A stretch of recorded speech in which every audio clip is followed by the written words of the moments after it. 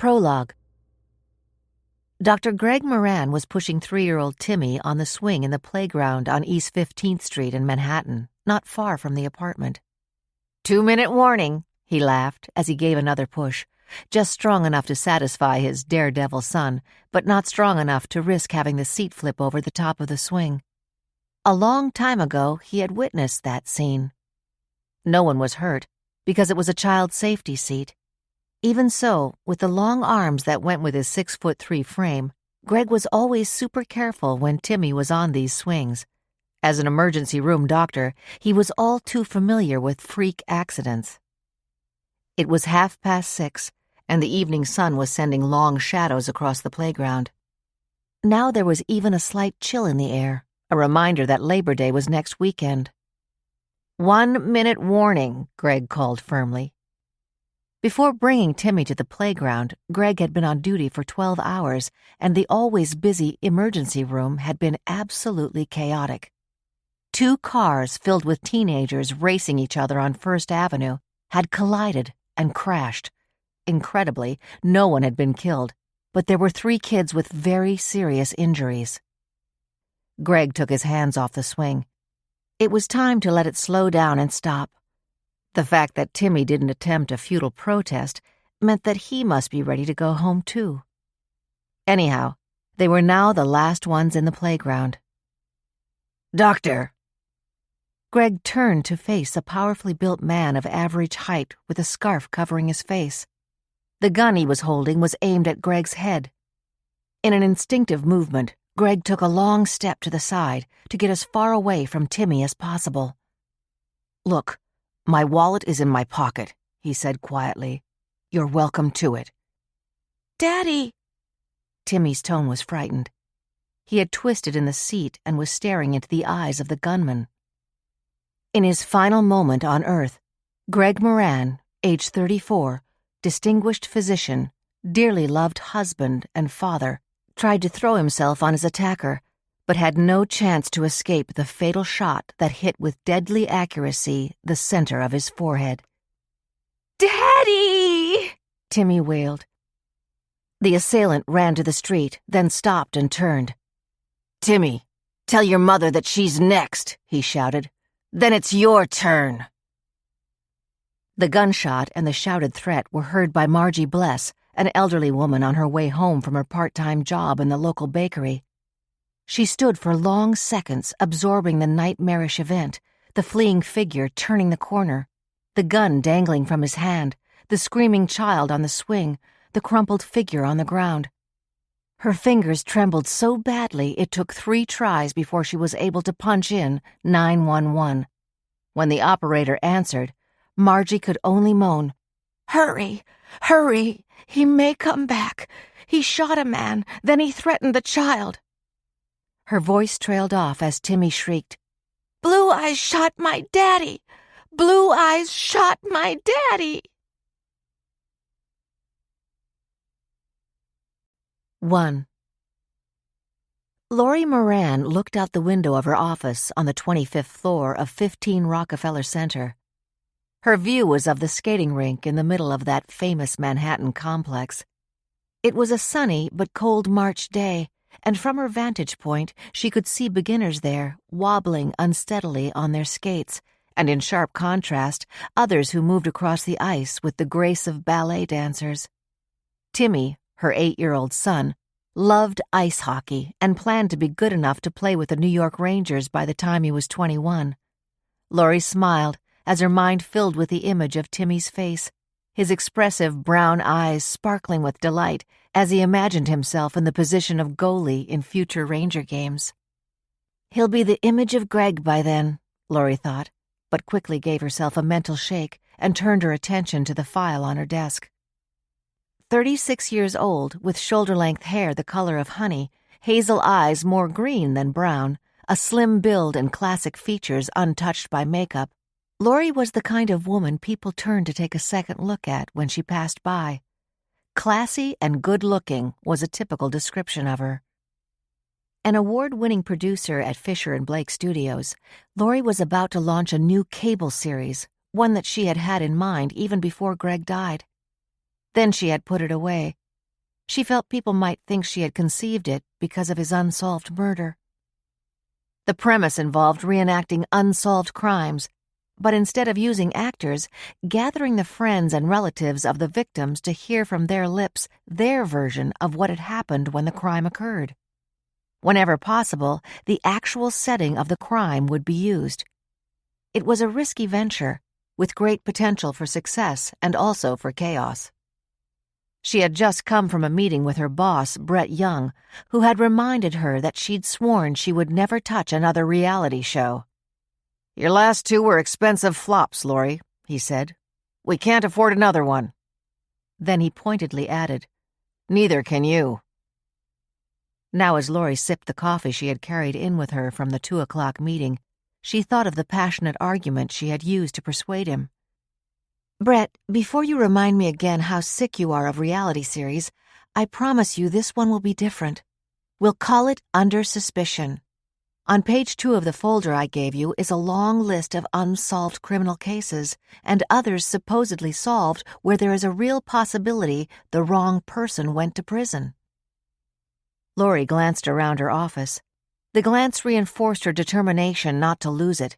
It was large enough to have a couch under the windows and a long bookcase that showcased memorabilia, awards she had won, and family pictures, mostly of Timmy and her father. She had decided long ago that her pictures of Greg belonged at home in her bedroom, not here where they would inevitably bring to everyone's mind the fact that she was a widow and her husband's murder had never been solved. "The Lindbergh kidnapping is the first on your list. That happened about 80 years ago. You're not planning to reenact that, are you?" Brett had asked. Lori told him it was an example of a crime that people talked about for generations because of its horror, but also because there are still so many lingering questions about the case. Bruno Hauptmann, an immigrant from Germany who was executed for kidnapping the Lindbergh baby, was almost certainly the one who made the ladder that went to the baby's bedroom. But how did he know the nanny went to dinner every night and left the baby alone for 45 minutes at exactly that time? How did Hauptmann know that? Or who told him? Then Lori told Brett about the unsolved murder of one of the identical twin daughters of Senator Charles H. Percy. It happened at the beginning of his first campaign for the Senate in 1966. He was elected, but the crime was never solved and the questions remained. Was the sister who was murdered the intended victim? And why didn't the dog bark if a stranger had entered the house? Now Lori leaned back in her chair. She had told Brett the point is that when you start to mention cases like this, everyone has a theory about it. We'll do a reality show about crimes that are anywhere from 20 to 30 years old, where we can get the point of view of the people who were closest to the victim, and I have the perfect case for the first show. The graduation gala, she'd said. That's when Brett got really interested, Lori thought. Living in Westchester County, he knew all about it. 20 years ago, 4 young women who grew up together in Salem Ridge graduated from 4 different colleges.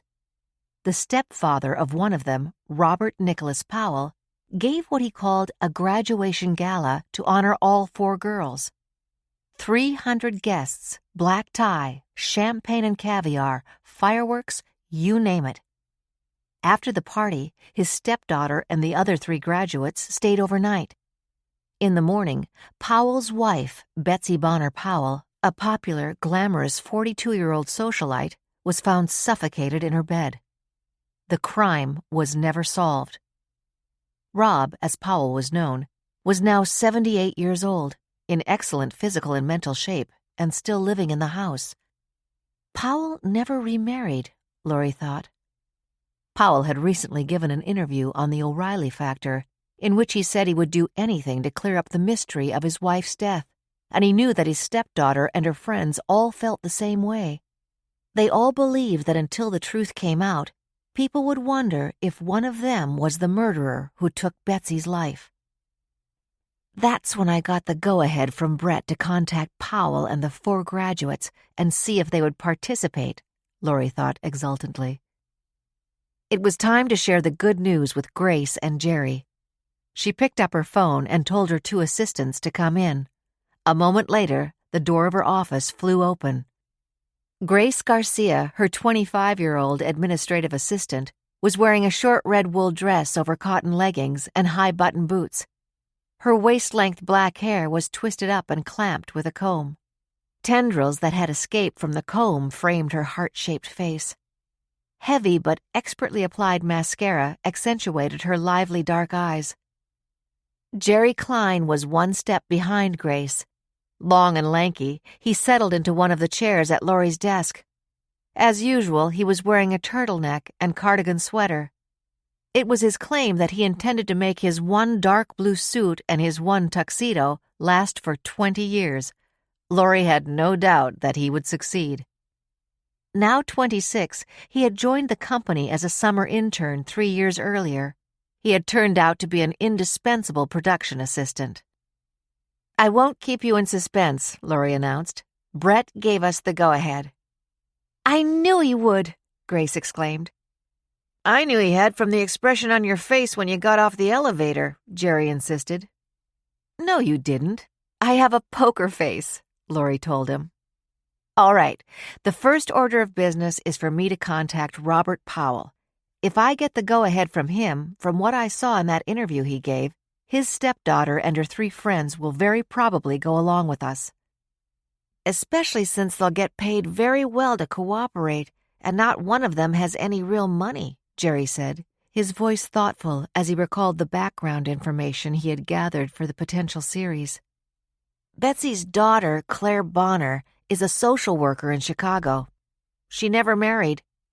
Nina Craig is divorced, lives in Hollywood, makes a living as an extra in films. Allison Schaefer is a pharmacist in a small drugstore in Cleveland. Her husband is on crutches. He was the victim of a hit-and-run driver 20 years ago.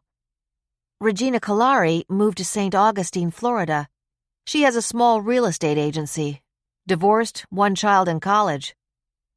"The stakes are high," Laurie cautioned. "Brett has already reminded me that the last 2 series were flops." "Did he mention that your first 2 are still running?" Grace asked, indignant. "No, he didn't, and he won't. And I feel in my bones that we have a potential winner with this one. If Robert Powell goes along with us, I almost bet the others will as well," Laurie said, then added fervently, "At least I hope and pray that they will." 2. First Deputy Commissioner Leo Farley of the New York Police Department had been rumored to be appointed the next police commissioner when he unexpectedly put in his retirement papers the day after his son-in-law's funeral. Now, more than 5 years later, Leo had never looked back at that decision. At 63, he was a cop to his fingertips. He'd always planned to be one until he hit mandatory retirement, but something more important had changed his plans. The shocking, cold-blooded murder of Greg and the threat that the elderly witness had overheard. "Timmy, tell your mother that she's next, then it's your turn," had been sufficient reason to decide to dedicate his life to protecting his daughter and grandson. Ramrod straight, average height, with a full head of iron-gray hair and a wiry, disciplined body, Leo Farley spent his waking hours on constant alert. He knew that there was just so much he could do for Laurie. She had a job she both needed and loved. She took public transportation, went for long jogs in Central Park, and in warm weather often ate lunch in one of the pocket parks near her office. Timmy was another matter. In Leo's mind, there was nothing to prevent Greg's killer from deciding to go after Timmy first, so he appointed himself as his guardian. It was Leo who walked Timmy to St. David's School every morning, and it was Leo who was waiting for him at dismissal time. If Timmy had activities after school, Leo unobtrusively stood guard beside the skating rink or playground. To Leo, Greg Moran was the son he would have created for himself if that had been possible. It was now 10 years since they had met in the emergency room at Lenox Hill Hospital. He and Eileen had frantically rushed there after they received the call that their 26-year-old daughter Laurie had been hit by a cab on Park Avenue and was unconscious.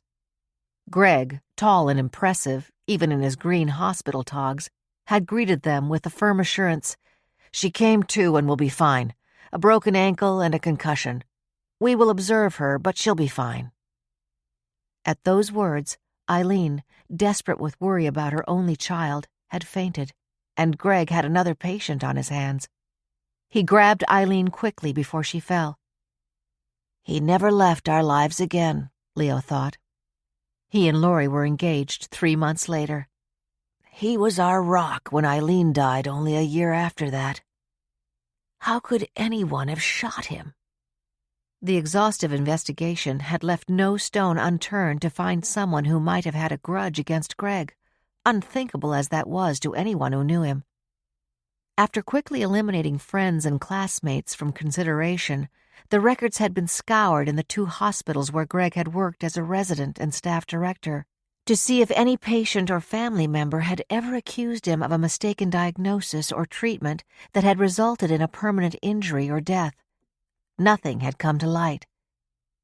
In the DA's office, the case was known as the Blue Eyes murder. Sometimes an expression of alarm would come over Timmy's face if he happened to suddenly turn and look directly into Leo's face. Leo's eyes were a light china blue shade. He was sure, and both Laurie and the psychologist agreed, that Greg's killer must have had large, intense blue eyes. Laurie had discussed with him her concept for a new series, leading with the graduation gala murder. Leo kept his dismay to himself. The idea of his daughter gathering together a group of people, one of whom was probably a murderer, was alarming. Someone had hated Betsy Bonner Powell enough to hold a pillow over her head until the last breath had been squeezed from her body. That same person probably had a passion for self-preservation. Leo knew that 20 years ago, all 4 young women and Betsy's husband had been interrogated by the best of the best homicide detectives. Unless someone had managed to make his or her way into the house undetected, if the series was given a green light, the murderer and suspects would all be together again. A dangerous proposition. All this was in Leo's mind as he and Timmy walked home from St. David's on 89th Street off 5th Avenue to the apartment 8 blocks away on Lexington Avenue and 94th Street. After Greg's death, Laurie had moved immediately, unable to bear the sight of the playground where Greg had been shot. A passing police cruiser slowed as it drove by. The officer in the passenger seat saluted Leo. "I like it when they do that to you, Grandpa," Timmy announced. "It makes me feel safe," he added matter-of-factly. "Be careful," Leo warned himself. "I've always told Timmy that if I wasn't around and he or his friends had a problem, they should run to a police officer and ask for help." Unconsciously, he tightened his grip on Timmy's hand. "Well, you haven't had any problems that I couldn't solve for you." Then he added carefully, "At least as far as I know." They were walking north on Lexington Avenue. The wind had shifted and felt raw against their faces. Leo stopped and firmly pulled Timmy's woolen cap down over his forehead and ears. "One of the guys in the 8th grade was walking to school this morning, and some guy on a bike tried to grab his cell phone out of his hand. A policeman saw it and pulled the guy over," Timmy said. It hadn't been an incident involving someone with blue eyes. Leo was ashamed to admit to himself how relieved that made him. Until Greg's killer was apprehended, he needed to know that Timmy and Laurie were safe. Someday justice would be served, he vowed to himself. This morning, as she hurried out to work seconds after he arrived, Laurie had said that she was going to hear the verdict on the reality show she was proposing. Leo's mind moved restlessly to that concern. He knew he would have to wait for the news until tonight. Over their second cup of coffee, when Timmy had finished dinner and was curled up in the big chair with a book, she would discuss it with him. Then he would leave for his own apartment a block away. At the end of the day, he wanted Laurie and Timmy to have their own space, and he was satisfied that no one would get past the doorman in their building without a phone call to the resident they claimed to be visiting. If she got the go-ahead to do that series, it's going to be bad news, Leo thought.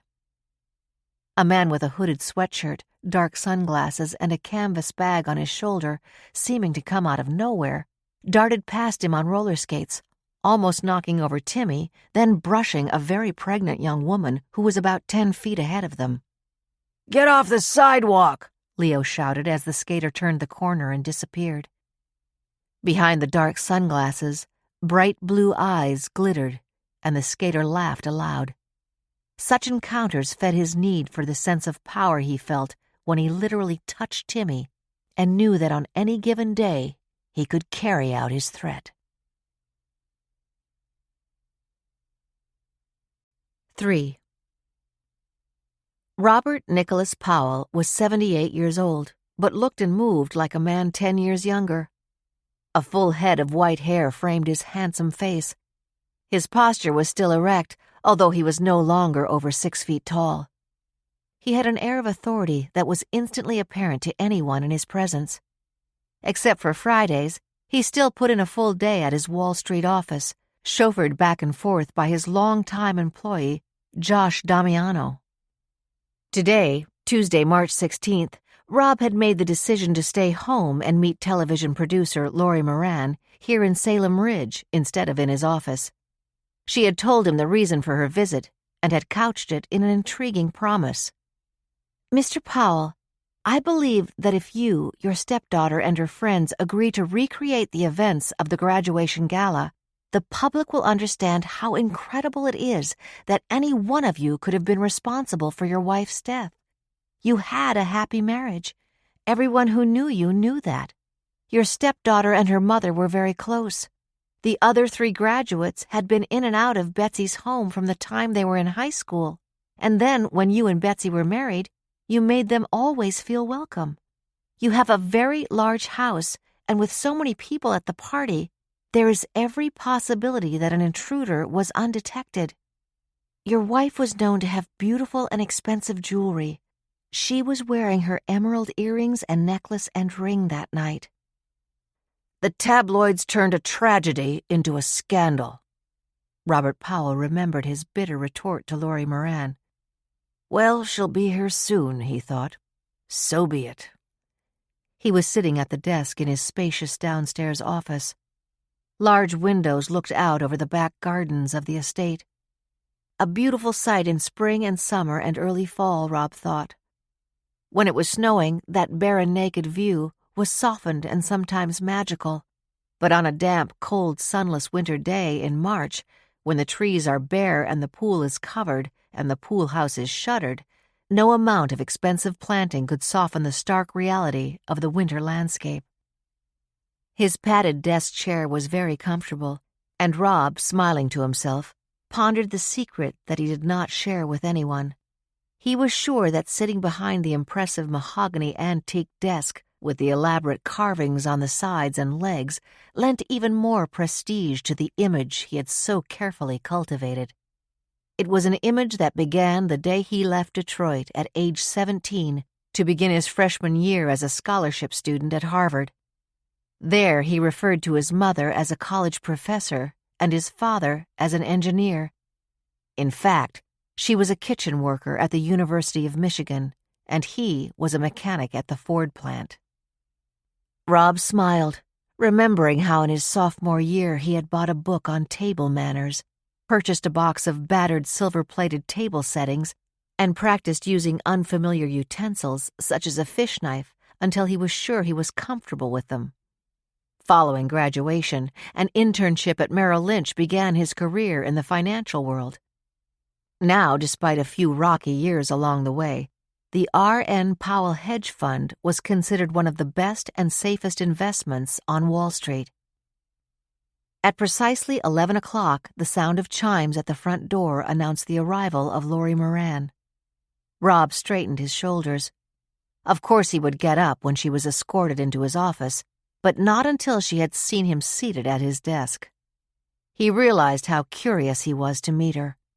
It was hard to tell her age from her voice over the phone. There was a crisp, matter-of-fact note in the way she had introduced herself, but then her tone had become sympathetic when she spoke about Betsy's death. After their conversation, he had Googled her. The fact that she was the widow of the doctor who had been shot in the playground, and that she had an impressive background as a producer, intrigued him. Her picture showed her to be a very attractive woman. "I'm not too old to appreciate that," Rob thought. There was a tap on the door, and Jane, who had been his housekeeper from the time he married Betsy, opened it and stepped into the room, followed by Laurie Moran. "Thank you, Jane," Rob said, and waited until Jane had left, closing the door behind her before he got up. "Ms. Moran," he said courteously. He extended his hand to Laurie and indicated the chair on the other side of the desk. Robert Powell could not know that Laurie was thinking, "Well, this is it," as with a warm smile she settled in the chair. The housekeeper had taken her coat when she arrived. She was wearing a navy pinstriped pantsuit, white shell blouse, and navy leather boots. Her only jewelry was a pair of small pearl earrings and her gold wedding band. She had pulled her hair back and pinned it into a French knot, a style that made her feel more efficient. Within 5 minutes, she was sure that Robert Powell had already decided to go ahead with the program, but it took him 10 minutes before he confirmed that fact. "Mr. Powell, I am thrilled that you are willing to let us recreate the night of the graduation gala. Now, of course, we will need the cooperation of your stepdaughter and her friends. Will you help me persuade them to participate?" "I'm happy to do that, although obviously I can't speak for any of them." "Have you stayed close to your stepdaughter since your wife died?" "No, not that I haven't wanted to stay close. I was and am very fond of Claire. She lived here from the time she was 13 until she was 21. Her mother's death was a terrible shock for her. I don't know how much you studied her background, but her mother and father were never married. He took off when Betsy became pregnant with Claire. Betsy was doing bit parts on Broadway, and when she wasn't, she worked as an usher there.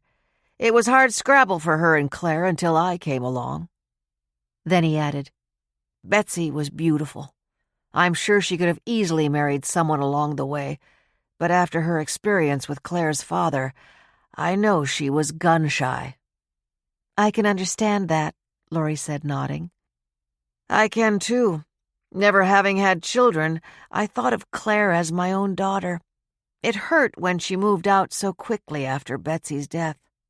But I think that between us there was too much grief to hold under one roof, and she sensed it immediately. As I'm sure you know, she lives in Chicago and is a social worker there. She never married." "She never came back here?" "No, and never accepted my offer of generous financial help. She returned my letters torn up." "Why do you think she did that?" Laurie asked. "She was fiercely jealous of my relationship with her mother. Don't forget, it was just the two of them for 13 years. "Then do you think she'll refuse to take part in the program?" "No, I don't. Every so often an enterprising reporter has written about the case, and some of them have quoted Claire or one of the other girls. What they have said has been uniform. They all feel as though people look at them with questions in their eyes, and they'd all like an end to it." "We're planning to offer each of them $50,000 for being on the program," Laurie told him. "I've kept track of all of them. There isn't one who couldn't use financial help. In order to ensure that they accept, I authorize you to say that I am prepared to pay each one of them $250,000 for their cooperation." "You would do that?" Laurie exclaimed. "Yes, and tell me anyone else you will want to interview on your program." Laurie said, "Of course I will want to interview your housekeeper." "Give her the $50,000 you're giving the others, and I'll give her another $50,000. I'll make sure she does it. It is not necessary that she be paid the same as the others. I am 78 years old and have 3 stents in the arteries leading to my heart. I know that, like the girls, I am under suspicion, or do you call it a person of interest these days? Before I die, I want to sit in a courtroom and see Betsy's murderer sentenced to prison." "You never heard any sound from her room?" No, as I am sure you're aware, we shared a suite. The sitting room was in the middle, our bedrooms on either side. I confess I am a heavy sleeper and snore very loudly. When we said good night, I went to my bedroom. That evening, Laurie waited until Timmy was deep in his Harry Potter book before she told her father about her meeting with Powell. "I know I shouldn't make any judgment yet, but I heard the ring of truth in Powell's voice when he was talking," Laurie said, "and his offer to pay the girls $250,000 is wonderful." $250,000 plus what you paid them, Leo repeated. You say that Powell knows all 4 women could use the money? Yes, that's what he said. Laurie realized that she sounded defensive. Has Powell helped any of them out along the way, including his stepdaughter? I don't know. I think it's a question you should look into. Who knows what his real motive may be to hand out all that money? Leo couldn't help but question these people's intentions. It was the cop in him, and the father and grandfather. With that, he decided to finish his coffee and go home. I'm getting too jumpy, he thought, and that won't do either Laurie or Timmy any good. Even the way I shouted at that guy on skates. I was right, he could have hurt someone, but it was the fact that he actually brushed against Timmy that scared me. If he'd had a gun or a knife, even with my hand in Timmy's, I couldn't have protected him from an attack fast enough. Leo knew the grim reality that if a murderer had a grudge against someone, no order of protection or vigilance could keep them from satisfying his need to kill his target. 4. Claire Bonner settled at a table in the seafood bar of the Breakers Hotel in Palm Beach. She was facing the ocean and watched with detached interest as the waves crashed against the retaining wall directly below the bar. The sun was shining, but the winds were stronger than she had expected in Florida on an early spring day. She was wearing a newly purchased zippered jacket in a light shade of blue. She had bought it when she noticed that it carried the name of The Breakers on the breast pocket. It was part of the fantasy of spending this long weekend here.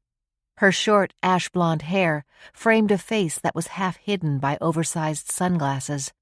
The glasses were seldom off, but when they were, Claire's beautiful features were revealed, as well as the tranquil expression that had taken her years to achieve. In fact, a discerning observer might have realized that the expression was caused by the acceptance of reality rather than peace of mind. Her slender frame had an aura of fragility, as though she had been recently ill.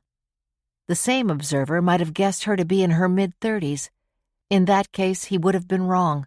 She was 41. In the past 4 days, she had had the same polite young waiter, and now was greeted by name as he approached her table.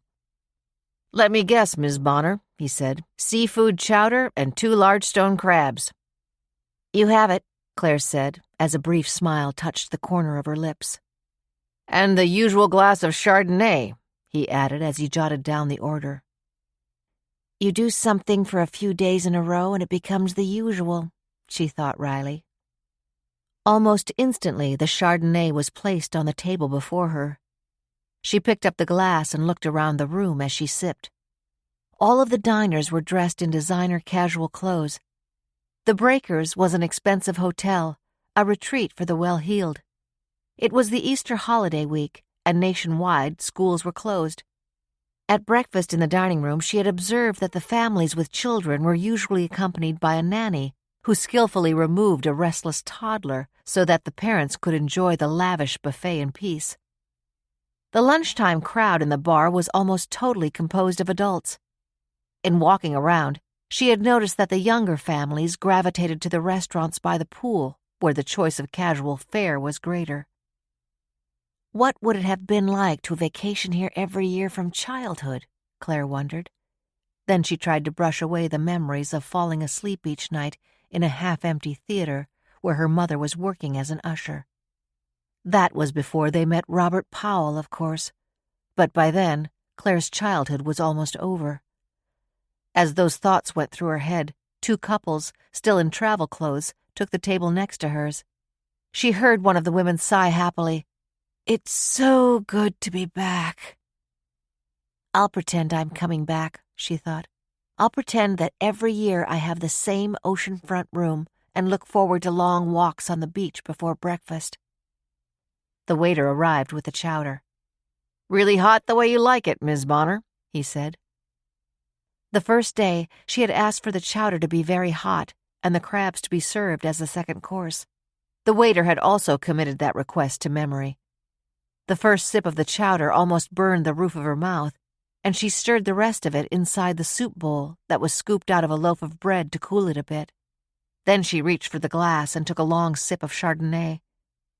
As she had expected, it was crisp and dry, exactly as it had tasted for the last few days. Outside, an even stronger wind was churning the breaking waves into clouds of cascading foam. Claire realized that she felt like one of those surges of water, trying to reach shore but at the mercy of the powerful wind. It was still her decision. She could always say no. She'd said no to returning to her stepfather's house for years, and she passionately didn't want to go now. No one could force her to go on a national cable television show and take part in reenacting the party and sleepover 20 years ago when the four of them, best friends, had celebrated their graduation from college. But if she did take part in the show, the production company would give her $50,000, and Rob would give her $250,000. $300,000. It would mean that she could take a leave of absence from her job in Chicago's Youth and Family Services. The bout of pneumonia she had had in January had come close to killing her, and she knew her body was still weak and tired. She had never accepted Powell's offer of money, not a single cent. She had torn up his letters and returned them to him. After what he did. They wanted to call it the graduation gala. It had been a beautiful party, a wonderful party, Claire thought.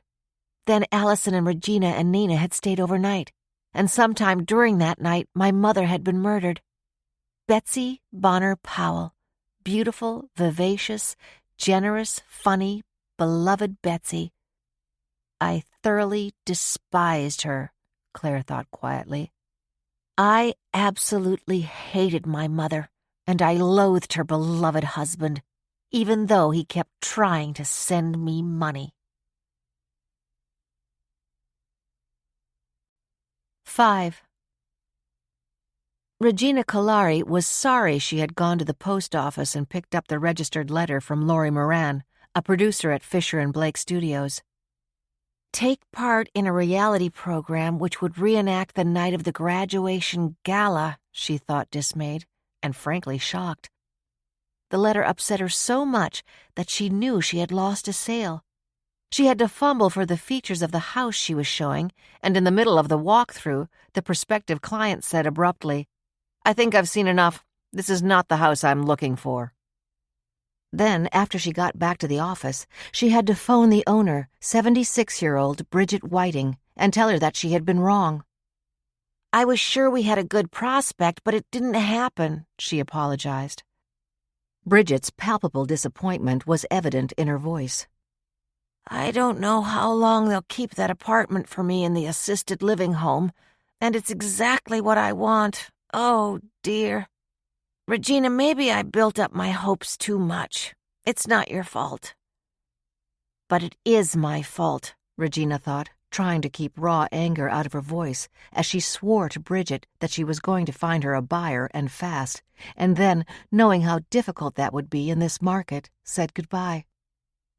Her office, a one-room former garage, had once been part of a private residence on the main street in St. Augustine, Florida.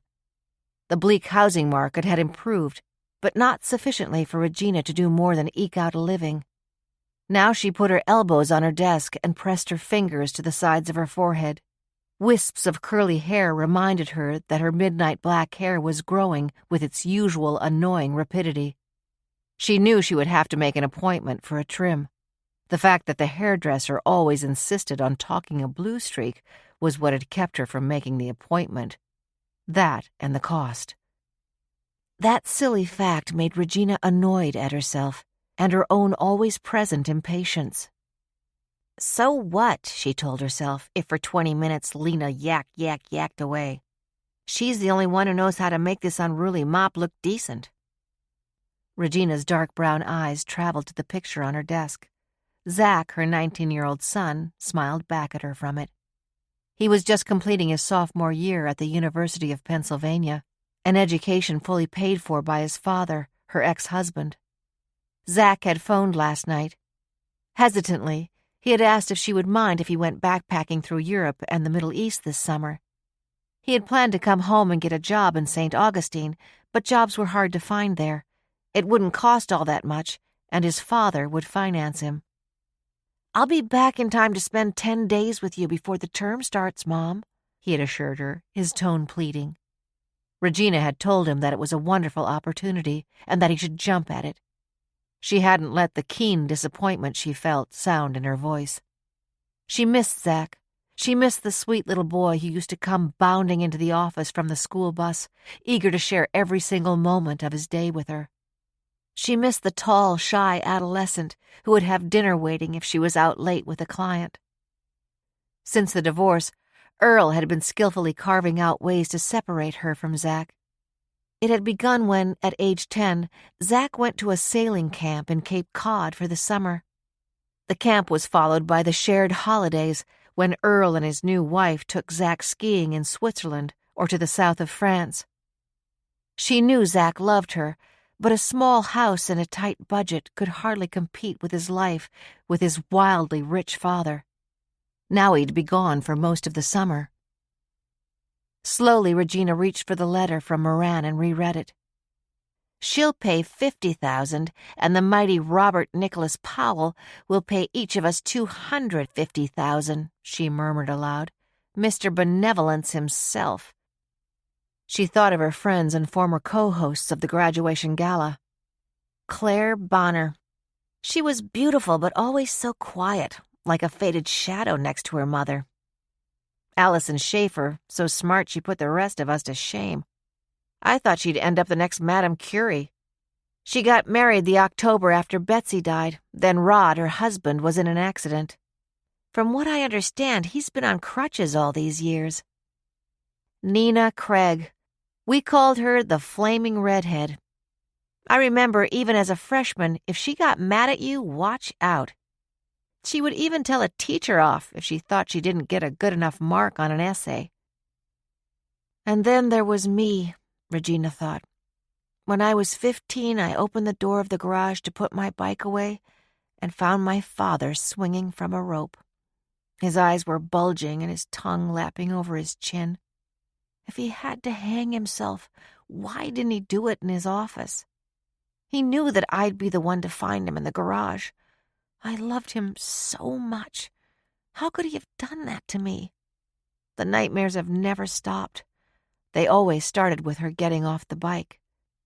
Before she called the police and the neighbor's house where her mother was playing bridge, she had taken the suicide note her father had pinned to his shirt and hidden it.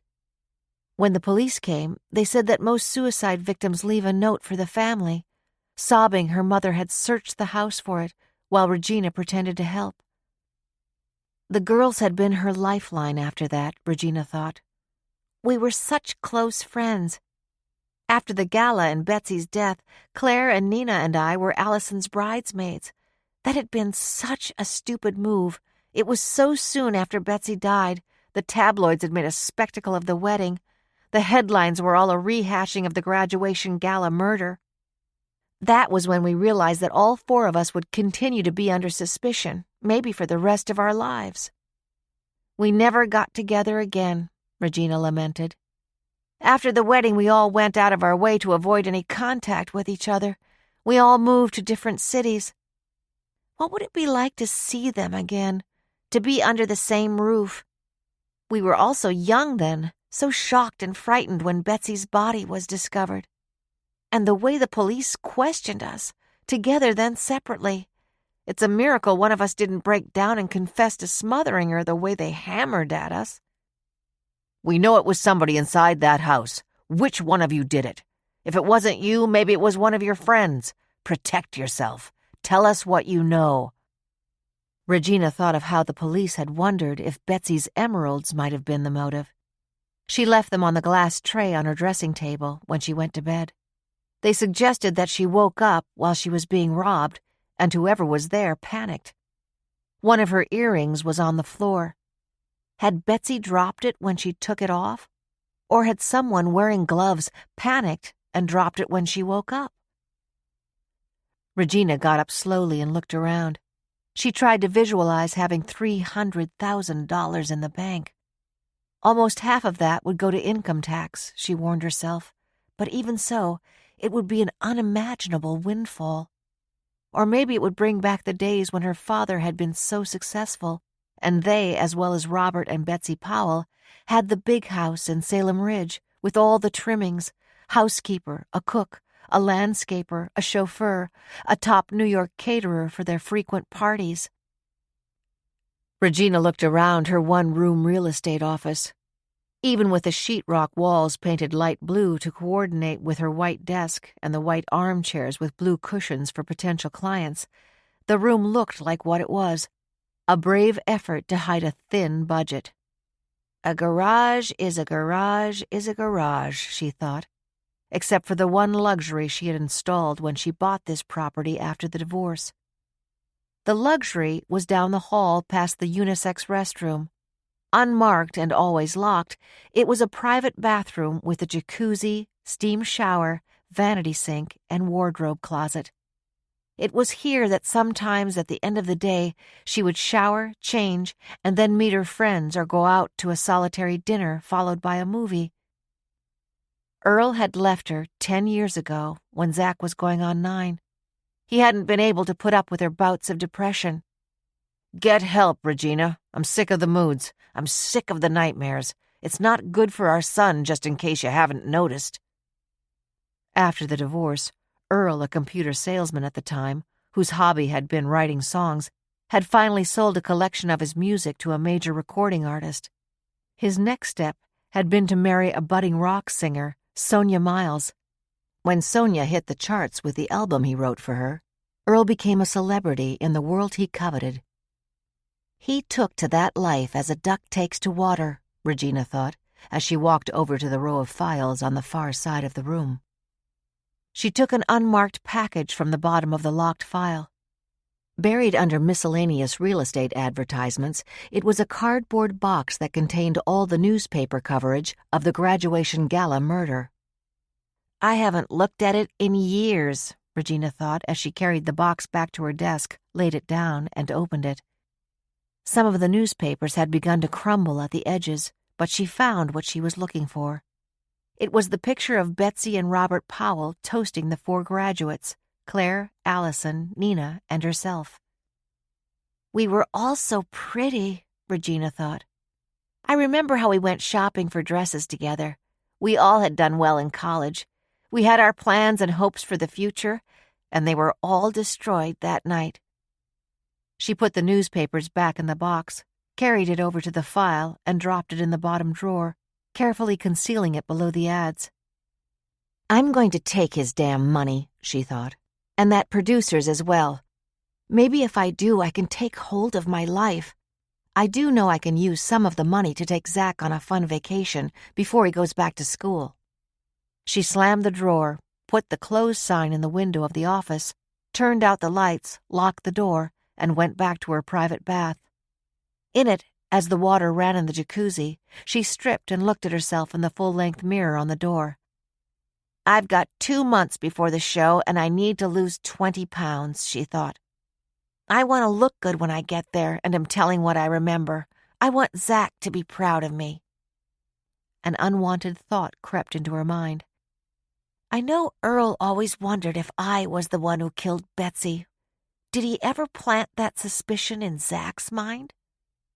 Regina knew she didn't love Earl anymore, didn't want him anymore, but even more than that, she didn't want to have any more nightmares.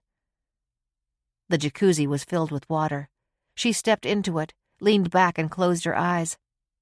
As her curly black hair became straight and sleek around her face, she thought, "This is my chance to convince everyone that I wasn't the one who killed that rotten slut."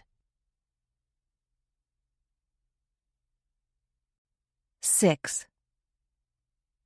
Rod Kimball signed for the certified letter and opened it while his wife Allison was busy filling a prescription. When the customer left, she hurried over to take it from him. "Who's sending a registered letter?" she asked, her tone worried, as without breaking stride, she took it from him, turned, and went back to the pharmacy area of their drugstore, giving him no chance to warn her of the contents. Dismayed, he watched as her face flushed, then paled as she read the 2-page missive. Then she dropped it on the counter. "I can't go through that again," she cried, her voice trembling. "My God, do they think I'm crazy?" "Take it easy, love," Rod cautioned. Trying not to grimace with pain, he slid off the stool behind the checkout counter and reached for his crutches. 20 years after the hit-and-run accident that had crippled him, pain was always a fact of life for him. Yet some days like this one, cold and wet in late March in Cleveland, Ohio, it was more severe than others. Pain was etched into the lines around his eyes and the resolute set of his jaw. His dark brown hair had turned almost completely gray. He knew he looked older than his 42 years. He hobbled over to Allison.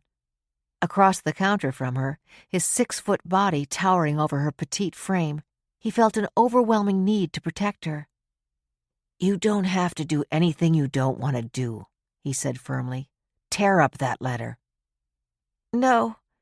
Shaking her head, Allison opened the drawer beneath the counter and shoved the letter into it. "I can't talk about it now, Rod," she said. At that point, the jingling sound that signaled the opening of the door told them that a customer was coming into the store, and Rod made his way back to the checkout counter. He had been a rookie quarterback for the New York Giants when he and Allison were married. He was raised by a single mother who worked as a caretaker for an invalid to support him. His father, a hopeless alcoholic, died when he was 2. The sports writers were unanimous that a brilliant career was ahead of him when he had signed his first big contract. He and Allison were both 22 then, and he had been crazy about her since kindergarten. In fact, when they were in kindergarten together, he had announced to the class that he was going to marry her someday. Allison's family had never had any money. Her father was a product manager in a grocery store. Allison went to college on a mix of student loans, school loans, and working part-time. She had lived in a modest section of Salem Ridge, not far from where Rod Kimball had lived. She had missed out on a scholarship to graduate school. He officially proposed the day he was offered the big contract with the New York Giants. That was 2 months after Betsy Powell's murder. An important part of the proposal was that he knew she wanted to go to medical school and then into research. He promised to pay for her education, to tiptoe around the house when she was studying, and to delay having children until she obtained the degree she wanted so badly. Instead, 3 weeks after the wedding, he had been in the accident, and Allison had spent the better part of the next 4 years at his bedside helping him to heal. The money he had saved from his 1 season with the Giants was soon exhausted. At that point, Allison had taken out more loans and gone back to school to become a pharmacist. Her first job came about because her elderly, childless cousin had hired her to work with him in his drugstore in Cleveland. "Rod, there's a job for you as well," he had said.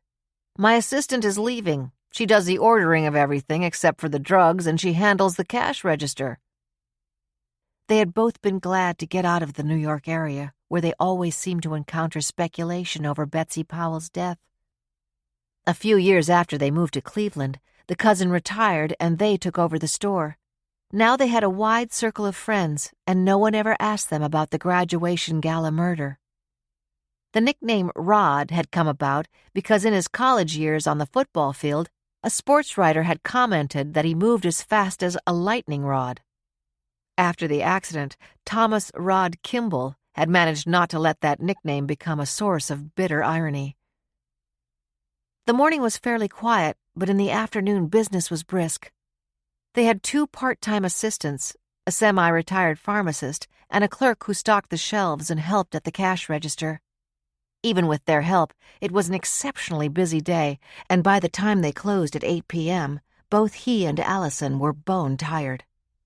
By then it was raining hard, a cold, driving rain. Allison insisted that he use the wheelchair to get out to the car. "We'll both be drowned if you try to use the crutches," she said, an edge in her voice. Many times over the years he had sought the courage to insist that she leave him, that she meet someone else and have a normal life. But he had never been able to bring himself to utter those words. He could not visualize a life without her now, any more than he could have visualized it all through his growing years. He sometimes thought of an observation his grandmother had made long ago. "In most marriages, one of the couple is more in love than the other, and it's best if it's the man. The marriage will have a better chance of going the whole way." Rod did not need to be told that with Allison, he was the one who loved the most. He was almost sure that she would not have accepted his proposal if he had not offered to send her to medical school. And then, after the accident, she was too decent to walk out on him. Rod didn't let himself drown in that kind of speculation often, but the letter today brought back so much. The graduation gala, the pictures of the 4 girls plastered all over the newspapers, the circus the media had made of their wedding. When they reached the car, Allison said, "Rod, let me drive. I know you're hurting." She was shielding him with the umbrella as she opened the door, and without arguing, he slid into the passenger seat. It was impossible for her to hold the umbrella and fold the wheelchair at the same time. He watched regretfully as the rain pelted her face and hair until she was finally settled behind the wheel. Then she turned to him. "I'm going to do it," she said. Her tone was defiant, as if she expected him to argue with her. When he said nothing, she waited for a long minute, then started the engine. "No comment?" Now he detected a slight tremor in her voice. He was not going to tell her what he was thinking, that with her long brown hair wet on her shoulders, she looked so young and so vulnerable. He knew she was frightened. No, he thought, make that terrified. "If the others agree to take part in the program and you don't, it wouldn't be good," he said quietly. "I think you have to go. I think we have to go," he corrected himself quickly. "I was lucky last time. This time I may not be so lucky." They were both silent for the rest of the trip. Their ranch-style home, designed to accommodate his disabilities, was a 20-minute drive from the pharmacy. They were spared any further exposure to the downpour because a door from the garage opened into the kitchen. Once inside, shaking off her wet raincoat, Allison sank into a chair and buried her face in her hands. "Rod, I'm so scared. I never told you, but that night when we all went up to bed, all I could think of was how much I hated Betsy and Rob Powell." She hesitated and continued haltingly. "I think I was sleepwalking that night, and I might have gone into Betsy's room." "You thought you were in Betsy's room that night?" Rod dropped his crutches as he pulled a chair closer to Allison and eased himself into it. "Do you think there is any possibility that anyone saw you?" "I don't know." Allison pulled away from his embrace and turned to face him. Her large, expressive, light brown eyes were her dominant feature. Now, with tears streaming from them, they looked haunted and defenseless. Then Rod heard a question he never expected to hear from his wife's lips. "Rod," she asked, "isn't it a fact that you have always believed that I killed Betsy Powell?" "Are you crazy?" he asked. "Are you absolutely crazy?" But even to his own ears, he knew that his protest sounded hollow and unconvincing. 7. "Well, have you made up your mind if you're going?" That was the question Nina Craig heard as she pushed open the door of her condo in West Hollywood. Oh, God, she's in one of those moods, Nina thought, and bit her lip to keep from making a sharp reply to her 62-year-old mother. It was 5:30, and it was clear to her that Muriel Craig had started her private cocktail hour well before her usual 5 o'clock with a pitcher of apple martinis or a bottle of wine. Muriel was still in her nightgown and robe, which meant that whatever time she woke up, it was in the cloud of depression that so often enveloped her. It's going to be a long night, Nina thought resentfully. No response from the Academy Award winner? Her mother asked sarcastically as she refilled her glass from the almost empty bottle. 10 years ago, Nina had given up the hope of becoming a successful actress one day and had joined the Guild for Extras, the background people who worked on a day-by-day basis. Arriving at 5 a.m., she'd spent all day on the set of a film about revolution and had been one of the hundreds of extras who had held up banners. The set was in the desert near Palm Springs, and it had been mercilessly hot. I don't know what I'm going to do, Mom, Nina said, trying to keep her tone even. Why not go? $300,000 is pretty good money. I'll go with you. I wouldn't mind getting an in-person look at good old Robert Nicholas Powell again. Nina looked at her mother. The hair that, like her own, had once been a natural deep red, was now dyed a bright fire engine shade and looked harsh against Muriel's face. Years of smoking had left deep lines around her lips and cheeks, and her skin was mottled with brown spots. Her shoulders slumped as she leaned forward on the couch, her two hands encircling the glass. It was hard to visualize the beautiful woman who at one time had been one of those rarities, an actress who worked steadily. She had talent, Nina thought bitterly. Not like me. And now look at her. Don't you go into all that again, Nina warned herself. It's the end of the day, and you're hot and fed up with everything. Mom, I'm going to shower and get into something comfortable, she said. I'll join you for a glass of wine when I get dressed. Take the $300,000, her mother spat the words out at her. Use it to buy me my own condo. You don't want me living with you any more than I want to be here. Muriel had followed Nina to California after the acting jobs became fewer and fewer in New York. A year earlier, she had barely escaped being burned to death when her carelessly dropped cigarette had ignited the carpet in the living room of her apartment in a two-family house in Los Angeles. The people who owned the house where she had rented had refused to let her return after the damage to the apartment was repaired. The same thing could happen in the middle of the night, the owner had told Nina. I'm not taking any more chances. Her mother had been living with Nina for almost a year now. Now she too worked as an extra, but too often did not feel up to responding to a potential job. I can't take it much longer, Nina thought as she closed and locked the door of her bedroom. In her mother's present frame of mind, it would not be unusual for her to follow Nina in to continue the discussion about the letter from the producer. The room was cool and inviting. White walls, polished floors with white throw rugs on either side of the bed, narrow apple-green draperies at the windows. The white bedspread was accentuated by apple-green and white pillows.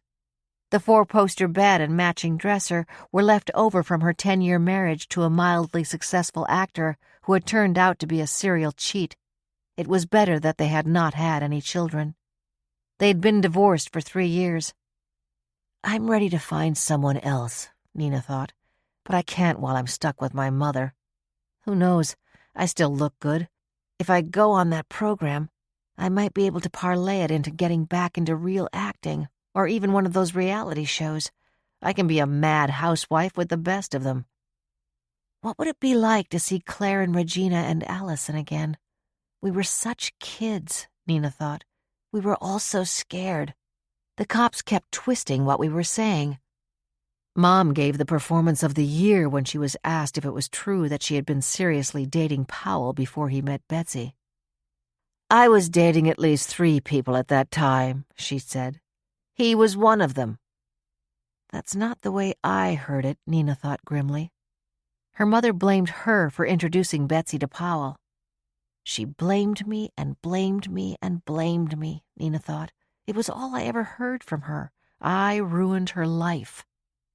Muriel had turned down the part that would have made her a star because Powell didn't want her to be locked into a contract when they got married. Those were the exact words he used, when we got married. She'd thrown them at Nina often enough over the years. Nina felt the white-hot anger that those memories evoked wash over her. She thought of the night of the graduation gala. Her mother had refused to come to the party. I should be living in that house, she had said. Betsy had made a point of seeking Nina out. "Where is your mother?" she had asked. "Or is she still a sore loser about Rob?" I'm glad no one heard her ask me that question that night, Nina thought. It wouldn't have looked good when Robert Powell discovered his wife's body the next morning. But at that moment, if I had had that pillow, I would gladly have held it over her face. I had much too much to drink that night. I don't even remember going to bed. I don't think I showed it, because no one mentioned it, including that nosy housekeeper who said that she thought Allison was drunk. When she and the others got there, Powell was collapsed on the floor, and the housekeeper pulled the pillow from Betsy's face. Her mother was turning the handle of the door. "I want to talk to you," she called. "I want you to go on that program." With a supreme effort, Nina managed not to show how angry she was as she called back, "Mom, I'm stepping into the shower. It's all right. I am going to accept that offer. I'll be able to get you your own place." "Before I kill you," she added silently, and then wondered again what else she hadn't remembered about the night Betsy Powell was suffocated.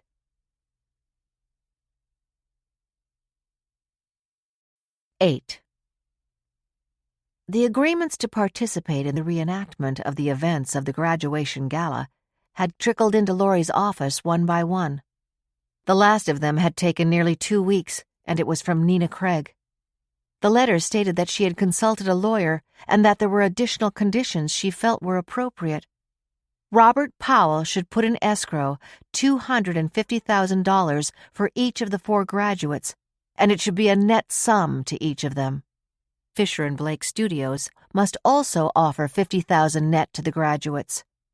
"Both Mr. Powell and Fisher and Blake can well afford to compensate us fairly," Nina had written.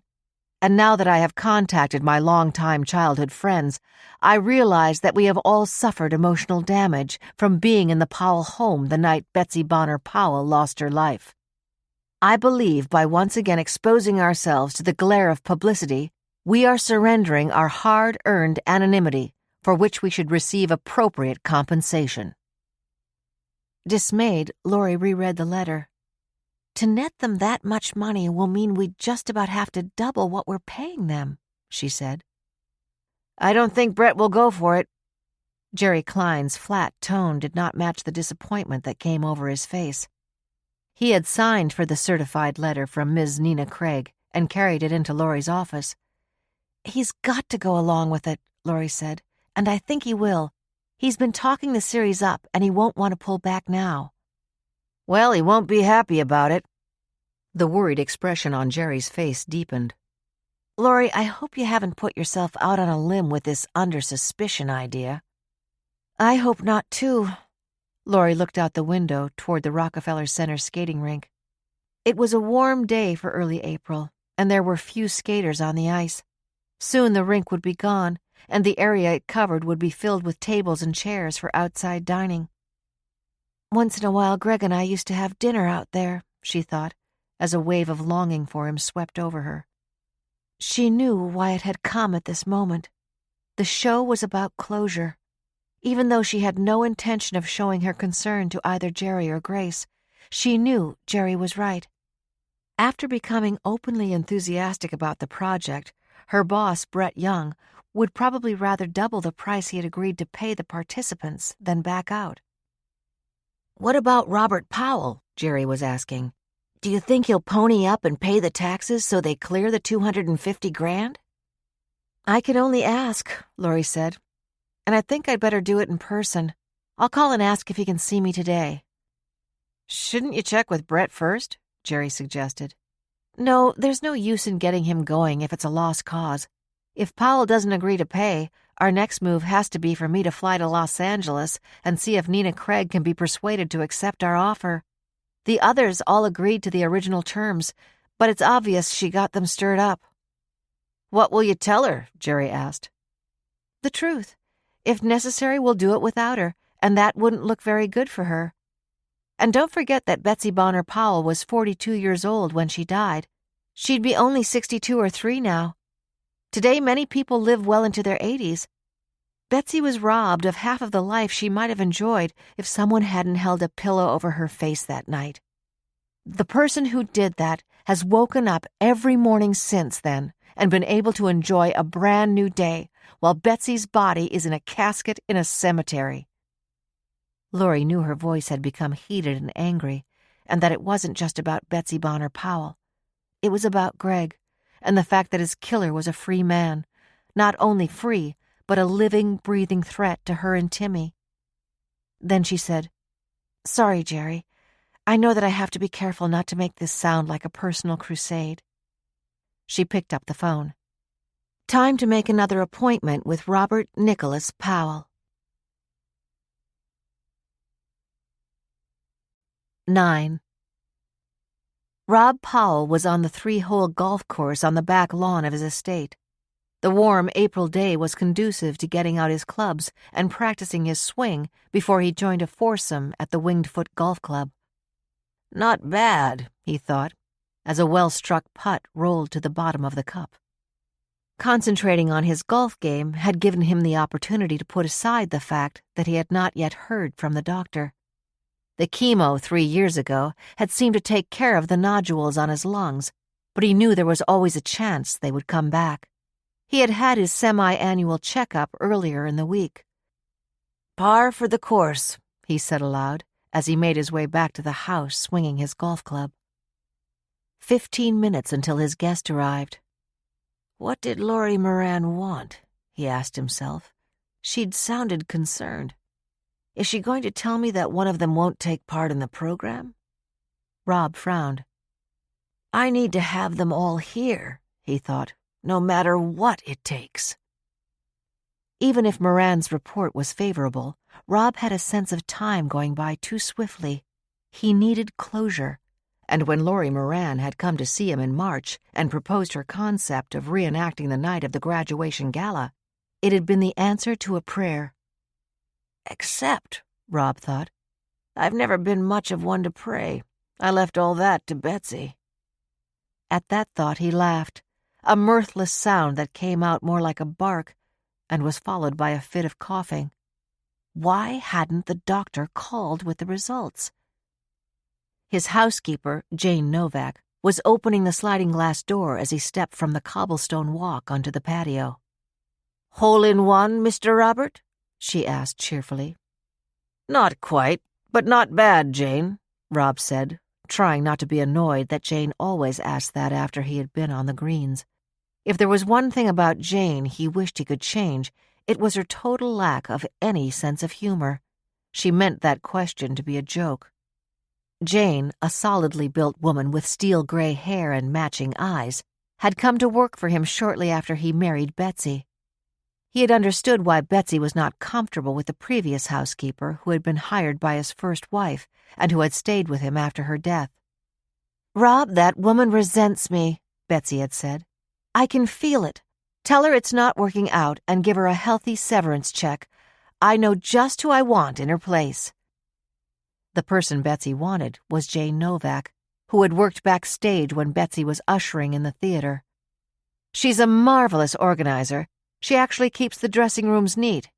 And she's a good cook, Betsy had raved. Jane was all of that. After entering the country on a green card from Hungary, she was overwhelmed with joy to be put in charge of the mansion, and as Betsy had promised, she was fully up to the job. Exactly Betsy's age, Jane was now 62. If she had any close friends or family, Rob had never seen them. Her very comfortable apartment was located behind the kitchen, and even on her days off, from what he could see, she seldom left it. Unless he was out of town, he knew that at 7:30 every morning, she would be in the kitchen ready to prepare his breakfast. Over the years, Rob had learned to see the slight nuances in Jane's placid expression that signaled any kind of distress. As he stepped inside the house, he realized he was seeing them now. You said that Ms. Moran was coming, Mr. Robert, Jane said. I hope you don't mind if I ask, but does that mean that the program is going to happen? I don't mind you asking, but the answer is I don't know, Rob said. Even as he spoke, he realized that he did mind Jane asking, because there was a note of disapproval in her question. He had just enough time to change into a long-sleeved sport shirt and go back downstairs before the doorbell chimed. It was exactly 4 o'clock. He wondered if she had timed her arrival so precisely, or if she had arrived a little early and waited in her car before coming up to the house. It was the kind of totally irrelevant speculation that Rob Powell had found himself indulging in lately. Wool gathering is what they used to call it, he thought. He had even gone to the trouble of looking up the word in the dictionary. The definition was indulging in idle fancies and in daydreaming. Absent-mindedness. Rob thought to himself, "Snap out of it," and got to his feet. He had asked Jane to bring Laurie Moran into the library instead of his office. Betsy had liked the English custom of 4 o'clock tea. After her death, he had gotten away from it, but today it suddenly seemed appropriate. "More wool gathering," he acknowledged as Jane came into the room, followed by Laurie Moran. He had considered Moran to be an attractive woman when she came to the house last month, but now, as she hesitated for a moment and stood, framed in the doorway, he realized that she was beautiful.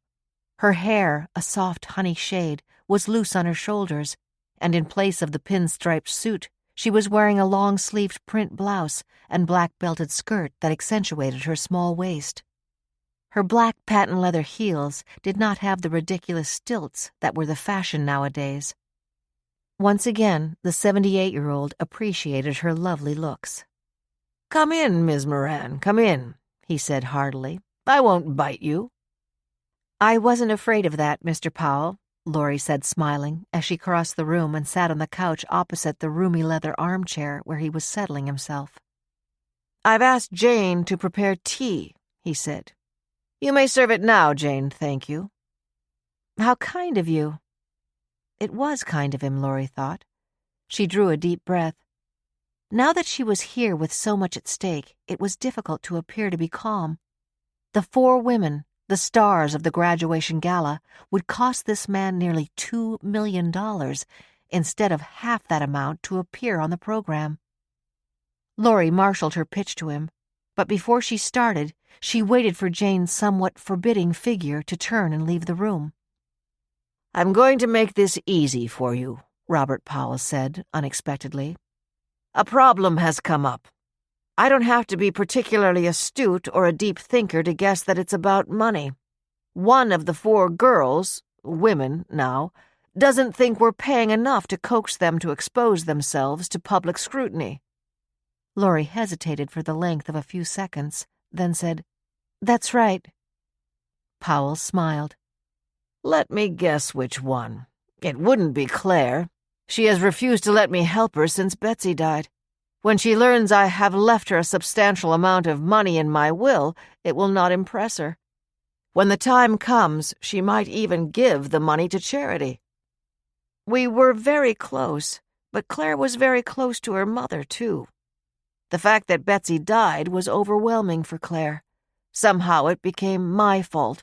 Not that she thought I had killed her mother, mind you. Angry as she was, she knew that was impossible. But I think that in her mind, she was begrudging me the time I had alone with Betsy." For a long moment, he looked past Laurie. "My guess," he added slowly, "is that Nina Craig is the one holding us up for more money. In that way, she's very much like her mother. I actually dated Muriel Craig for a time, a very attractive woman, but with a touch of ruthlessness in her character. I didn't stop seeing her only because I'd met Betsy. It would have happened anyhow. It was just a coincidence that it happened at approximately the same time." Jane carried in the tea tray, interrupting his reverie. She set it on the coffee table between the couch and Robert Powell's chair. "Shall I pour, Mr. Powell?" she asked. She was already holding the teapot and pouring it into Laurie's cup. Robert Powell raised his eyebrows and cast an amused glance at Laurie. When Jane had offered cream or lemon and sugar or sweetener and left the room, he said, "As you can see, Jane asked a rhetorical question. She does that all the time." Laurie realized she had skipped lunch and was starved. She made herself take only a nibble of the quarter-sized, crustless salmon sandwich. Her first instinct was to pop it into her mouth whole and reach for another one. But even as she made herself eat slowly, daintily, she had the feeling that Robert Powell was toying with her. Did he really guess that Nina Craig was the one looking for more money? Or had Nina contacted him personally? And did he know how much she was going to demand? "Am I right about Nina?" Powell asked as he crossed his legs and began to sip his tea. "Yes," Laurie said. "How much does she want for all the graduates?" $250,000 net each. "She's even greedier than I remembered," Powell murmured. "So like her dear mother." The amused tone left his voice. "Tell her I'll pay it." The abrupt change in his expression and tone shocked Laurie. "Ms. Moran," he explained, "you need to understand something. Like the 4 girls at the gala, I have lived with the cloud of suspicion hanging over me for a long time. Today people are living to be 100, but many more don't live past 80 or 85. Before I die, I want to have a chance for a wide audience to see the girls and me and perhaps understand how big this house is and how many people were in and out that night. How it could have been an intruder. As you know, we have extensive films of the party." "I do know that," Laurie said. "I think I've read everything written about the case." "Well then, you can understand that except for some generous donations to charity and the schools Betsy, Claire, and I attended, I have a great deal of money to spend before I die, so the amount Nina is holding out for is quite insignificant. But do me a favor. When you write to say we accept the conditions of their appearance, please tell Nina that I hope her mother is planning to come east with her. It would be a pleasure to see her again." He anticipated Laurie's protest. "Of course, I don't mean for her to stay as a guest in my home. I will reserve a room for her and Nina at the St. Regis." He's going along with it. Laurie did not expect the tsunami of relief that swept over her. The possibility of the program had unexpectedly gathered momentum, and if Powell had flatly turned down Nina Craig's demand, the show could easily have been doomed and her job along with it. 2 failed series, then a rejected proposal after intense media interest, would easily have meant her dismissal. Brett Young did not tolerate failure. She started to thank Powell, then realized he was looking past her, out onto the patio beyond the glass doors of his den. Her eyes followed to see what he was looking at that had caused the sudden expression of disapproval. She saw a landscaper standing on the patio outside the den, edging the grass around it with a clipper. Powell looked from the man to Laurie.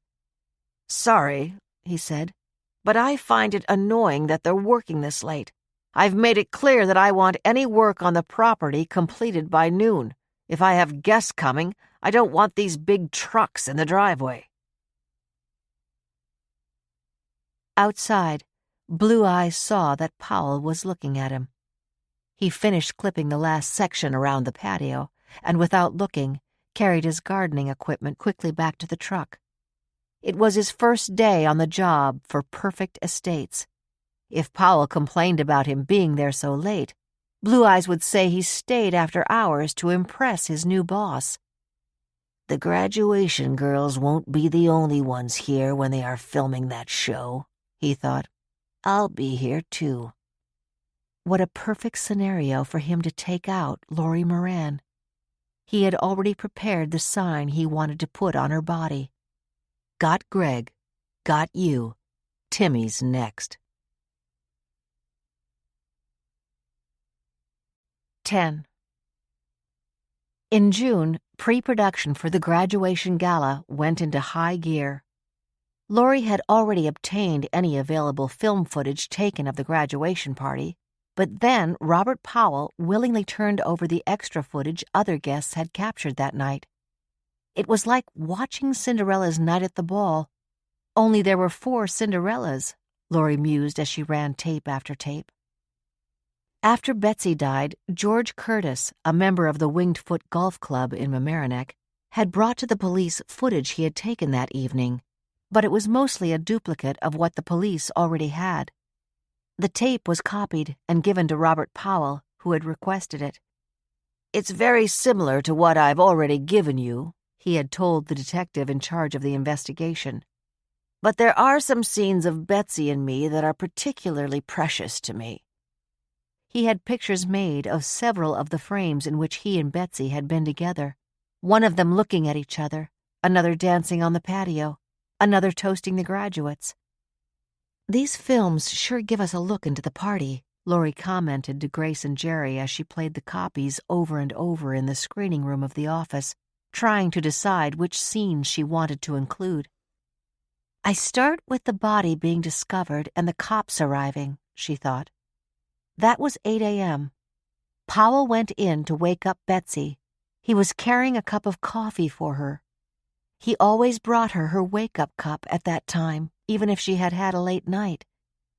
Jane rushed in screaming Betsy's name and yelling for the others to dial 911. "We'll end the first segment with Betsy and Powell toasting the graduates. We'll have to have the narrator say, 'At that moment, beautiful Betsy Bonner Powell had only 4 hours to live,'" Laurie decided. George Curtis knew that he might be caught on security cameras around the Powell estate, but it did not worry him. "Half of Salem Ridge is driving past this house," he thought, as he followed the stream of cars on the quiet road. "So what if the cops think I'm a voyeur?" he thought. "Practically everyone else on this road is too." He had chosen to drive the SUV rather than his red Porsche convertible. Unless security cameras photographed the license plates, he doubted very much that he would be recognized. Plenty of Salem Ridge residents had top-of-the-line SUVs. He was wearing a cap and dark glasses. 63 years old, tall, with a full head of gray hair, George Curtis had the trim appearance of a seasoned athlete. Married for 35 years with college-age twins, he had been the scion and sole heir of a big chain of fast-food restaurants. After his father's death, when he was 27, he had taken over the business. A playboy until then, everyone expected him to sell the chain and live off his wealth. Instead, he had married shortly afterward, and over time tripled the number of restaurants both in the United States and abroad, until now the company boasted of serving 1 million meals a day. Unlike Robert Powell, he had gone to Harvard as a fourth-generation legacy. The welcome mat had been laid out for him, as was his admission to Hasty Pudding, the student theatrical society at Harvard. The 15-year difference in their ages had never interfered with his friendship with Robert Powell, even though, as he turned the car off Evergreen Lane, George thought, if he ever knew, if he ever guessed. But Rob Powell had never suspected. George was sure of that. George had never given him reason to. The phone rang, an unexpected and abrupt sound. He pressed the answering button on the steering wheel. "George Curtis," he said. "George, it's Rob Powell." My God, was he looking out the window? George felt his face flush. No, he couldn't possibly have read the license plate and certainly couldn't have recognized me just driving by. "Rob, how are you? And when are we going to get together for a round of golf? I warn you, I broke 80 2 Saturdays in a row." "That means you'll never do it 3 weeks in a row. Tee-off time 9 o'clock? You're on. I'll call the club." George felt a palpable sense of relief as he turned left onto his own street. Rob Powell was not one to stay on the line longer than necessary. That's why when Rob said, "George, I have a favor to ask of you," he was startled. "Whatever it is, the answer is yes," George said, sounding rattled to his own ears. "I'll take all your franchises in Europe," Rob joked. Then his tone became serious. "George, you can't have missed the news that the anniversary of Betsy's death in June is going to be the basis for a television program." "No, I didn't miss that," Curtis said quietly. The point is that, besides the girls, they'd like to have one of the friends who was there that night comment on the party between excerpts from the films. I suggested you, and they leaped at the prospect of getting you on camera. Of course, I should have asked you first, but you could always say no to them. Go on camera to talk about that night to a national audience?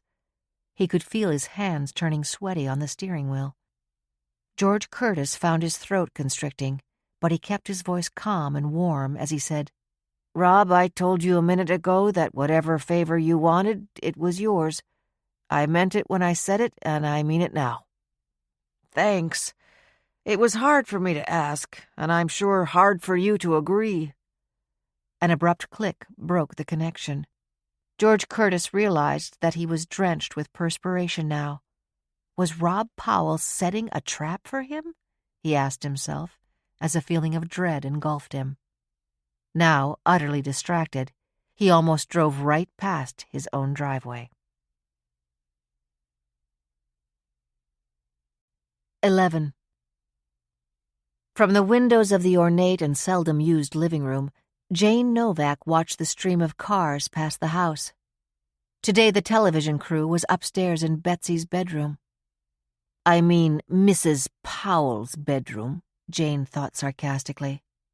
Betsy had become Mrs. Powell to her the day she took over as housekeeper here 29 years ago. "Mr. Powell is quite traditional, Jane," she had said. "He told me that it was fine with him if I wanted to hire you, but that it was necessary for you to refer to me that way." At the time, 33-year-old Jane hadn't minded. She'd been thrilled to get the job. Mr. Powell had insisted on meeting her and sent his chauffeur to bring her up for an interview. He explained that because it was such a large house, 2 maids from a cleaning service came in 4 hours a day and would work under her supervision. She would prepare the meals. If they had a dinner party, their caterers would handle it. With 2 maids reporting to her, instead of having to clean dressing rooms after sloppy actors, Jane could spend most of her day cooking, a joy, not a task. She couldn't believe her good fortune. By the time the first anniversary of working for the Powells had passed, Jane's heartfelt gratitude for the job had evolved. She'd fallen passionately in love with Rob Powell. She did not for a minute believe that she would ever have the slightest prospect of his looking at her as a man looked at a woman. Providing for his comfort, glowing at his praise for the meals she served, hearing his footsteps as he came downstairs in the morning to get Betsy's wake-up coffee was enough. In the 20 years since Betsy's death, Jane had been able to live the fantasy that she was married to Rob. Whenever he said, "I'm going out to dinner tonight, Jane," she would panic with fear and secretly look at the calendar he kept on his desk. But women's names appeared only occasionally, and Jane had come to believe that at his age there would never be another Mrs. Powell. One day last year he had been going over his will with his lawyer, who was also his close friend, and hadn't put it away when they went outside to play golf. Jane had flipped to the end of the will and found what she was looking for, the bequest to her, $300,000 for a condo in Silver Pines, the 55-plus community where he knew Jane had formed a few friendships with residents she had met at her church, and an income of $1,000 a week for the remainder of her life. Reading that made Jane's worship of Robert Powell even deeper. But this program would start trouble. She knew it. "Let sleeping dogs lie," she thought as she watched the rubberneckers pass the house. Jane shook her head and turned from the window and realized that the producer, Laurie Moran, was standing in the doorway. "Oh," Jane said, startled out of her usual reserve. Laurie sensed the housekeeper's resentment at her presence. "Oh, Ms. Novak, I'm sure you must be sick of us being here already, but I don't want to disturb Mr. Powell. I have just one question." Jane managed to smooth her expression. "Of course. What is it, Ms. Moran?" "Mrs. Powell's bedroom is exquisite. Were the drapes and spread and carpet replaced after she died, or were they here the night of the murder?" "No. Mrs. Powell had just had a decorator redo the room. then didn't like the effect. She said the colors were too bold. The waste, Jane thought, not allowing herself to shake her head. The absolute waste of money. She'd reordered new draperies and a new headboard and a new carpet. After she died, Mr. Powell had them installed to fulfill her wishes. It looks exactly as you see it now. It's beautiful, Laurie said sincerely. Is it ever used? It is never used, Jane said, but it is always kept fresh. You'll never see the silver brush and comb on the dressing table not looking polished. Even the towels in her bathroom are replaced regularly. Mr. Powell wanted her room and bath to always look as if she's about to open the door and come in. Laurie couldn't resist asking, "Does he spend much time in her room?" Jane frowned. I don't think so, but that's the kind of question I think you should ask Mr. Powell. Now the disapproval was evident in the housekeeper's expression and tone of voice. Oh boy, Laurie thought, I'd really hate to cross this one. Thank you, Jane, she said soothingly. We're all leaving now. We won't be back over the weekend. We'll see you Monday morning. And let me reassure you, we will absolutely be finished on Wednesday after lunch. It was nearly noon, which meant Robert Powell expected the crew from the production company to clear out. It was also a Friday, the day he worked from home. He had been in his office with the door closed since they'd arrived. 3 days, Laurie thought later that day in her office as she went over her notes with Jerry and Grace, who were with her every day of the shoots in Salem Ridge. It was Grace who voiced what all 3 of them were thinking. That place is gorgeous, she said. In one way, it makes me never want to come home to my 5-story walk-up apartment that's not big enough to take 3 steps without bumping into a wall. Then she paused, her expressive eyes even more mascaraed than usual, and finished. On the other hand, it gives me the creeps. My grandmother used to say that a pigeon flying into the room was a sign of death coming to the house. Laurie, were you in Betsy Powell's bedroom today when a pigeon was flying around outside trying to find a way to get in? Oh, come on, Jerry said. Grace, that's a stretch even for you. Of course it's a stretch, Laurie told herself. She was not about to admit to Grace and Jerry that the magnificent home where Betsy Powell had died also gave her the creeps. 12. At noon on Sunday, Josh picked up the first arrival, Claire, at Westchester Airport. Although she knew Josh, who had been hired shortly before Betsy's death, she gave him only a brief hello and did not engage in any conversation with him. As he drove her to the Westchester Hilton, she reflected on the plans for the next 3 days. On Monday, they would meet for the first time over breakfast. They would be free for the rest of the day to reacquaint themselves with the house and the grounds. The individual interviews would take place on Tuesday. They had all agreed to sleep at the house Tuesday night in the same rooms they were in 20 years earlier. Wednesday morning would be Robert Powell's interview, followed by their being photographed at the luncheon table. They would then be driven to their departing flights. While we are certainly aware of how painful this will be for all of you, by your willingness to appear on the program, you are each making a forceful statement to clear your names, was the conclusion of Laurie's letter. Clear our names, Claire Bonner thought bitterly, as she checked into the Westchester Hilton. She was wearing a light green summer pantsuit she had bought at an expensive boutique in Chicago. In the 3 months since the first letter had come from Laurie Moran, she had let her hair grow and had lightened it so that now it was a shining mane around her shoulders. But today she had it tied in a ponytail with a scarf over her head. She had also practiced using makeup, but was wearing none today. With makeup and hair combed as her mother had worn it, she knew she bore a startling resemblance to her. She did not want Josh to see the resemblance and tell Powell until she met with him face to face. She had taken an early flight so that she could arrive at the hotel at lunchtime, and had requested that the driver return at 3 o'clock to drive her around the local area.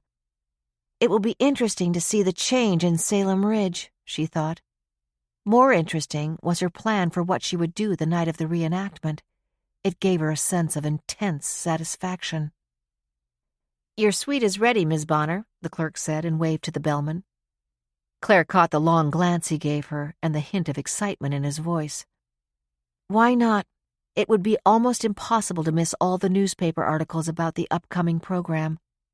The gossip magazines were having a field day, digging up everything they could find about Betsy Bonner Powell.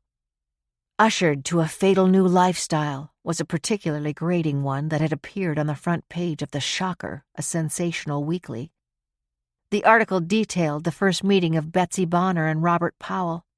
Betsy had taken her daughter Claire to lunch at a restaurant in Rye for her 13th birthday. Robert Powell, a widower, had been seated across the room with Claire's friend Nina and her mother. As Betsy and Claire were leaving, Nina had called to them. They walked over to Powell's table, where Nina introduced Betsy and Claire to the Wall Street hedge fund multimillionaire. "The rest is, as they say, history," was the trite introduction to the final columns of that story. Robert Powell claimed it was love at first sight. He and Betsy Bonner were married 3 months later. Actress Muriel Craig put up a brave front, but insiders say she was furious and blamed her daughter Nina for making it a point to call out to Claire in the restaurant. I know that's true, Claire thought, as she followed the bellman to the elevator. Poor Nina. The suite consisted of a large bedroom and living room, a full bath, and a powder room furnished in pastel shades. It was both attractive and restful. Claire tipped the bellman, phoned room service, and unpacked her one suitcase. It contained the 3 outfits she had selected to bring with her, as well as her supply of new cosmetics. In one of her emails, Laurie Moran had requested Claire's size and height, saying that she would have wardrobe changes available. Wardrobe changes, Claire had thought when she read the email. Why on earth would I need changes? But then she had understood. Moran would provide gowns similar but not identical to the ones they had worn 20 years ago at the gala. They would reenact a few of the scenes in the films, like the one of the 4 of them clinking glasses or with arms around one another, posing for the cameras, and individually being questioned by the police. I know I look good, Claire thought. Now I'm so like my dear mother. A light tap at the door told her that room service had arrived with the chicken salad and iced tea she had ordered. But as she nibbled at the salad and sipped the tea, Claire realized that she was not as brave as she had thought. Something was telling her not to go forward with her plan. Just nerves, she tried to reassure herself. Just nerves. But it was more than that. Like a drumbeat in her head, her inner voice was saying, "Don't do it. Don't do it. It is not worth the risk." 13. It had been a long trip from Cleveland to Westchester Airport. A heavy rainstorm had caused their plane to sit on the tarmac for 2 hours, and even though they were flying on a private jet, there was little space to move around. This made it very difficult for Rod's back. At one point, she suggested they just forget the whole thing. Allie, this is your chance to get the degree you always wanted. Between Powell and the production company, you'll net $300,000. It will pay for medical school and all the other expenses, but every cent counts. You know how desperately you've always wanted to be a doctor and then go into medical research, Rod had said in refusal. Even if I can commute to school, I will have to be studying all the time. Where does that leave Rod? Or if I have to go away to school, does he leave his job at the pharmacy and come with me, but then have nothing to do? She wondered. But if that happens, then the pharmacy loses both him and me, and we have to hire 2 new people. I don't know how that's going to work. It was 3 o'clock by her wristwatch when they landed at Westchester Airport. By then, Rod's expression was sufficient proof of the pain he was in. After he hobbled on crutches from the cabin to his waiting wheelchair, Allison bent over him and whispered, "Thank you for making this trip." He managed a smile as he looked up at her. Mercifully, the driver, a ruddy-faced man of about 50 with the build of an ex-boxer, was waiting for them in the terminal. He introduced himself to them. I'm Josh Damiano, Mr. Powell's chauffeur. He wanted to be sure that you had a comfortable ride from the airport to your hotel. How kind of Mr. Powell. Allison hoped that the contempt she felt did not show. Now that they were back in New York, a kaleidoscope of memories was flooding her mind. Neither one of them had been in New York in 15 years. That was when the doctors told Rod there would be no more operations. By then, their money was gone, and Rod's family was taking out loans to support them. But Allison had managed to take courses at night for a year and get her license as a pharmacist. They had gratefully seized the opportunity to go to Cleveland and work in his cousin's pharmacy. I loved New York, she thought, but I was happy to get away from it. I always thought that the minute people saw me, they wondered whether I'd killed Betsy Bonner Powell. In Cleveland, for the most part, we have lived quietly. There are benches near the doors, Damiano said. Let me get you settled comfortably and go for the car. I'll try not to be too long. They watched as he collected the luggage from the pilots. He was back for them within 5 minutes. The car's right outside, he said as he helped Rod with his wheelchair. A shiny black Bentley was waiting at the curb. When Damiano helped Rod out of the wheelchair and into the back seat, Allison felt her heart wrench. He's in so much pain, she thought, but he never complains, and he never talks about the football career he might have had. The big car began to move. The traffic's light, Damiano told them. We should be at the hotel in about 20 minutes. They had chosen to stay at the Crown Plaza in White Plains. The town was near enough to Salem Ridge, but far enough away from the hotels where the other 3 childhood friends who were on the program were staying. Laurie Moran made sure of that. You two okay? Damiano asked them solicitously. I'm very comfortable, Allison assured him as Rod murmured his assent. But then Rod leaned over and whispered, Allie, I was thinking, when you're on camera, not a word about sleepwalking and possibly being in Betsy's room that night. Rod, I never would, Allison said, horrified. And don't volunteer that you're hoping to go to med school unless they ask. It will remind everyone how disappointed you were when you didn't get the scholarship to graduate school, and how furious you were that Robert Powell got the dean to throw it to Vivian Fields. The mention of her heartbreak the day of her graduation from college was enough to make Allison's face contort with pain and rage. Betsy Powell was trying to get into the women's club with the top-of-the-line socialites, and Vivian Fields' mother was the president of it. And of course Powell had leverage. He'd just donated a dormitory to the college. The Fields could have afforded to pay Vivian's tuition 100 times over. Even the dean looked embarrassed when he called out her name. And then he muttered something about Vivian's academic brilliance. Right, she dropped out in her 2nd year. I could have scratched Betsy's eyes out. Which is why if they ask you what you'll do with the money, just say that we're planning to take a round-the-world ocean cruise, Rod counseled. Glancing into the rearview mirror, Josh Damiano observed Rod whispering something to his wife and watched her shocked reaction and how upset she instantly became. He could not hear what they were saying, but he smiled inwardly. It doesn't matter whether I can hear them, he thought. The recorder picks up everything that's said in this car. 14. Regina Collari's initial response upon learning that, between Fisher and Blake Studios and Robert Powell, she would net $300,000 for appearing in the program, was one of relief and elation. The crushing burden of living paycheck to paycheck, which translated to house sale in a terrible real estate market, had been lifted from her shoulders.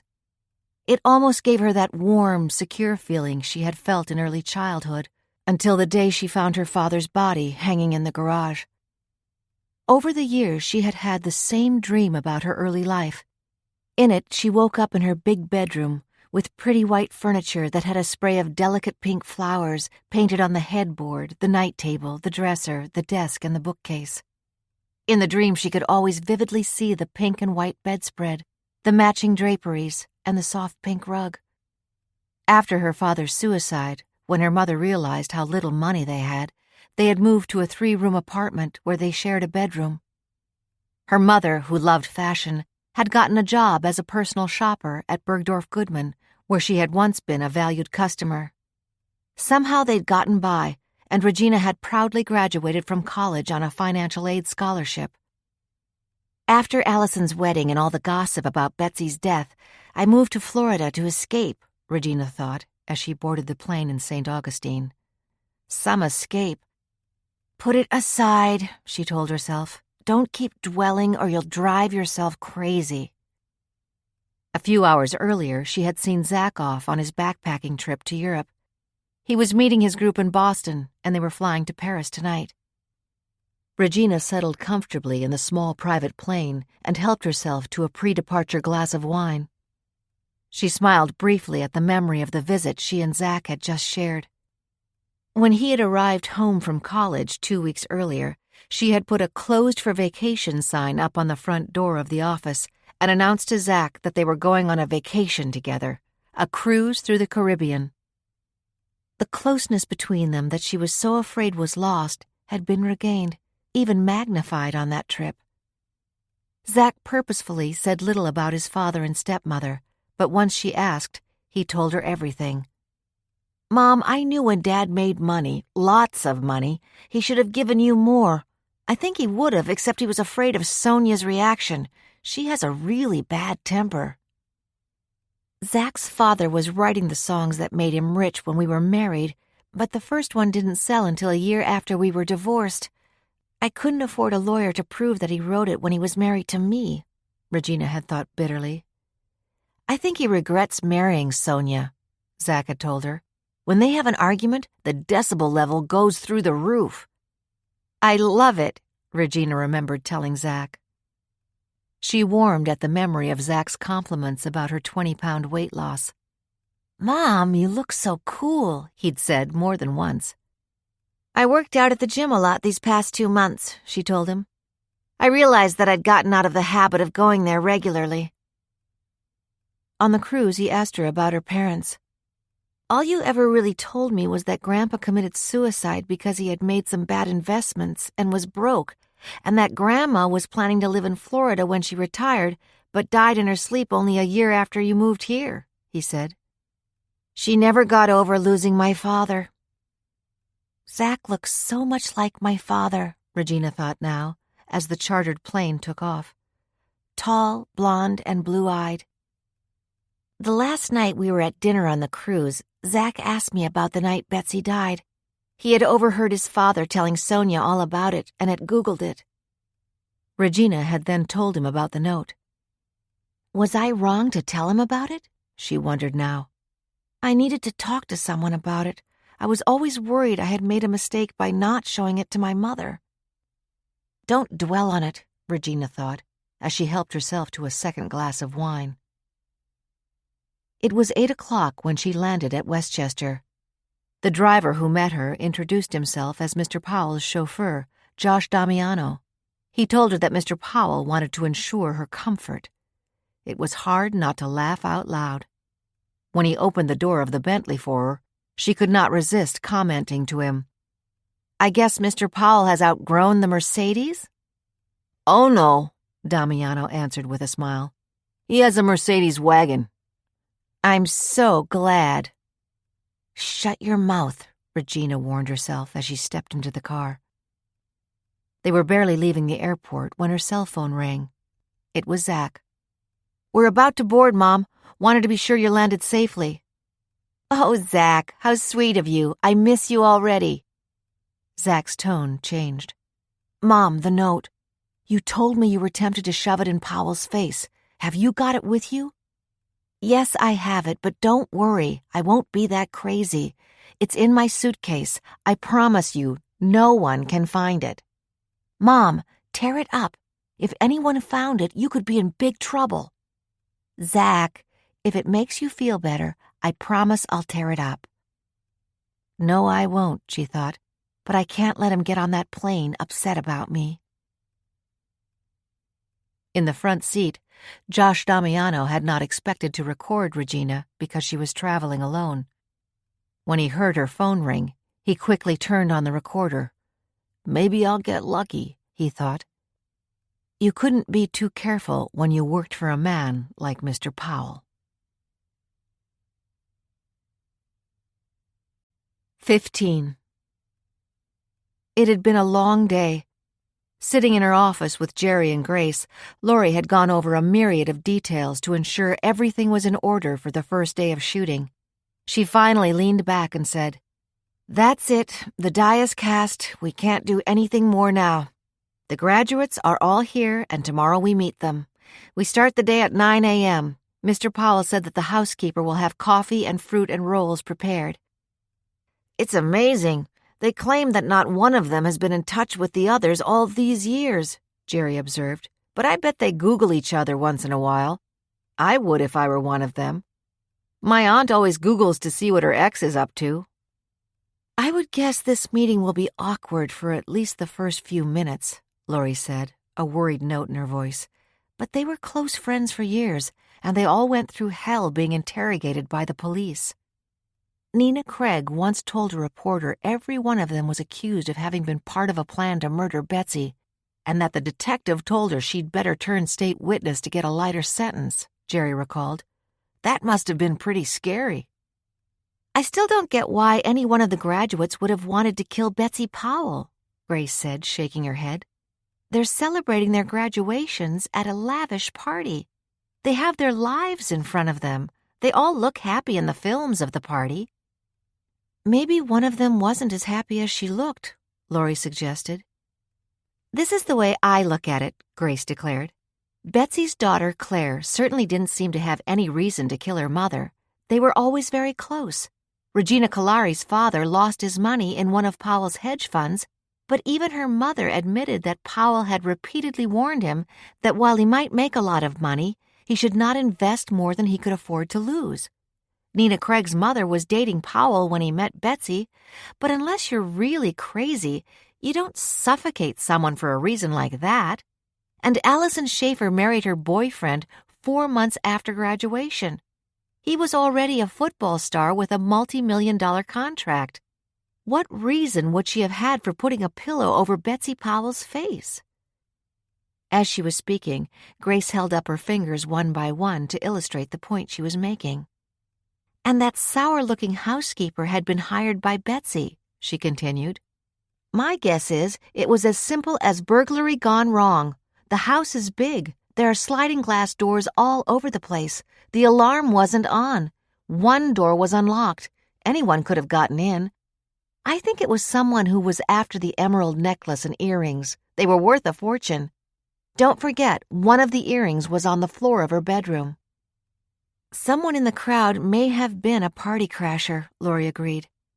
Some of the guests asked to bring friends, and there were a couple of people in the films that no one could identify positively. She paused. "Well, maybe this program will bring that out. If so, Powell, the housekeeper, and the graduates will certainly be glad they participated."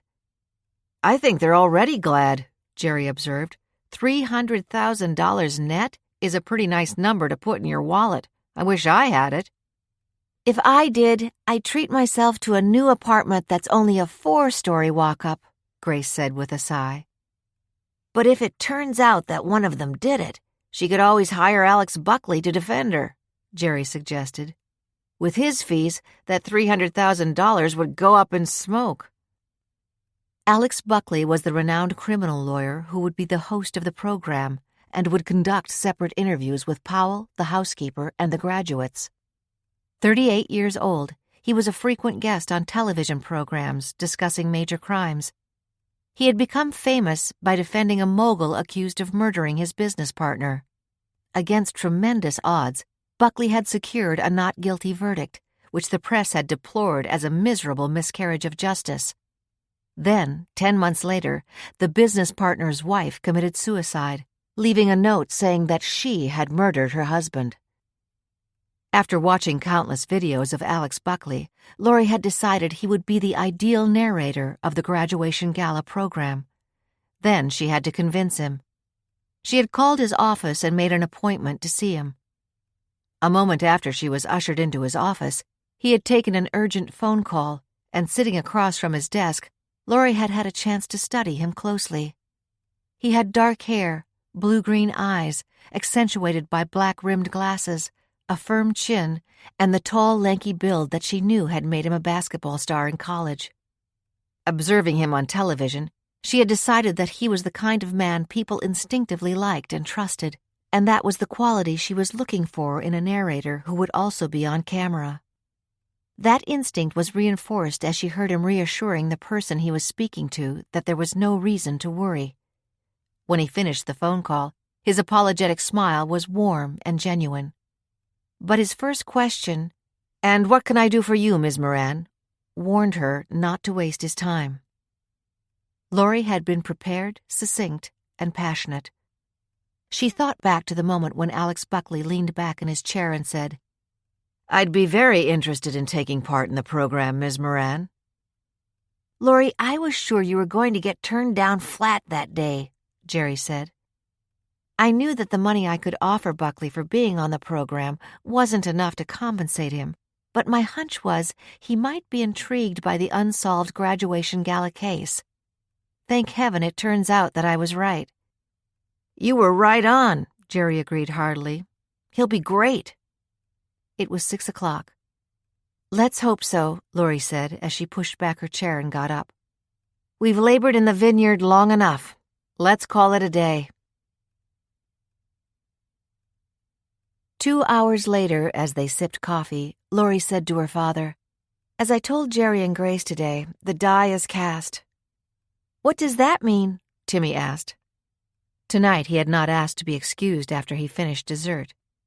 "It means that I've done everything possible and we start filming the people on the program tomorrow morning." "Will it be a series?" Timmy asked. "From your mouth to God's ear," Laurie said fervently, then smiled at her son. So like Greg, she thought, not just in looks, but in the expression he gets when he's thinking something through. He always asked about any project she was working on. This one she had described in the broadest terms as a reunion of 4 friends who grew up together but haven't seen each other in 20 years. Timmy's answer to that was, "Why didn't they see each other?" "Because they lived in different states," Laurie answered honestly. "The last few months have been hard," she thought. It wasn't only the pressure of the enormous amount of preparation for the filming. Timmy had received his first Holy Communion on May 25th, and she had not been able to keep the tears from slipping past her dark glasses. "Greg should be here, but he'll never be here for all the important events in Timmy's life. Not his confirmation or graduation or when he gets married. Not any of them." Those thoughts had sounded like a drumbeat in her head, repeating themselves over and over as she had made a desperate effort to stop crying. Laurie realized that Timmy was looking at her, a worried expression on his face. "Mom, you look sad," he said anxiously. "I didn't mean to." Laurie swallowed over the lump that was forming in her throat and smiled. "Why should I? I have you and Grandpa. Isn't that right, Dad?" Leo Farley was familiar with the emotion he sensed his daughter was feeling. He often had moments of intense sadness when he thought of the years he and Eileen had been married, and then to lose Greg to some devil incarnate. Leo stopped that thought. "And I have you two," he said heartily. "Remember, don't stay up too late, either one of you. We all have to get up early tomorrow." In the morning, Timmy was going away to camp for 2 weeks with some of his friends. Leo and Laurie had wrestled with their abiding worry that Blue Eyes might somehow find out where Timmy was going, then realized that if they isolated him from activities with his friends, he would grow up nervous and fearful. In the 5 years since Greg's murder, they'd struggled to make him feel normal while keeping him safe. Leo had gone upstate personally to look the camp over, and had spoken with the head counselor and been assured that the boys Timmy's age were under constant supervision, and that they had security guards who would spot a stranger in a heartbeat. Leo told the counselor the words Timmy had been screaming, "Blue Eyes shot my daddy." Then he repeated the description the elderly witness had given the police. He had a scarf over his face. He was wearing a cap. He was average height, broad but not fat. He was around the block in seconds, but I don't think he was young. But he could run really fast. For some reason, the image of the guy who had skated past them on the sidewalk in March ran through Leo's mind as he spoke the words, really fast. Maybe it's because he almost knocked over that pregnant lady who was ahead of us, he thought. A little more coffee, Dad? No, thanks. Leo had made himself stop telling Laurie that getting those people from the graduation gala under one roof again was too risky. It was going to happen, and there was no use wasting his breath. He pushed his chair back from the table, collected the dessert dishes and coffee cups, and brought them into the kitchen.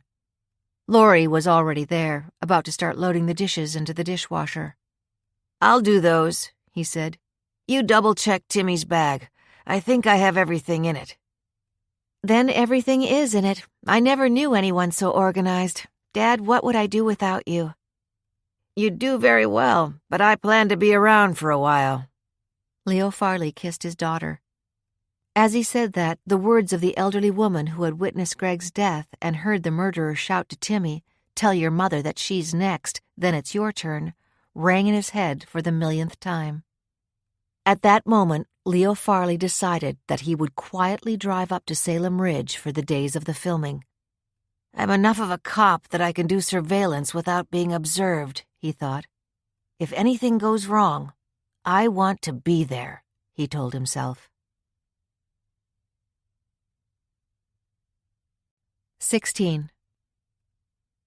Alex Buckley's alarm went off at 6 a.m., only seconds after his interior alarm made him stir in his sleep and open his eyes. He lay quietly for a few minutes to collect his thoughts.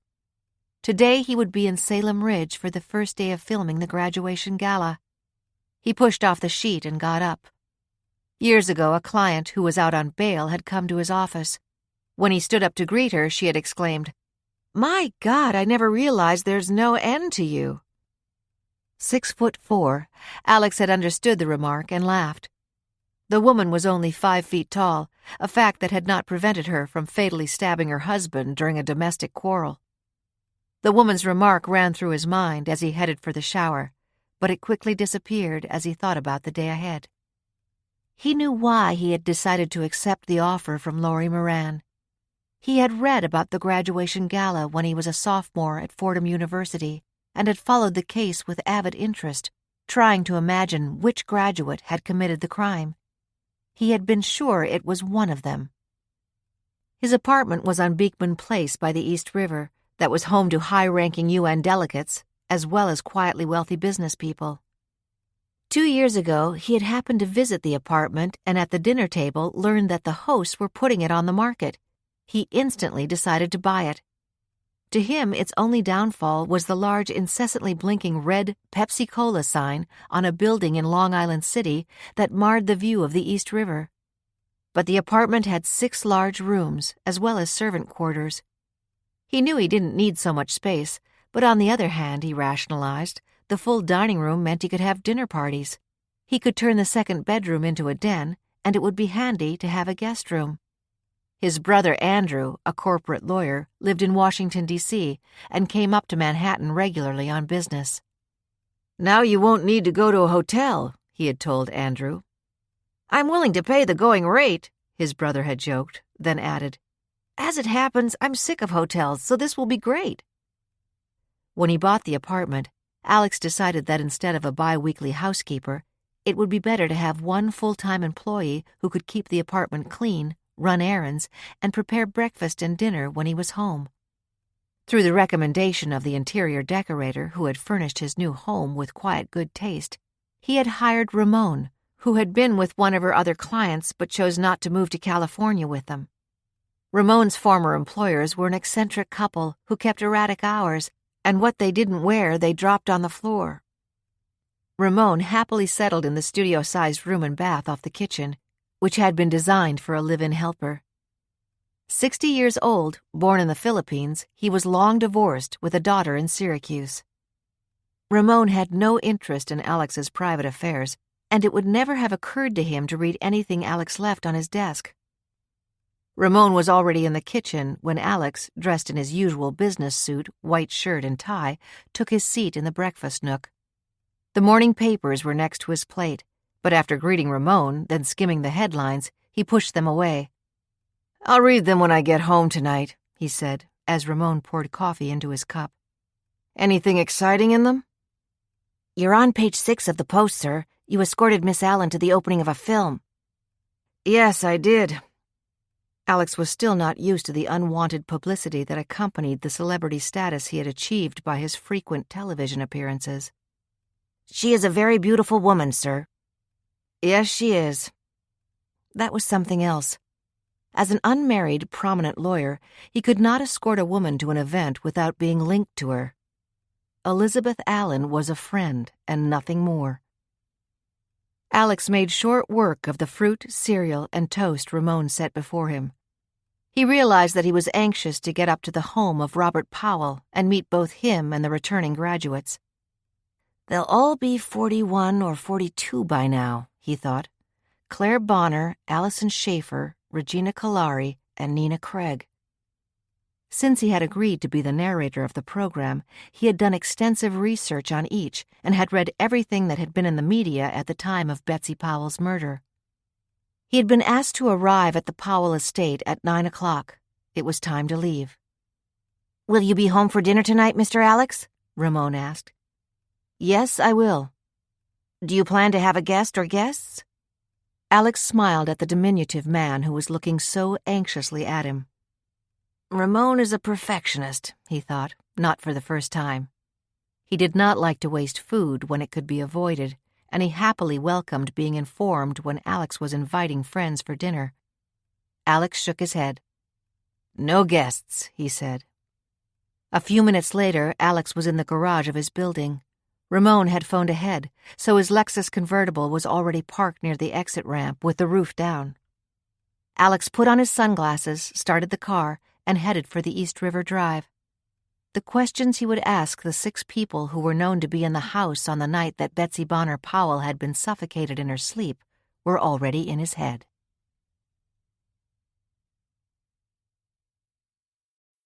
17. Leo Farley gave his grandson a bear hug as he prepared to climb aboard the chartered bus from St. David's School to Camp Mountainside in the Adirondacks. He was careful not to show any sign of his ever-present worry that Blue Eyes might ferret out Timmy's location. He said, "You're going to have a great time with your pals." "I know it, Grandpa," Timmy said, but then a frightened expression came over his face. Glancing around, Leo could see that what was happening to Timmy was the same with all his friends. The moment of saying goodbye to parents or grandparents was causing a flicker of worry over all their faces. "Okay, boys, all aboard," one of the counselors who were accompanying the campers called. Leo hugged Timmy again. "You're going to have a great time," he repeated as he planted a kiss on Timmy's cheek. "And you'll take care of Mom, won't you, Grandpa?" "Of course I will." Laurie had had breakfast at 6 o'clock with Timmy before she was picked up by a Fisher and Blake Studios car for the drive to Salem Ridge. Their goodbye had been tearful but blessedly brief. As Timmy turned and got on line for the coach, Leo could only think that Timmy, who now had only an occasional nightmare about Blue Eyes, still retained his awareness of that terrible threat his father's killer had shouted. At 8 years old, he also worried that something would happen to his mother. "Not on my watch," Leo thought. After waving goodbye to the parting campers, he headed for the rented black Toyota he had parked a block away on 5th Avenue. He had not wanted to risk Laurie catching sight of his familiar red Ford sedan. He turned on the engine and headed for Salem Ridge. 45 minutes later, he was on Old Farms Road as the limousine bringing the first of the graduates turned and entered the long driveway of the Powell estate. 18. Blue Eyes always followed his instincts. He had known that day, 5 years ago, that it was time to begin taking his revenge. He had followed Dr. Greg Moran and Timmy from their home in the Peter Cooper Village apartment complex on 21st Street to the playground on 15th Street that afternoon. It had given him a rush of power seeing the two of them walking hand in hand to the place of execution. At the busy crossing on First Avenue, the doctor picked up Timmy and carried him. Blue Eyes laughed when he saw Timmy, his arms around his father's neck, a happy smile on his face. For an instant, he had wondered if he should kill both of them, but he decided against it. Then there'd only be Laurie left. No, better to wait. But now it was Laurie's turn. He knew so much about her, where she lived, where she worked, when she jogged along the East River. He had followed her sometimes on the crosstown bus and sat next to her. If you only knew, if you only knew. It was hard not to say it out loud. Blue Eyes adopted the Bruno Hoffa name after he was released from serving his 5-year term. It was really easy to change my name and get phony documents after my parole was complete, he thought. Most of the last 6 months, since he was released from prison for the second time, he'd been doing the kind of jobs where no one cares much about your background, like construction work and day labor. He didn't mind hard work. In fact, he liked it. He remembered overhearing someone say that he looked and acted like a peasant. Instead of being angry, he had laughed at the remark. He knew he had the squat body and powerful arms people associate with someone who dug ditches, and that's the way he wanted it. Even at 60, he knew he could probably outrun any cop who tried to chase him. In April, he had read in the newspapers that Fisher & Blake Studios was going to reenact the graduation gala murder, and that Laurie Moran would be the producer.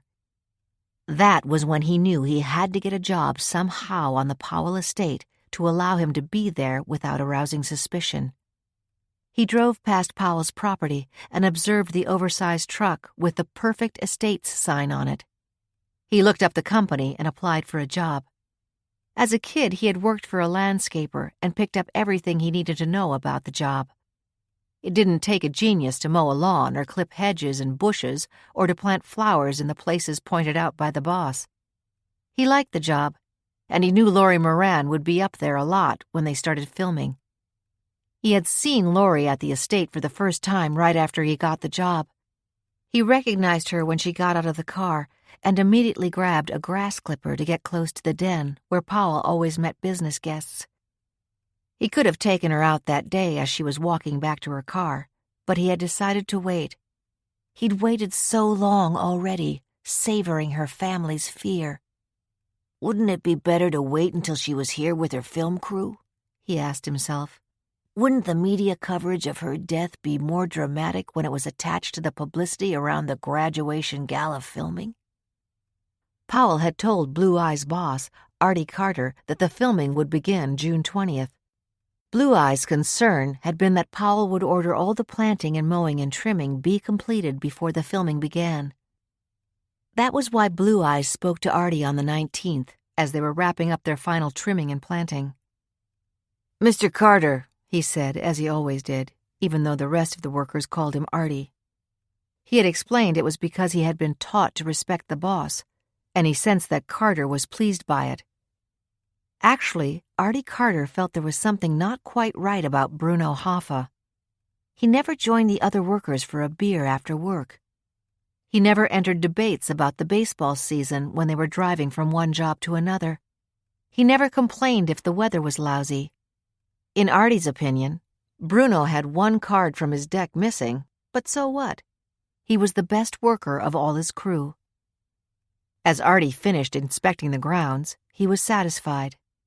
Even the pain-in-the-neck client, Mr. Robert Powell, couldn't find anything to complain about. It was then that Bruno Hoffa approached him. "Mr. Carter, I have a suggestion to make," he said. "What is it, Bruno?" It had been a long day, and Artie was ready to go home and have a nice cold beer. Or maybe a couple of nice cold beers. Now Bruno, his narrow mouth extended into a forced smile, his lidded eyes fixed on Artie's neck, his tone unusually subservient even for him, hesitantly began his planned speech. "Mr. Powell came out the other day when I was planting flowers around the pool house. He said that the flowers were beautiful, but he was really annoyed because he knew the film crew would crush the grass. He supposed it would be inevitable, but he wished he could do something about it. Mr. Powell is a perfectionist, Artie said, and our biggest customer.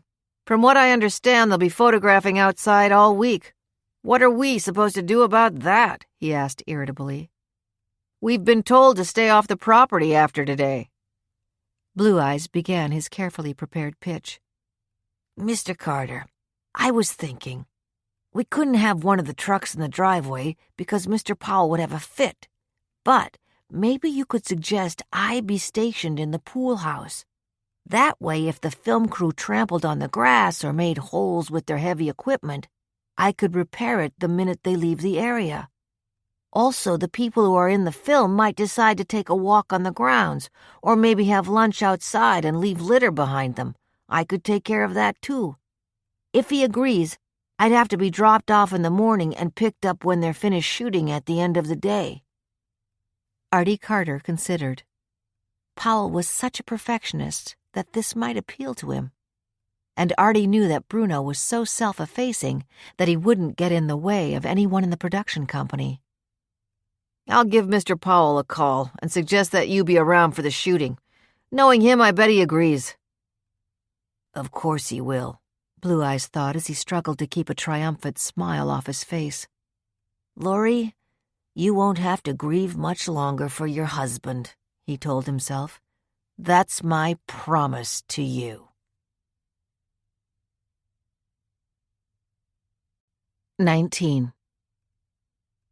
Much to Nina Craig's dismay, there was a message for her mother waiting at the desk at the St. Regis when they checked in. As she had feared, it was from Robert Powell inviting Muriel to the 9 a.m. breakfast. Muriel smiled with delight, then waved the note in Nina's face. You thought he was toying with me, she snapped. You don't or won't understand that Rob and I were deeply in love. The fact that his head was turned by Betsy Bonner doesn't mean he didn't care about me. Nina realized that Muriel, having drunk a vodka and at least 2 glasses of wine on the plane, and after their argument in the car when she was screaming how much she hated Betsy, was out of control. She could see the 2 desk clerks taking in the tirade. "Mother, please," she began. Don't please me. Read the reviews I got. You're nothing but an extra, a nobody. Didn't that woman stop me on the street and tell me how wonderful I was in the remake of Random Harvest? Muriel's voice was rising, and her face was becoming flushed as she spat out the words. As for you, you couldn't make it to first base as an actress. That's why you're an extra, a member of the crowd scenes. Nina could see that the clerk had put the keys to the rooms in separate envelopes. She reached out her hand. "I'm Nina Craig," she said quietly. "I apologize for the scene my mother is making." If Muriel had heard her, she did not indicate it.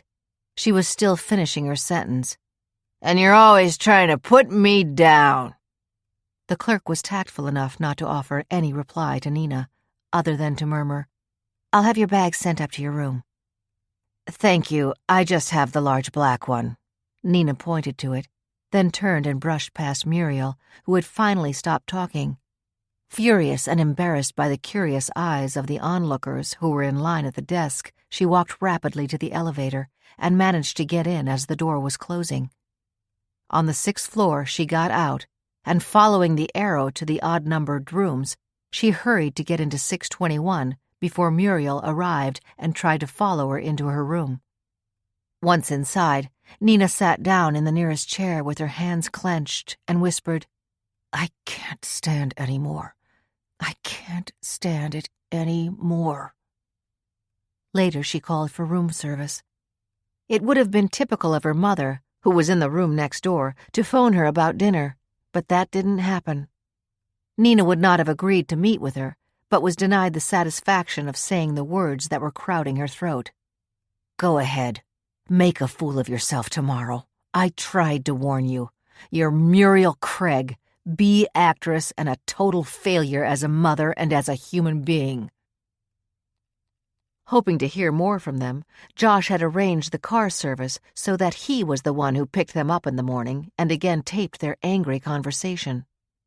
That morning, Josh had arrived half an hour early for an 8 o'clock pickup, but when he phoned Nina Craig, she had said, "We'll be right down." Nina had thought that there was nothing else her mother could possibly do to upset her, but she quickly realized she was wrong. Muriel wanted to arrive to the breakfast early so she could have time with Robert Powell before the others arrived. At least this time, they rode in silence. When they arrived at the estate, the door was opened by Powell's longtime housekeeper, Jane.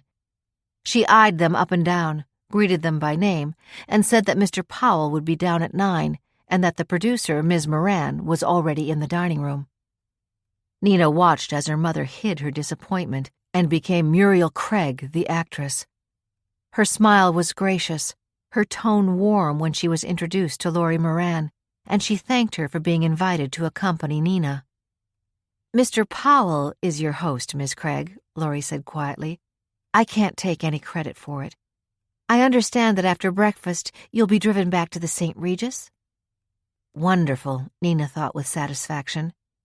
As she extended her hand to Laurie, she realized how surprised she was that the producer of the program was so young. Mid-30s, Nina thought enviously. Nina's 42nd birthday the previous week had made her keenly aware that her life was going nowhere, and this $300,000 windfall would only serve to buy her mother an apartment and get her out of her hair once and for all. On the set of her last movie, Nina had been an extra in a ballroom scene, and the producer, Grant Richmond, had told her that she danced beautifully. "You put the others in the scene to shame," he had said. Nina knew he was pushing 60 and recently widowed. Then, the other night, he had invited her to meet him for cocktails. He had taken the trouble to explain that he had promised to have dinner with the producer, but that, "We'll make it another time." He sent her home in his car. "I wish my mother was right, that Robert Powell might still be interested in her," she thought. Then, as she accepted the housekeeper's offer of coffee, Nina appraised Muriel carefully. Her mother did look good.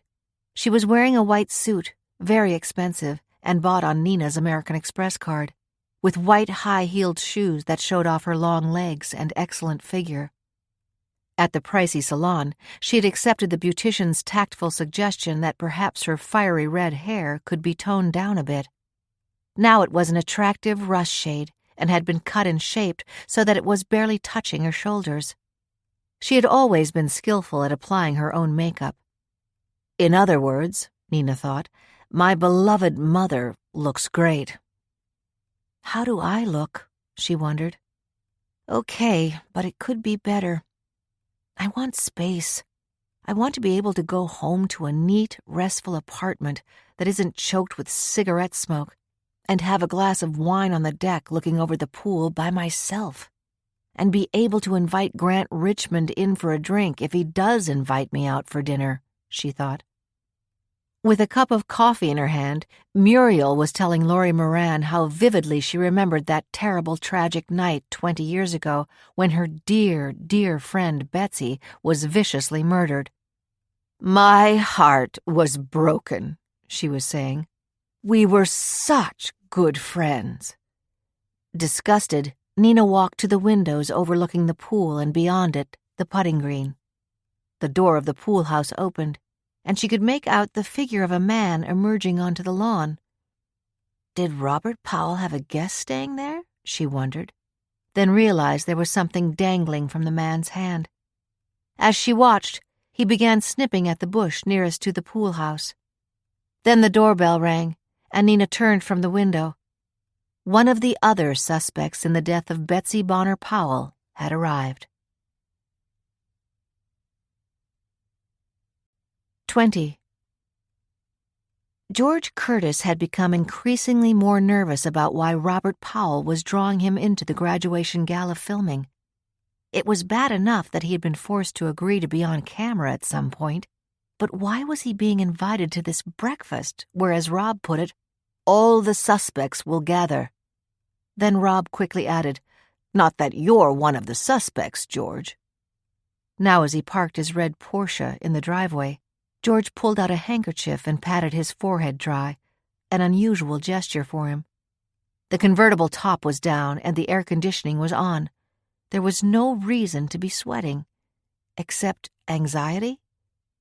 But George Curtis, billionaire, constant on the Forbes list, friend of presidents and prime ministers, at that moment acknowledged to himself that by the end of the week it was possible that he would be under arrest in handcuffs.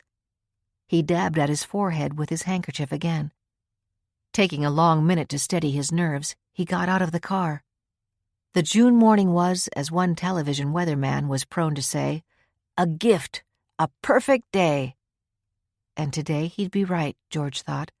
Blue skies, sun glowing warm, a soft breeze coming from nearby Long Island Sound.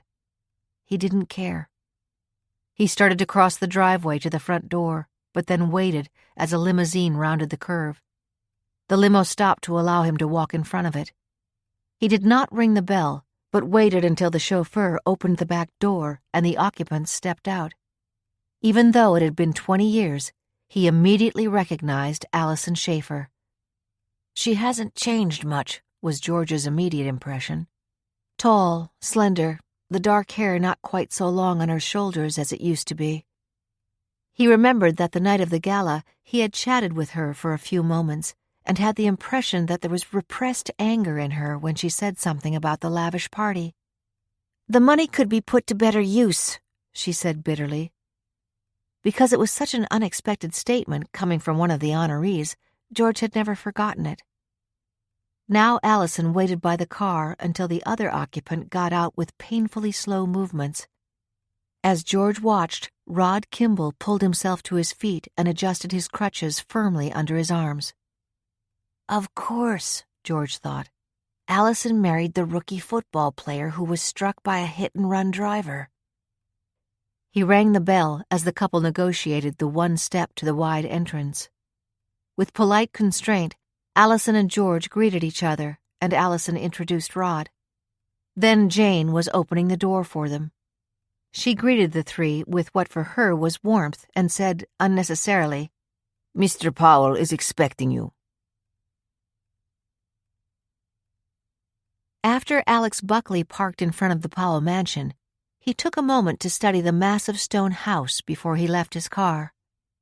What had Betsy Bonner thought when she saw this house, he wondered. She had been renting a modest condo in Salem Ridge in the hope of meeting someone with money. She sure struck it rich for a lady born in the Bronx and making a living as an usher in a theater, Alex thought, as he got out of the car and walked to the front door. He was admitted by Jane and introduced to the group already in the dining room. He was relieved to see Laurie Moran had arrived before him. "Well, here we go," she said when he walked over to her. "Just what I was thinking," he replied, his tone equally low.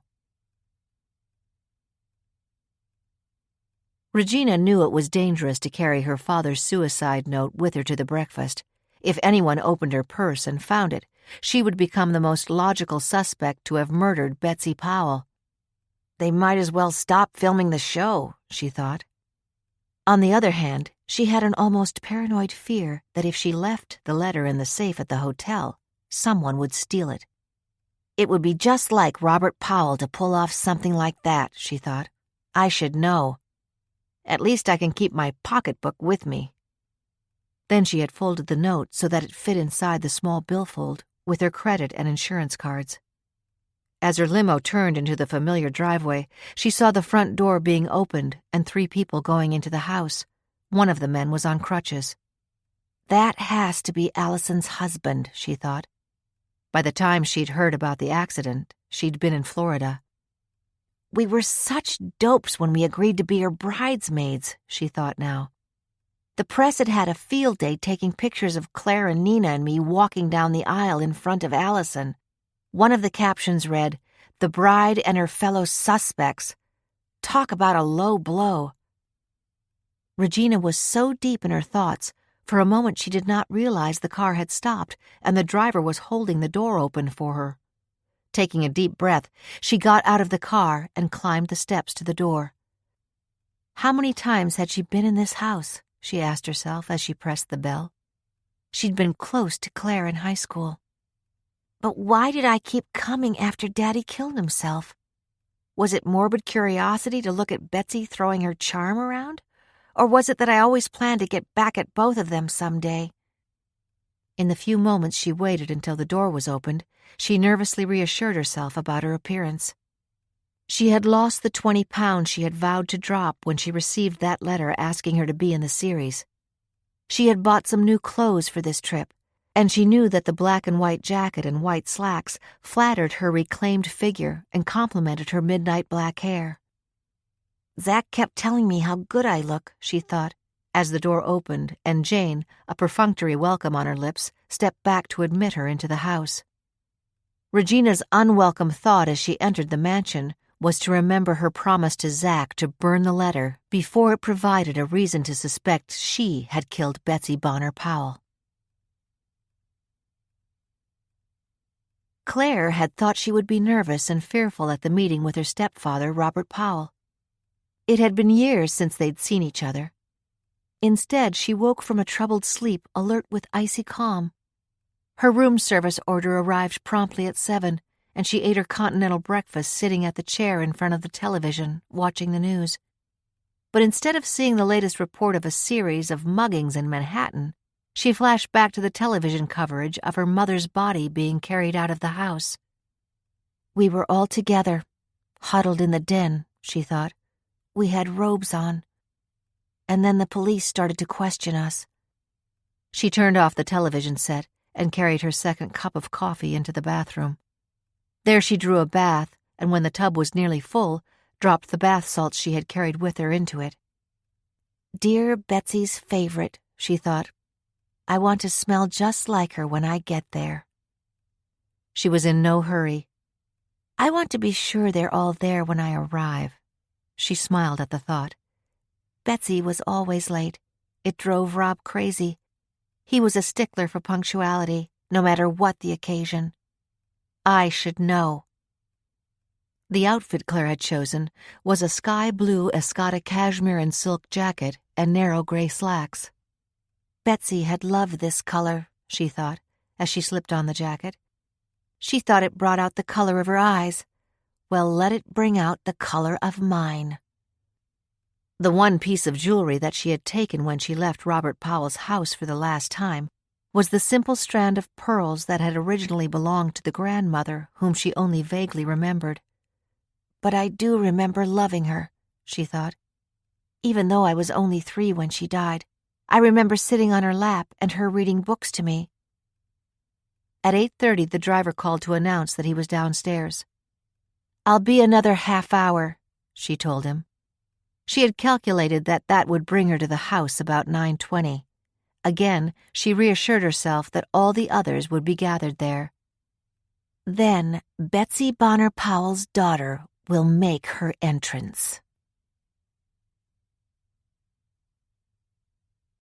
21. Laurie had known that this breakfast would be charged with tension, but had underestimated how electric the atmosphere in the room would become.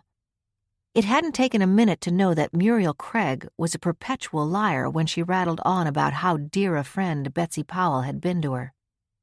Everyone knew that at one time Muriel had been linked to Robert Powell, and that she had issued a statement after his sudden marriage to Betsy, claiming that he was only one of 3 men she was dating. What is she thinking when she looks around this house and knows it might have been hers? Laurie wondered. The dining room had a portrait of an aristocratic man with a disdainful expression, who Jane had explained was Mr. Powell's ancestor, a signer of the Declaration of Independence, of course. I'll check that one out, Laurie thought. She'd always heard Powell was self-made. That said, the dining room was beautiful, with its red walls and Persian carpet and splendid view of the back gardens. She watched as the film equipment was unloaded for the outdoor scene that would be one of the first shots of the program. They had already filmed the mansion from the front. Now Alex Buckley would begin his narrative as those clips were unrolling. Jane had laid the juice, coffee, rolls, sweet buns, and fruit on the top of the antique sideboard. The handsome table had been set for 10. The sterling flatware had the mellow glow of antique pieces, as did all the serving platters. Powell is certainly making sure that this little breakfast get-together is a not-too-subtle reminder of who and what he is, Laurie thought, as in quick succession George Curtis, Allison Schaefer and her husband Rod, and Alex Buckley arrived. They were followed soon after by Regina Calari. She watched with keen interest as the three friends, who had not seen one another in 20 years, clasped hands and then exchanged spontaneous hugs. "My God, it's been so long! You haven't changed a bit. I've missed you guys," were the seemingly genuine expressions from the three graduates, while Muriel Craig, George Curtis, Rod Kimball, and Alex Buckley held themselves back from the reunion. Promptly at 9 o'clock, Robert Powell entered the dining room. "Jane has told me that Claire is not here yet," he said. "In that way, she is exactly like my dear Betsy." Watching him closely, Laurie was sure that beneath the facade of being amused by Claire's absence, he was furious. He must have wanted to make an entrance with all four of the graduates here, she thought. She watched as one by one Powell embraced each guest with an effusive welcome. He then greeted George Curtis with a, "Thanks so much for coming, George. We'd both be happier on the golf course." He turned to Rod with a warm, "We never did meet, did we?" Finally, he approached Muriel Craig. "I saved you for last," he said tenderly as he put his arms around her and kissed her. "You're as gorgeous as ever. Have you been in a time capsule these 20 years? A radiant Muriel returned his embrace, then, as Laurie watched closely, shot a look at her daughter, who shook her head and turned away. "I see you all have coffee," Rob said, "but you've got to at least sample the muffins Jane has baked for you. I can promise they're delicious. Then please sit down wherever you want, except that Muriel will sit next to me." My God, he's laying it on, Laurie thought. The next thing, he'll be proposing to her on bended knee. She was surprised he was being so obvious, but of course she was his old flame. They all sat at the table, Alex Buckley choosing a seat between Nina Craig and Allison.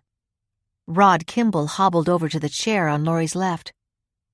"We're very grateful to you, Ms. Moran, for creating this opportunity for the girls, I guess I should say women, to try to clear themselves from the lingering suspicion that one of them was a murderer," Powell said. Laurie did not say that there were two other people in the house that night. Robert Powell, Betsy's husband, who had been rushed to the hospital in a total collapse with third-degree burns on his hands, and Jane Novak, Betsy's longtime friend and housekeeper. Jane had arrived in the room seconds after Powell had become hysterical. It would have seemed to me that he wouldn't want to keep her, but he did, Laurie thought. Since we've been around, it's obvious that her main purpose in life is to anticipate his every wish. I can only imagine what it would be like to never know when some journalist will rehash the story, Laurie said now. "You don't need a journalist," Rod said grimly. "Everyone has a theory. There are wild rumors all over the internet." Laurie realized she had liked Allison's husband the minute she met him. His handsome face bore lines of the suffering he had endured with the terrible accident that had left him disabled and ruined his career, but she saw no trace of self-pity in his demeanor. It was obvious he was devoted to his wife. He had stood protectively at her side with his arm around her when she was greeted by Robert Powell. But why was that necessary? Laurie wondered. Well, let's hope that the program will give people an understanding that these young women were incidental to the tragedy. I know my two assistants have read everything there is to read about the circumstances, and both are convinced that an intruder, who may have crashed the gala in evening clothes, slipped in through the unlocked door and was after Betsy's emeralds. The sound of the doorbell hushed all conversation. Everyone turned to look at the entrance to the dining room. Robert Powell pushed back his chair and stood up. They heard the sound of footsteps coming down the hall. And then she was there, Claire Bonner, stunning with her blonde hair touching her shoulders, her blue eyes accentuated by carefully applied makeup, her slender figure elegant in a couture suit, a warm smile on her face as she looked from one face to the next at the table. My God, she's the image of her mother, Laurie thought, then heard a strangled moan and the heavy thud of something falling on the floor. Nina Craig had fainted. 22. Leo Farley drove past Robert Powell's house at a normal speed. In no way did he want to attract attention, although if he were stopped for any reason, he had his NYPD retirement ID in his wallet. That thought made him smile. Dad, every cop in the tri-state area recognizes you. For years, you were the one who talked to the media when there was a major crime. It was true, Leo acknowledged to himself. His boss, the then police commissioner, had preferred to be away from the glare of the media. You do the talking, Leo, he always said. You're good at it. On his last drive-by, he had noticed that the driveway next to Powell's had a chain across it to keep unwanted vehicles out. The shades of the mansion did not fully cover the windows, but were drawn very low. There were no cars in the driveway, and in general, the entire property had an air of stillness about it that suggested the occupants of the house were away. The name of the owner, J.J. Adams, was on the mailbox. Leo had Googled and then looked him up on Facebook. It was a lucky hunch.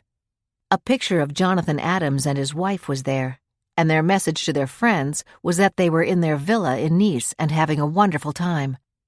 It was amazing what kind of information people volunteered, Leo thought. If he'd been a criminal, he could have used it to rob this house or worse. Leo parked his car 10 blocks away, near the railroad station, and then began to jog back to Old Farms Road. He had taken up jogging after he dropped Timmy off at school, and it was easy enough for him to get back to the place he had chosen as his observation post. He was stopped at the corner by a squad car pulling up beside him. A veteran cop was next to the driver. Inspector Farley, what are you doing here? I didn't know you set foot outside your territory. It was a genial sergeant, whom Leo recognized as being a member of the bagpipe band that played on special occasions in Manhattan, like the St. Patrick's Day Parade. Leo did not believe in happenstance. His immediate question after greeting the sergeant was to ask if Ed Penn was still the chief of police in Salem Ridge. You bet he is, the sergeant confirmed. He's retiring next year. Leo considered. He had not planned to talk to the local police, but suddenly it seemed like a good idea. I'd like to see him, he said. Well, hop in. We'll take you to the station house. 5 minutes later, Leo was explaining to Chief Edward Penn why he was jogging on the streets of Salem Ridge. You know, of course, that my son-in-law, Greg Moran, was gunned down, and that the killer told my grandson his mother and he were next. I remember, Leo, Penn told him quietly. Did you know my daughter is the producer of the graduation gala program? I did. She's an impressive woman, Leo. You must be proud. Call it a hunch, but I have had a feeling that this program could be trouble. So do I, Penn said crisply. Don't forget, I was around 20 years ago when we got the call from the housekeeper screaming that Betsy Powell was dead. We thought it was a heart attack and called for an ambulance. Then we got there and the room was full. Not just Robert Powell, but the 4 graduates and the housekeeper. It was a mess, and of course that meant that the crime scene was contaminated. What was Powell's reaction at that point? Leo asked. White as a sheet, heart fibrillations, beyond shock. He always brought her coffee in the morning, so he was the one who found her. But I guess you read that in the papers. Yes, I did, Leo agreed, taking in the familiar sights and sounds of the station house. First, the squad cars parked outside as he got out of his ride, then the sergeant's desk, and then the hallway that he knew led to the holding cell in jail. Leo missed being on the force in New York City. He had joined New York's finest as soon as he graduated from college. It was the only career he ever considered, and he had loved every minute of it. He also knew that had he not retired when a new police commissioner was appointed last year, he would probably have gotten the job. But none of that was important compared to preventing Blue Eyes from carrying out his threat. Ed Penn was saying, "We gave those 4 girls a pretty tough grilling, but not one of them broke. I always thought that one of them did it, but it is always possible that an intruder got in. That was a big party, and someone in formal clothes could have mixed with the crowd. According to the housekeeper, she had locked all the doors before she went to bed, but someone had opened the one from the den onto the patio and left it open. Turns out 2 of the girls, Regina and Nina, had gone out there a couple of times to smoke a cigarette." It was everything that Leo had read. You really think it was one of the girls who killed her? They were too calm. Wouldn't you think they'd all be more upset? Even Betsy's daughter was mighty composed. I don't think I saw a tear shed by any one of them, either in that bedroom or the whole next week. Would any of them have had a motive? Well, Betsy and her daughter Claire were so close that Claire was chauffeured or drove back and forth to Vassar rather than boarding. Regina's dad went bust and hanged himself after investing in Powell's hedge fund. Regina was 15, and she found him hanging. But even her mother agreed that Powell had warned him strongly to invest only what he could afford to lose. Nina's mother, the actress Muriel Craig, had been dating Powell, but when she was asked about it, she said they were just friends and both were seeing other people when he met Betsy. That leaves only Allison Schaefer. She was going around with Rod Kimball, the football player, and married him 4 months later. No motive there. As for Robert Powell, by all accounts he was broken up by her death, and he's never been linked to another woman. If it wasn't an intruder, that leaves the housekeeper, Leo suggested. No motive there either. Betsy knew her from her ushering days, knew what a good worker she was, and that she was a good cook. Betsy wasn't comfortable with the previous housekeeper Powell had. She had been hired by Powell's ex-wife, so there was no love lost there. Jane went from cleaning dressing rooms in the theater to living in a 3-room apartment in a mansion and commanding a pretty big salary. Betsy was always saying how much she valued her. So that leaves an intruder, Leo said. Chief Penn's expression became somber. It doesn't mean that having all of those 6 people together might not bring something to light.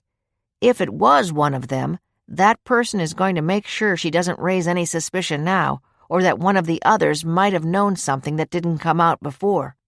I read in the papers that Alex Buckley, the big-shot defense lawyer, is going to question all of them on camera.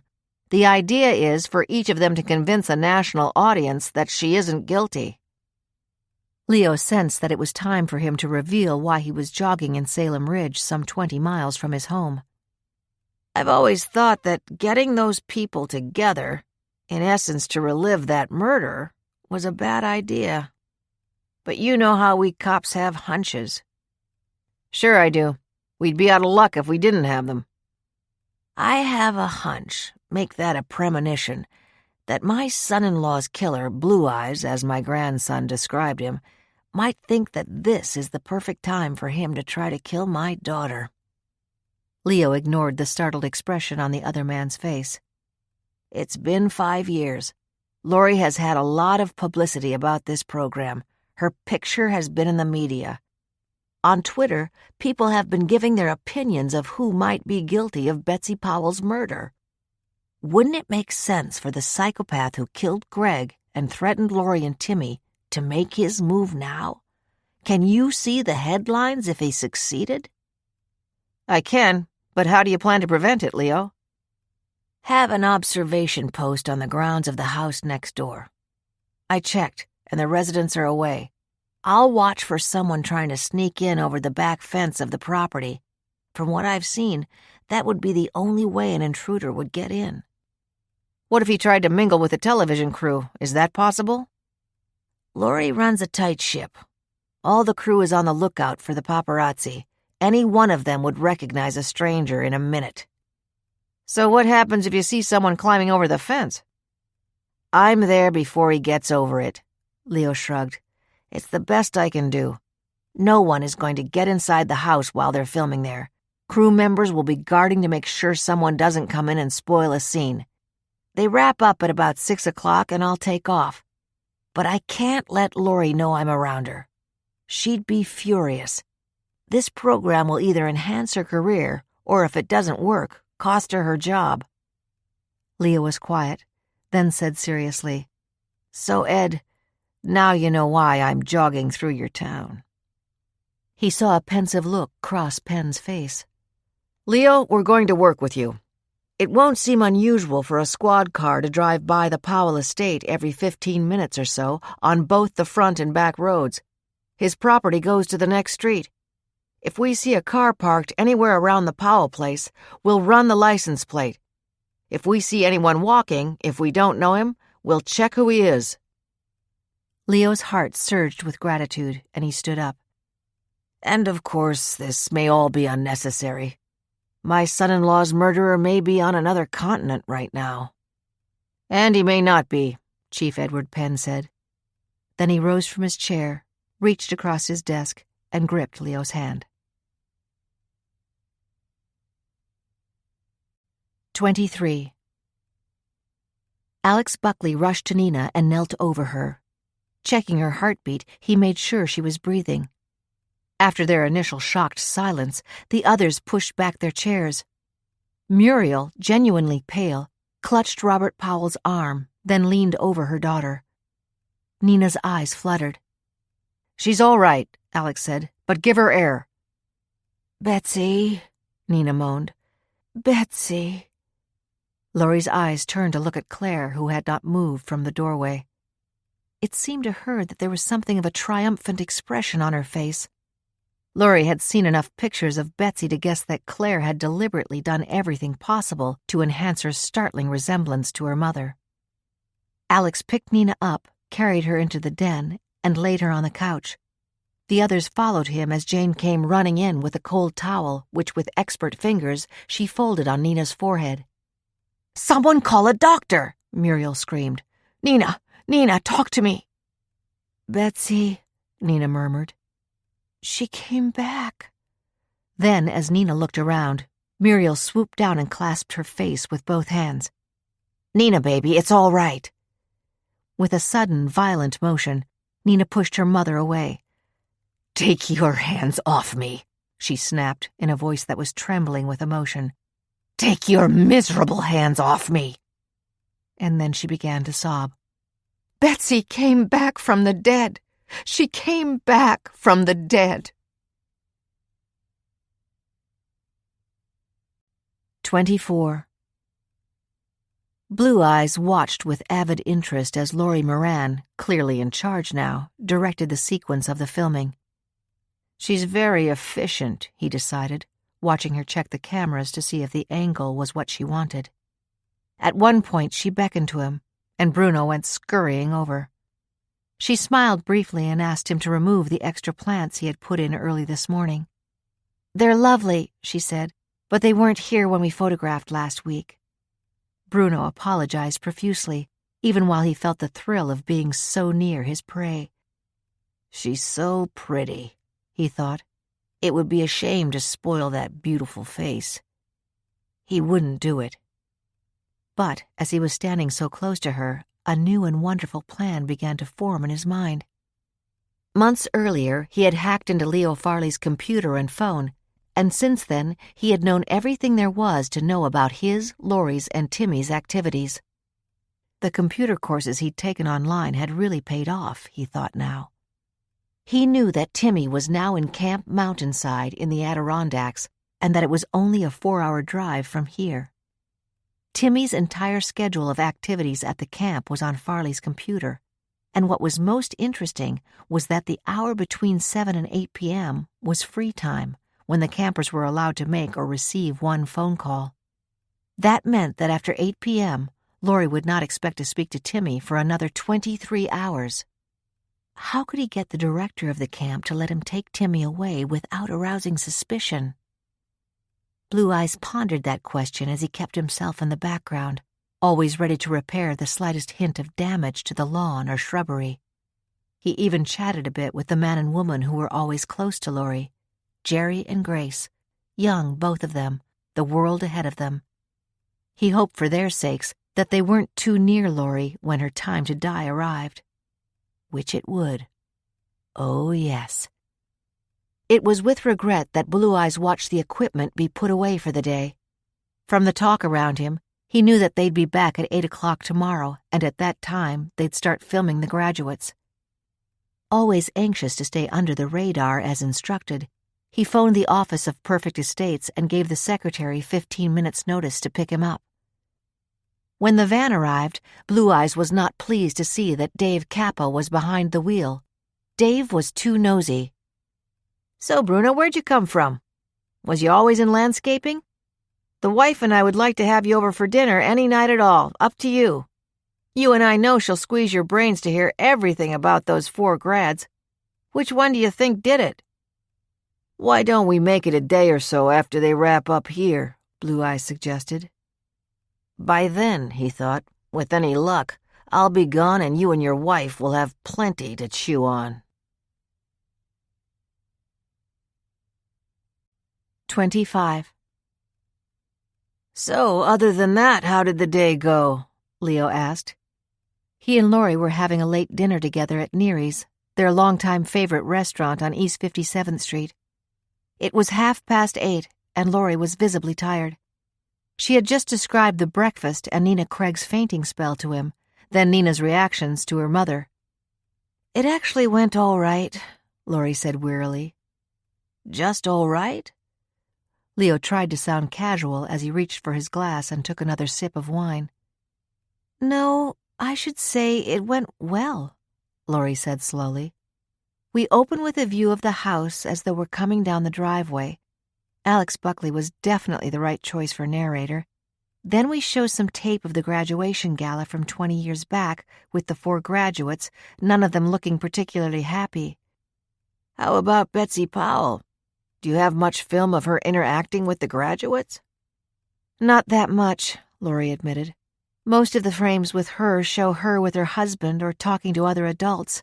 Not that the graduates were kids," she added hastily. "They were all 21 or 22, but they were hardly ever with Betsy. We ran through the tapes with them today. I think they were all uncomfortable. Tomorrow we film them watching the excerpt we'll use on camera. Then Alex starts talking with them about the gala."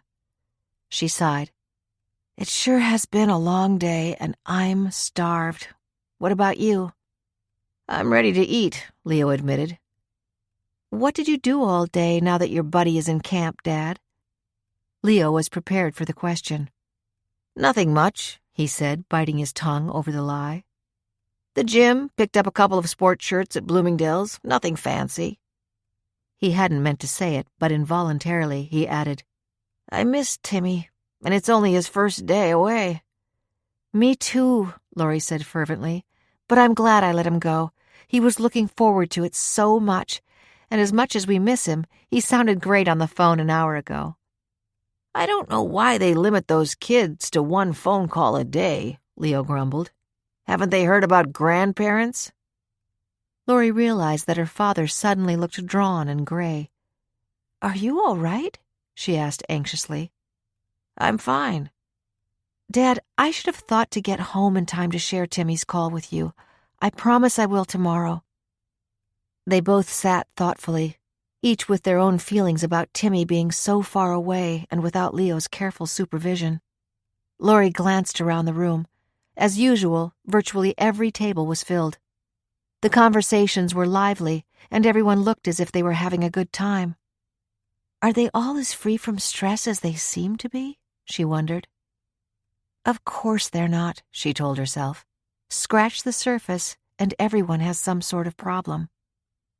Then, determined not to voice her fear about Timmy, Laurie said, "I'm having liver and bacon tonight.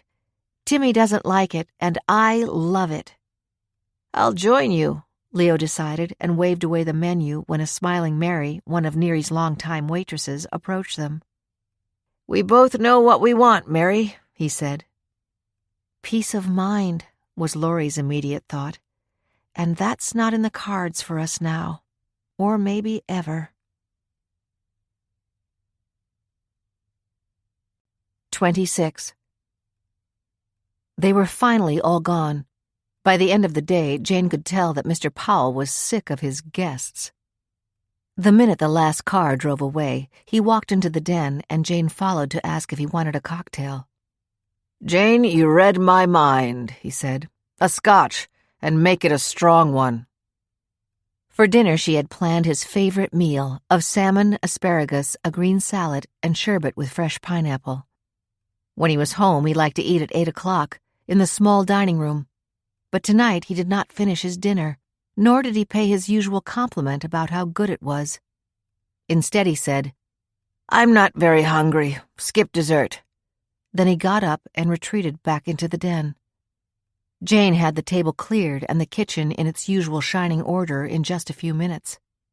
Then she went upstairs, turned down his bed, adjusted the air conditioner to 65 degrees, and placed a carafe of water and a glass on the night table. Finally, she laid out his pajamas, robe, and slippers, her hands moving tenderly over the clothing as she hung it in his bathroom. Some nights when Mr. Powell was home, he sat in the den for a couple of hours, watching television or reading. He enjoyed the classic movies and the next morning would comment to her about them. "Watch 2 of the Alfred Hitchcocks, Jane. No one could do suspense the way he did." If he had had a hard day at the office, he would go directly upstairs after dinner, get changed, and read or watch television in the sitting room of his suite. Other nights he invited 6 or 8 people for cocktails and dinner. It was a predictable pattern, making Jane's job quite easy.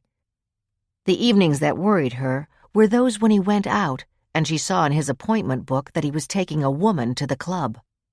But that didn't happen very often, and he seldom saw the same woman more than 2 or 3 times. All this was going through Jane's mind as she completed the nightly ritual.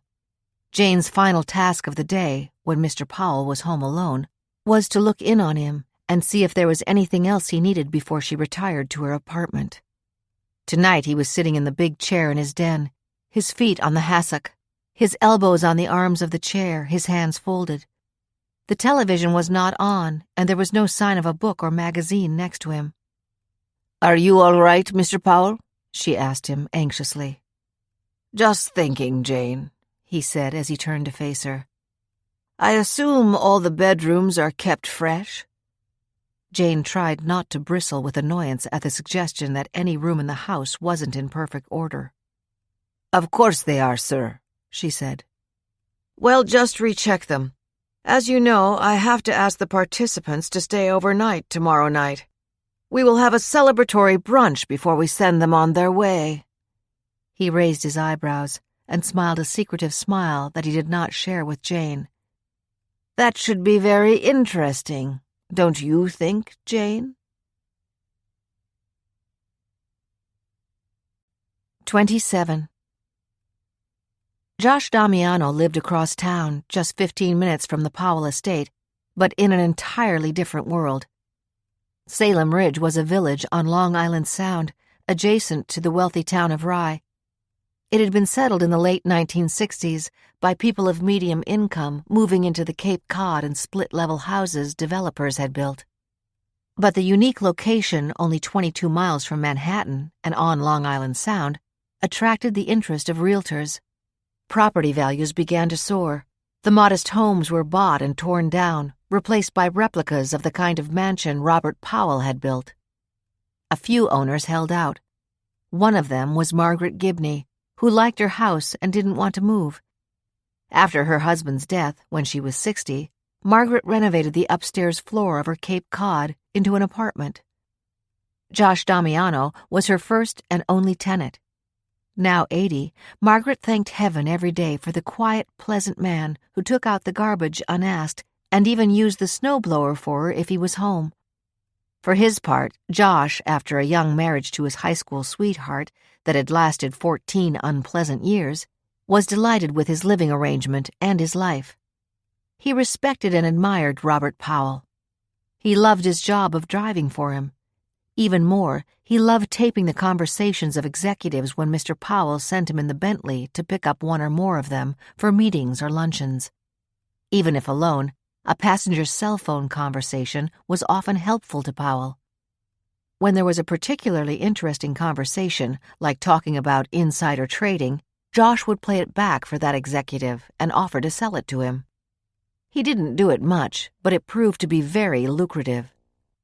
Over time, instead of listening to the tapes, Mr. Powell would merely ask Josh if there was anything interesting on the tapes. When Josh said no, as he did with the graduates, Mr. Powell trusted him. "They all just said hello and thank you, sir." Josh had told him about his trips to pick up the graduates at the airport. A disappointed Robert Powell had just shaken his head. At moments like that, Josh remembered how he had almost lost his job.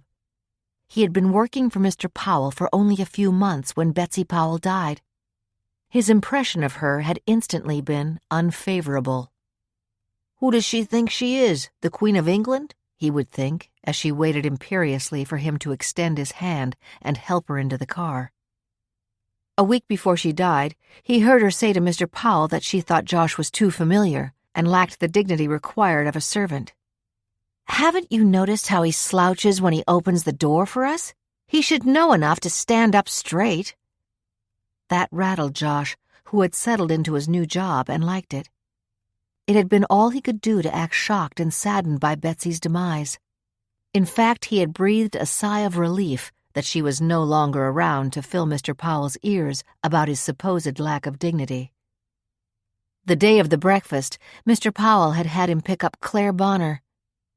"Maybe I'll be lucky and she'll make a phone call, Josh," he had said. "Be sure to have the tape on and see if you can get her to chat with you." That hadn't worked. When he picked Claire up at the hotel, she got into the Bentley and promptly leaned back and closed her eyes, a definite signal that she was not going to be engaged in conversation. Josh had been shocked to see how much Claire resembled her mother. He remembered her as a mousy-looking kid, young for her 22 years at the time. That first day of filming, Josh had stayed at the mansion all day, helping Jane when she prepared sandwiches and dessert and serving them on the patio, where the breakfast group retreated between scenes.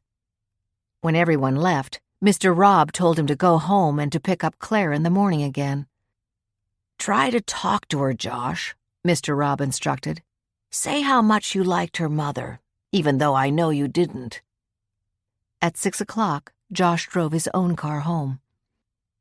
It was one of the nights when Mrs. Gibney was in a talkative mood and invited him to share the roast chicken that she had prepared.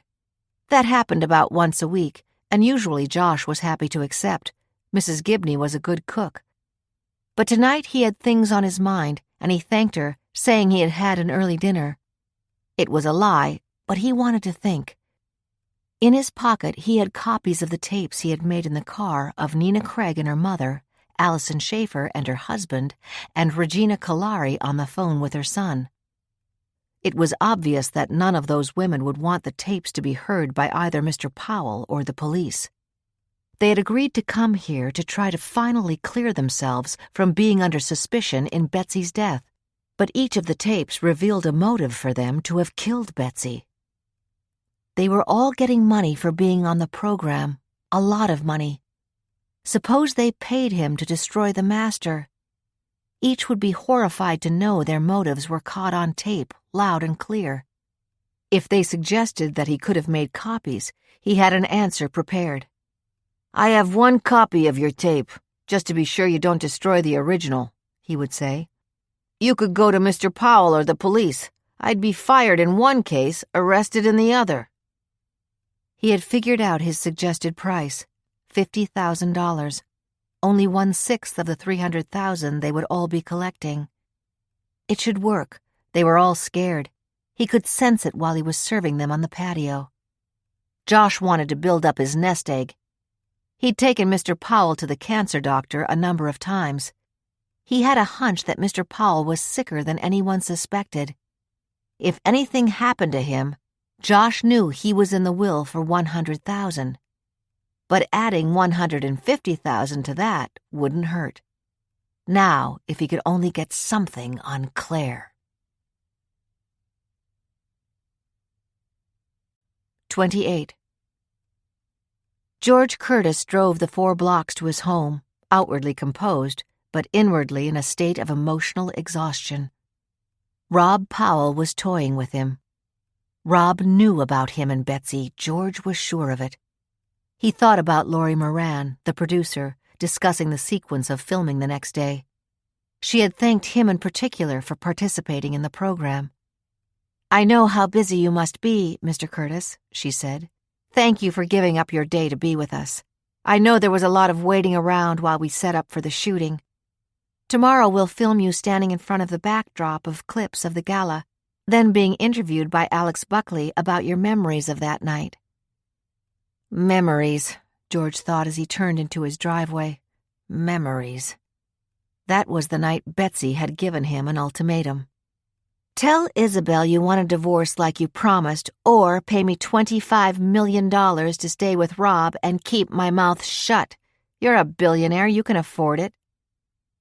And it was on the way to the gala that Isabel, her face radiant, had told him she was 4 months pregnant with twins. "I waited to tell you, George," she had said. "After 4 miscarriages, I didn't want to disappoint you again. But 4 months is a big milestone. After 15 years of waiting and praying, this time we'll have a family."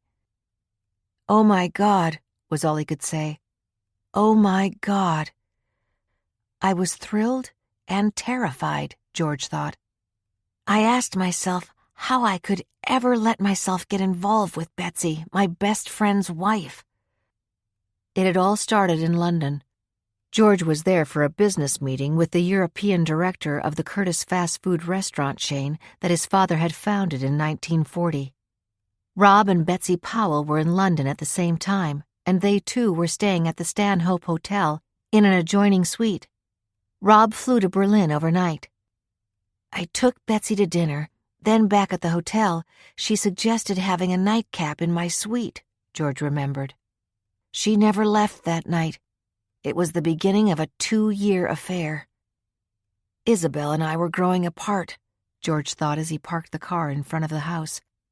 She was taken up with volunteering for a number of charities, and I was all over the world opening up new markets. When I was home, I didn't want to go to the charity dinners with her, because any time Rob was away, I met Betsy somewhere. But after a year, it began to wear off. I finally saw her for what she was, a manipulator, and then I couldn't get rid of her. She kept hounding me to get a divorce. At the gala, Isabel was telling her friends that she was pregnant. When Betsy heard that, she told me she knew I wouldn't get a divorce. Instead, she wanted $25 million to keep her mouth shut. "You can afford it, George," she had said, smiling, always aware of the audience around her. "You're a billionaire. You won't even miss it. Otherwise, I tell Isabel about us. Maybe the shock will cause her to miscarry again." George was sickened. "If you tell Isabel or anyone else, Rob will divorce you." George could hardly even manage to form the words.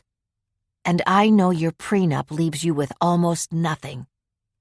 Betsy had actually smiled. "I know that won't happen, George, because you're going to pay me, and I'll keep living happily with Rob, and you and Isabel will be in a state of bliss with your twins." She continued to smile as George heard himself say, "I'll pay you, Betsy, but if you ever say anything to Isabel or anyone else, I will kill you. I swear it." "Here's to that agreement," Betsy said as she clinked her glass against his. 20 years later, George now unlocked the door of his car. His mind switched to what Laurie Moran had told him about the rest of his part in the filming. "And then we'll have you and Alex Buckley sitting together, and he'll ask you your overall impressions of the party and of Betsy Powell," Laurie had said. "Maybe you have some stories you could tell about Betsy. From what I understand, you were close friends of the Powells and frequently saw them socially." "I told Moran that I saw Rob more on the golf course at the club than socially as couples," George thought, as he walked up the 3 steps to the charming brick house that he and Isabel had built 20 years ago. He remembered how the architect had come in with pretentious renderings of houses in which the entrance hall was big enough for a skating rink, and twin staircases led to a balcony where you could put a full orchestra. Isabel's comment was, "We want a home, not a concert hall." And it was homey, spacious but not overwhelming, inviting and warm. He opened the door and headed to the family room. As he had expected, Isabel and the twins, Lila and Justin, who were home from college for the summer, were there. George's heart swelled with love as he looked at the three of them. And to think I almost lost them, he thought, as he remembered his threat to Betsy. 29. When Claire got back to the hotel, the first thing she did was to put a "Do Not Disturb" sign on the door, then rush to wash her face. All the carefully applied makeup vanished into the soapy washcloth as she checked and rechecked to be sure that every vestige of it was gone. Well, it served its purpose, she thought. I saw the look on all their faces, especially Rob Powell's, when they saw me. I'm not sure if Nina pulled that feint or if it was genuine. She was a pretty good actress, even if she never did make it big. But I think she upstaged Daddy Rob. He was just about to faint himself again before she beat him to it. Well, didn't he used to brag that in high school he was voted best actor in the senior play? And he's perfected his act since then.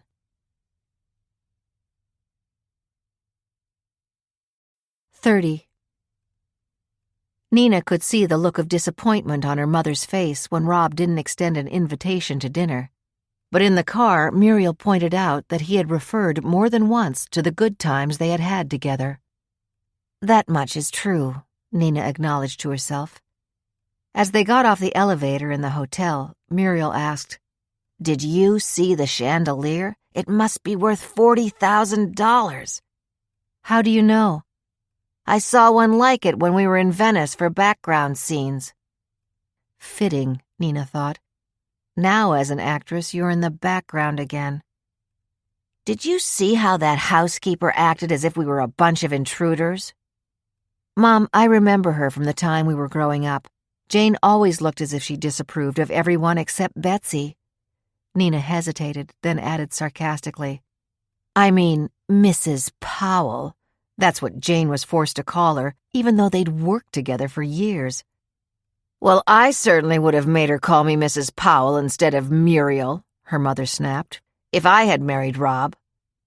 "I'm going to my room. I'll have dinner served there," Nina replied, rolling her eyes to heaven. As she walked rapidly away from Muriel, she thought, "The greatest gift you ever received was that Betsy was out of your way. But even though you called Rob Powell any number of times after she died, he didn't want to see you again.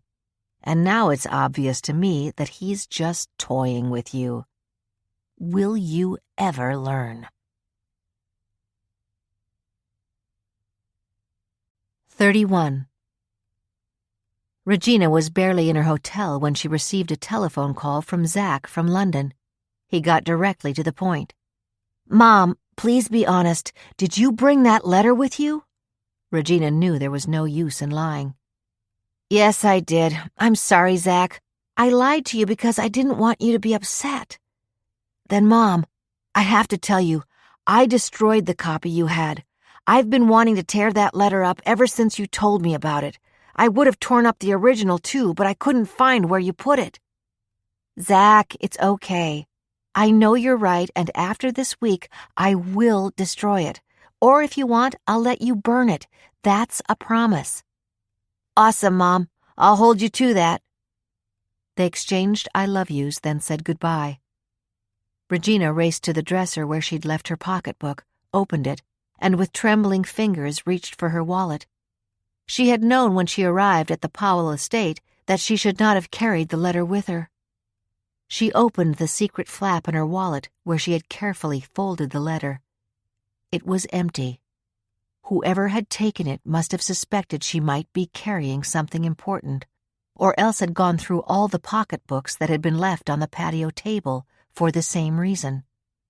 And the letter provided the perfect reason for her to have murdered Betsy.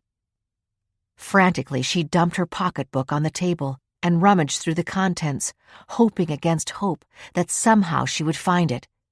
But it was not there. 32. Rod woke at 4 a.m. after hearing a door close. "Allie," he called. He turned on the overhead light. The door to the sitting room was open, and he could see Allison was not there. He bolted up and reached for his crutches. After all these years, his arms and shoulders were powerful, and he could move swiftly on them. Was Allison sleepwalking again? He glanced into the bathroom and the dressing room. She was not in either of them. He reached the outer door of the room in seconds and threw it open. There was Allison, walking slowly down the long hallway. He caught up with her at the staircase to the lobby. Once there, he reached for her hand and whispered her name. He watched her eyes blinking, and she turned her face to him. "It's fine," he said soothingly. "It's fine. We're going back to bed." When they were inside the room, she began to cry. Rod, I was sleepwalking again, wasn't I?" "Yes, but it's all right, it's fine." "Rod, the night of the gala, I was so angry. People were asking me if I was planning to go to medical school. I told them I was going to have to work for a year at least. Whenever I looked at Betsy, all I could think was that she had stolen that scholarship from me so that she could get into a fancy club." Her voice a desperate whisper, she said, "I was sleepwalking that night of the gala. I woke up leaving Betsy's room. I was so grateful she hadn't heard me. Or is it possible I killed her?" Her words were drowned in sobs. 33. Leo Farley dropped Laurie off in a cab, then instructed her driver to wait until he had seen the doorman open the door into the lobby and close it behind her. As safe as I can make her, he thought, then leaned back in the cab with a weary sigh. It had been a long day, made even longer by his anxiety about Timmy being away at camp. He was so deep in thought that he did not notice when the cab pulled up at his apartment building on the next block. Tony, the doorman, was there, waiting to open the door. Leo usually bounded out of the cab, but tonight, after he had paid the fare, he moved slowly and even reached for Tony's hand to help get him to his feet. And then he felt it begin, the rapid pulsing of his heart that meant he was beginning to have an attack of cardiac fibrillation. As Tony waited attentively, Leo started to get out, then remembered that his doctor had warned him that he must not, absolutely must not ignore it when his heart began to beat like this, like a locomotive out of control. "Get to the hospital right away, Leo," he had ordered. "A lot of people have this condition, but yours is much more serious than most. Your heart has to be slowed down immediately." Leo looked up at Tony. "Just remembered I left something at my daughter's house," he fibbed, then added, "I may stay over with her." "That's fine, sir. Good night." Tony closed the door with a decisive click, and Leo reluctantly told the driver to take him to Mount Sinai Hospital. "At least it's only a few blocks away," he thought as he again checked his rapidly accelerating pulse. 34. Alex Buckley pondered the events of the day as he drove home from Salem Ridge to Manhattan. He did not know what he had expected would unfold. The four girls, now women, had been friends since their freshman year in high school, and it was obvious that their greeting to each other had been guarded, although as the hours wore on, they seemed to be warming up. Their reaction to Robert Powell was unmistakably hostile, even as they kept up a thin veneer of cordiality.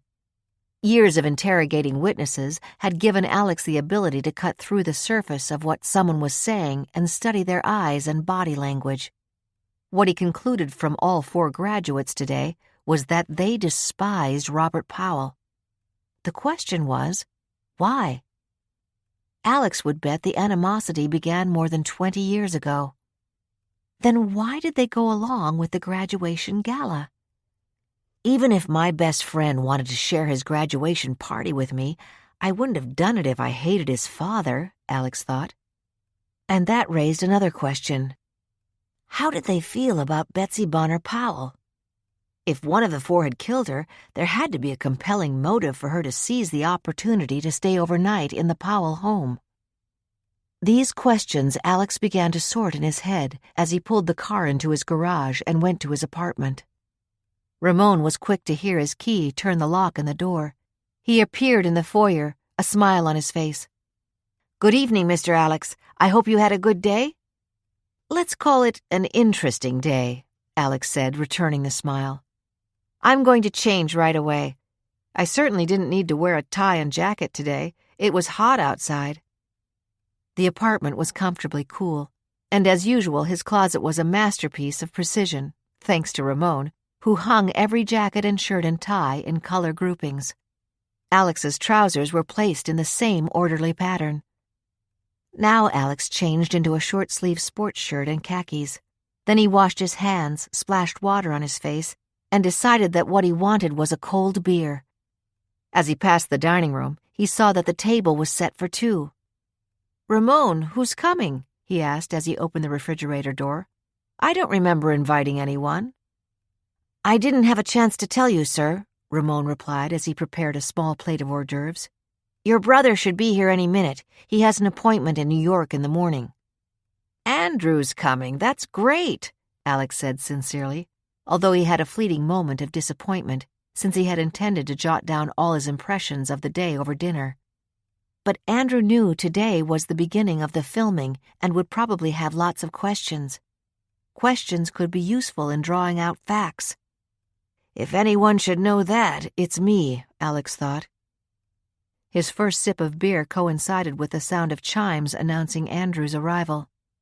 He had his own key and was letting himself in when Alex walked into the foyer. For a long time it had been just the two of them. Their mother had died when Alex was a freshman in college, and their father 2 years later. Alex had just turned 21 and had been appointed Andrew's guardian. Like most brothers, they had had their squabbles growing up. Both were competitive in sports, and a victory over the other in golf or tennis was a source of great joy. But competition had disappeared when it was just the two of them. They only had distant cousins in their extended family, none of whom lived in New York. They sold their home in Oyster Bay and moved into a 4-room apartment in Manhattan on East 67th Street, which they shared until Andrew had graduated from Columbia Law School and accepted a job in Washington, D.C. Alex, by then 5 years out of NYU law and a rising star in a litigation firm, had stayed in their apartment until he bought the one on Beekman Place. Unlike Alex, Andrew had married 6 years ago and now had 3 children, a 5-year-old boy and twin 2-year-old daughters. "How are Marcy and the kids?" was the first question Alex asked after giving his brother a brief hug. Andrew, 6'2" to Alex's 6'4", his hair slightly darker than Alex's, his eyes blue-gray but with the same disciplined body, laughed. "Marcy is jealous I'm getting away overnight. The twins are living the concept of the terrible twos. Their vocabulary consists of one word, no. Johnny, as usual, is a great kid. If he ever was a 2-year-old like the girls, I don't remember it." He looked at the glass in his brother's hand. "How about one of those for me?" Ramon was already pouring the beer into a chilled glass. They settled in the den, and Andrew hungrily reached for the plate of hors d'oeuvres. "I'm starving. I skipped lunch today." "You should have ordered out," Alex suggested. "That's profound wisdom. If only I had thought of it." The brothers exchanged a brief grin. Then Andrew asked, "And now for the $64,000 question. How did it go today?" "Interesting, of course." Alex began telling him about the breakfast gathering. When he came to the fact that Nina Craig had fainted at the sight of Claire, Andrew interrupted. "Was it a real faint or was she faking it?" "What makes you ask that?" Alex said quickly. "Well, don't forget, Marcy did a lot of acting before we were married. She lived in California for 5 years after college. When we knew that you were involved in all this, and the journalists were rehashing the case, she told me she had been in a play with Muriel Craig and that every night after the show, Muriel would head for a bar, get drunk, and start telling people how she could have married Robert Powell except that her stupid daughter had dragged her friend's mother over to meet him. She'd rant on about how she and Powell were practically engaged and right now she could be living in a mansion with a handsome rich husband if it wasn't for her stupid daughter Nina. Apparently Nina was there one night and after Muriel got finished, they almost came to blows." Well, maybe that explains it, Alex said. I think the faint was genuine, but as she was coming out of it, Nina screamed at her mother to take her miserable hands off her. How long had Betsy been married to Powell when she was murdered? Andrew asked. Wasn't it 6 or 7 years? 9 years. Do you think there's any chance that Nina Craig took the opportunity to get rid of Betsy by staying over at the house after the gala and hopefully making Powell available for her mother again? From what Marcy told me, Nina can be a tough cookie. Alex did not answer for a long minute, then said wryly, Maybe you're the one who should have been the criminal lawyer. I was falling hook, line, and sinker for Nina's, Mommy, I'm sorry, I'm sorry. Ramon was standing in the doorway. Dinner is served if you are ready, sir. I hope we have fish, Alex commented as he stood up. It's supposed to be brain food, isn't it, Ramon?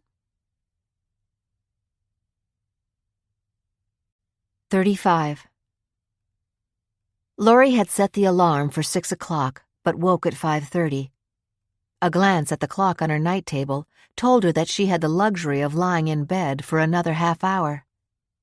This was the hour when if Timmy woke up early, he would come into her room and snuggle against her in bed. She loved the feeling of putting her arm around him and having his head tucked under her chin. He was tall for his age, but he still seemed so little and vulnerable that a fierce need to protect him always filled her being. I would kill for you, she would think passionately, when the threat Blue Eyes had shouted flooded her mind. But today, Timmy had just completed his first overnight away from her or her father since he was born. Whenever she had to go away on business, Leo moved in and stayed with Timmy. Was Timmy enjoying camp? Was he homesick? That would have been natural, she told herself. All first-time campers are bound to feel that way for a day or two. But I'm homesick for him, she thought as she threw back the light covers, knowing that it would be easier to get up than to lie awake worrying about Timmy. She allowed herself to pick up the framed picture on her dressing table. It had been enlarged from a snapshot someone had taken of Greg, Timmy, and her when they had been with a group of friends at the beach in East Hampton.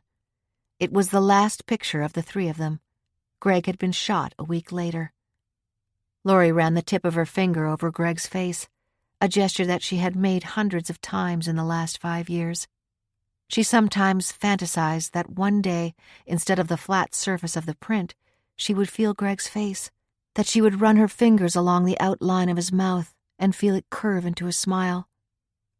She thought of how one night a few months after Greg's death, her need for him had been so strong that she fell asleep whispering his name over and over again. Then she dreamt so vividly of him, his expression troubled and sad, as if he was in distress that she was so aggrieved. Shaking her head, she put the picture back on the dresser. 15 minutes later, her hair still wet from the shower, her cotton bathrobe once more covering her slender body, she went into the kitchen where the coffee had already brewed on the timer.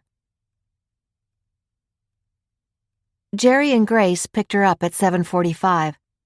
The rest of the crew would meet them at the Powell estate. As usual, Grace was trying to pull herself awake.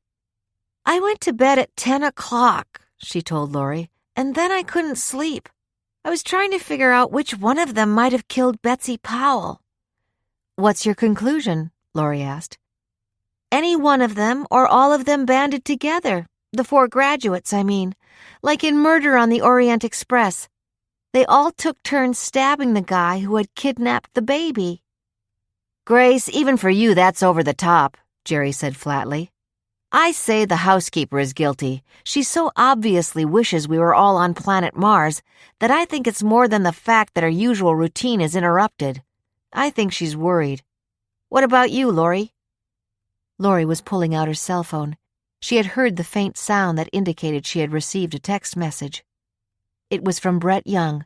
It read, Laurie, the financial statements for the quarter indicate another drop in revenue. As I told you, the last 2 pilots you produced were expensive and disappointing. Make sure this one works. 36. Mr. Powell had awakened earlier than usual. By 7:15 he was finishing his second cup of coffee. From where he sat in the breakfast room, he had a full view of the backyard, a sight which usually pleased him. But today, despite the fact that the rose bushes around the patio were in full bloom, and the fountain was sending a spray of crystal water into the air, and the plants around the pond made a display of color like the palette of an artist, the look on his face was one of displeasure.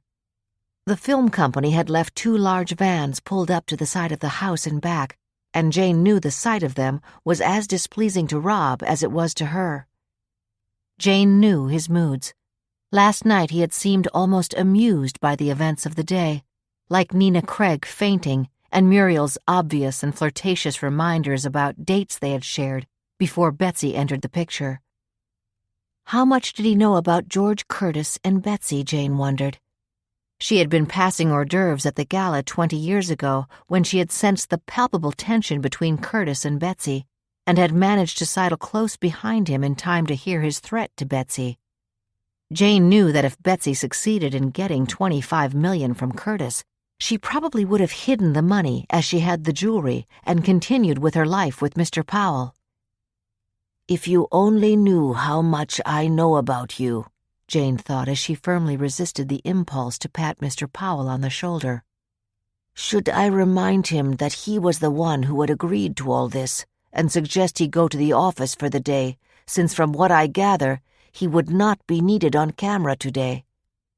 But she did not touch his shoulder or suggest he go to the office. She knew he would be appalled if she took either liberty. Instead, she made the symbolic gesture of offering him more coffee, and after brusquely refusing, he quietly left the room. Yesterday she had seen that sneak Josh go through the pocketbooks when the graduates were told to leave them on the table on the patio. He had removed something from one of them. She could not be sure which one because he was so quick about it. What had he found of interest? She had long known about his taping the people he was driving. She also knew that Betsy, Mrs. Powell, she sneered to herself, didn't like his attitude. He wouldn't have lasted long in this job if she had lived, Jane thought. What was it that he had taken from the pocketbook? She did know this. If it was something that would be beneficial to Mr. Powell, Josh would show it to him, and like a dog waiting for a friendly pat from his master, he would end up with a few $100s extra in his pocket. "Jane, I don't want to see anyone this morning," Mr. Powell said. "I will be spending a lot of time on the phone with the office. The production company is bringing their own food, so there's no reason to have an open kitchen for those people. The crew will be using the bathroom in the pool house. Let the others stay on the patio and come in and out through the kitchen to use the bathroom. I don't want any of them going upstairs or wandering through the house. Is that clear?" What had changed so drastically from last night when he had seemed to be enjoying himself, Jane wondered. Or was he dreading the one-on-one interview with that lawyer, Alex Buckley? Jane had read up on Buckley and had seen him on television discussing crimes. She knew that at some point he would be asking her questions about that night, too. "Well, I've managed to keep my thoughts to myself for almost 30 years, she thought. "I'm pretty sure I can continue to keep secrets." Jane smiled to herself as she thought of the jewelry she had taken from Betsy's hiding place after her body was found. The earrings and ring and necklace George Curtis had given Betsy had of course never been worn around Mr. Powell. Betsy saved them for those quiet little get-togethers when he was out of town. Mr. Powell never knew about them, and George Curtis certainly wasn't looking to get them back. I wonder if all these years Curtis has been wondering if that jewelry would be found and traced to him. He did threaten Betsy that night, and he lives only a 10-minute walk away. Well, if any suspicion falls on either Mr. Powell or myself about Betsy's death, I can pretend that I just found them and let Mr. George Curtis be accused of her murder.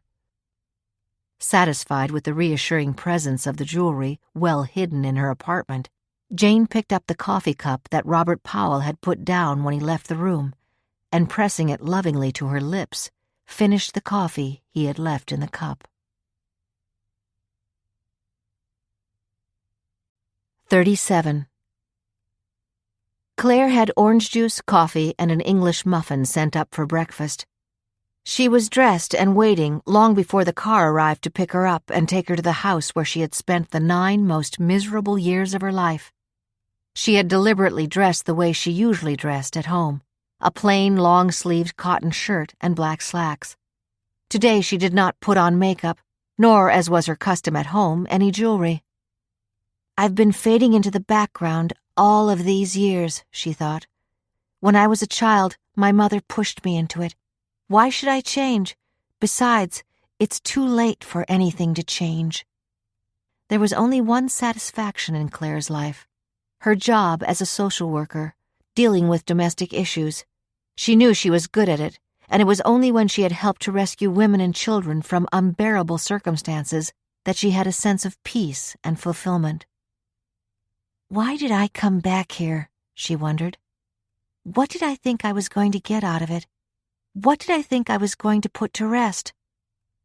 By participating, each of the graduates risked revealing her own secret reasons for hating Betsy.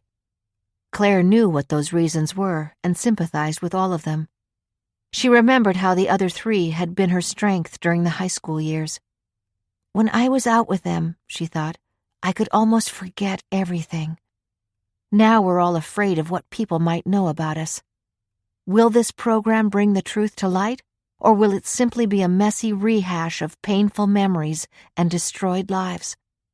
She shrugged impatiently, then turned on the news to kill time until the car arrived. One of the items mentioned the filming of the show about the murder of Betsy Bonner Powell, and how it was destined to be the most highly anticipated event of the television season. Claire pushed the remote control button, and the screen darkened just as the telephone rang. From the lobby, Josh Damiano asked in a cheery voice if she was ready to go. "Maybe I've been ready for 20 years, Claire thought as she picked up her pocketbook and slung it over her arm. 38. Chief Ed Penn had received a phone call from Leo Farley at 9 o'clock on Monday evening. He could tell that Farley sounded fatigued, but was shocked when Leo told him he was in the hospital. "They haven't been able to get my heart back to a normal rhythm," Leo told him. "And of course that means I'm not going to be around to keep an eye out for any potential problems." Chief Penn's first reaction was that Leo Farley had been under the strain of the threat to his daughter and grandson for 5 years and was breaking under it. After pointing out what Leo already knew, that the film company had a guard at the gate of the Powell estate to keep out paparazzi, and that the guard was checking everyone who attempted to get inside the grounds, Penn promised Leo he would station a squad car on the back road to be sure no one attempted to scale the fence. Now that the program was actually being made, Penn had taken home the exhaustive file of the case and had once again been reading through it. When Leo phoned, he had been examining the pictures of the crime scene with a magnifying glass, the beautifully appointed bedroom in the background, and the incongruous sight of Betsy Powell's body, her hair loose on the pillow, her eyes staring, her satin nightgown curving on her shoulders. The chief read that the housekeeper had been in the kitchen when she heard the commotion upstairs and raced up to find Robert Powell gasping for breath on the floor by the bed, his hand burned from the coffee he had been carrying to Betsy. The 4 graduates had rushed into the room when they heard Jane shriek. According to them, Jane Novak had screamed, "Betsy, Betsy," even though she normally called her Mrs. Powell. And immediately after pulling the pillow from the face of the victim, Jane admitted she had picked the emerald earring up from the carpet and put it on the night table. "I guess it was because I almost stepped on it," she said. "I wasn't thinking about what I was doing." What she had been doing was contaminating the crime scene, Penn thought, first by handling the pillow, then by picking up the earring. "And then I ran over to Mr. Powell," Jane's statement continued. "He had passed out. I thought he was dead. I had watched someone do CPR on television, and I tried it on him in case his heart stopped beating. And by then, the girls came in, and I shrieked to them to phone the police and get an ambulance." It was the collective calm of the 4 graduates that the chief remembered noting immediately. Granted, they told him they had been up until 3 a.m. talking and had drunk plenty of wine. The lack of sleep and the excessive drinking might have numbed their immediate response to Betsy Powell's death, but it seemed to him that even allowing for the shock of it, Claire Bonner was surprisingly composed for a young woman whose mother was dead. But then so were the other graduates when they were interrogated. "I still don't think it was an intruder," Penn thought. "I have always believed that someone in that house killed Betsy Powell." The 6 people who had been there were Robert Powell, the housekeeper, and the 4 graduates. "They're all being questioned by Buckley," Penn thought. "He's supposed to be dynamite when he's cross-examining a witness. It will be interesting to compare their initial statements with what they say now on camera." Shaking his head, the chief looked around his den. He felt that it was a stain on his department that the crime had never been solved.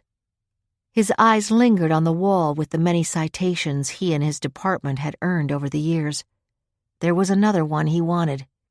It would be for solving the murder of Betsy Bonner Powell. Then he glanced at his watch. It was 10 minutes past 9. No more time for useless speculation. He picked up the phone to order that a squad car be stationed at the back of the Powell estate, starting the next morning. 39. Bruno woke on Tuesday morning at 6, aware that he was getting closer and closer to the moment of glory when he could take his final revenge. He turned on the television as he prepared his Spartan breakfast. He was allowed to keep a small refrigerator in his room. He plugged in the coffee maker, then poured yogurt and cereal into a bowl.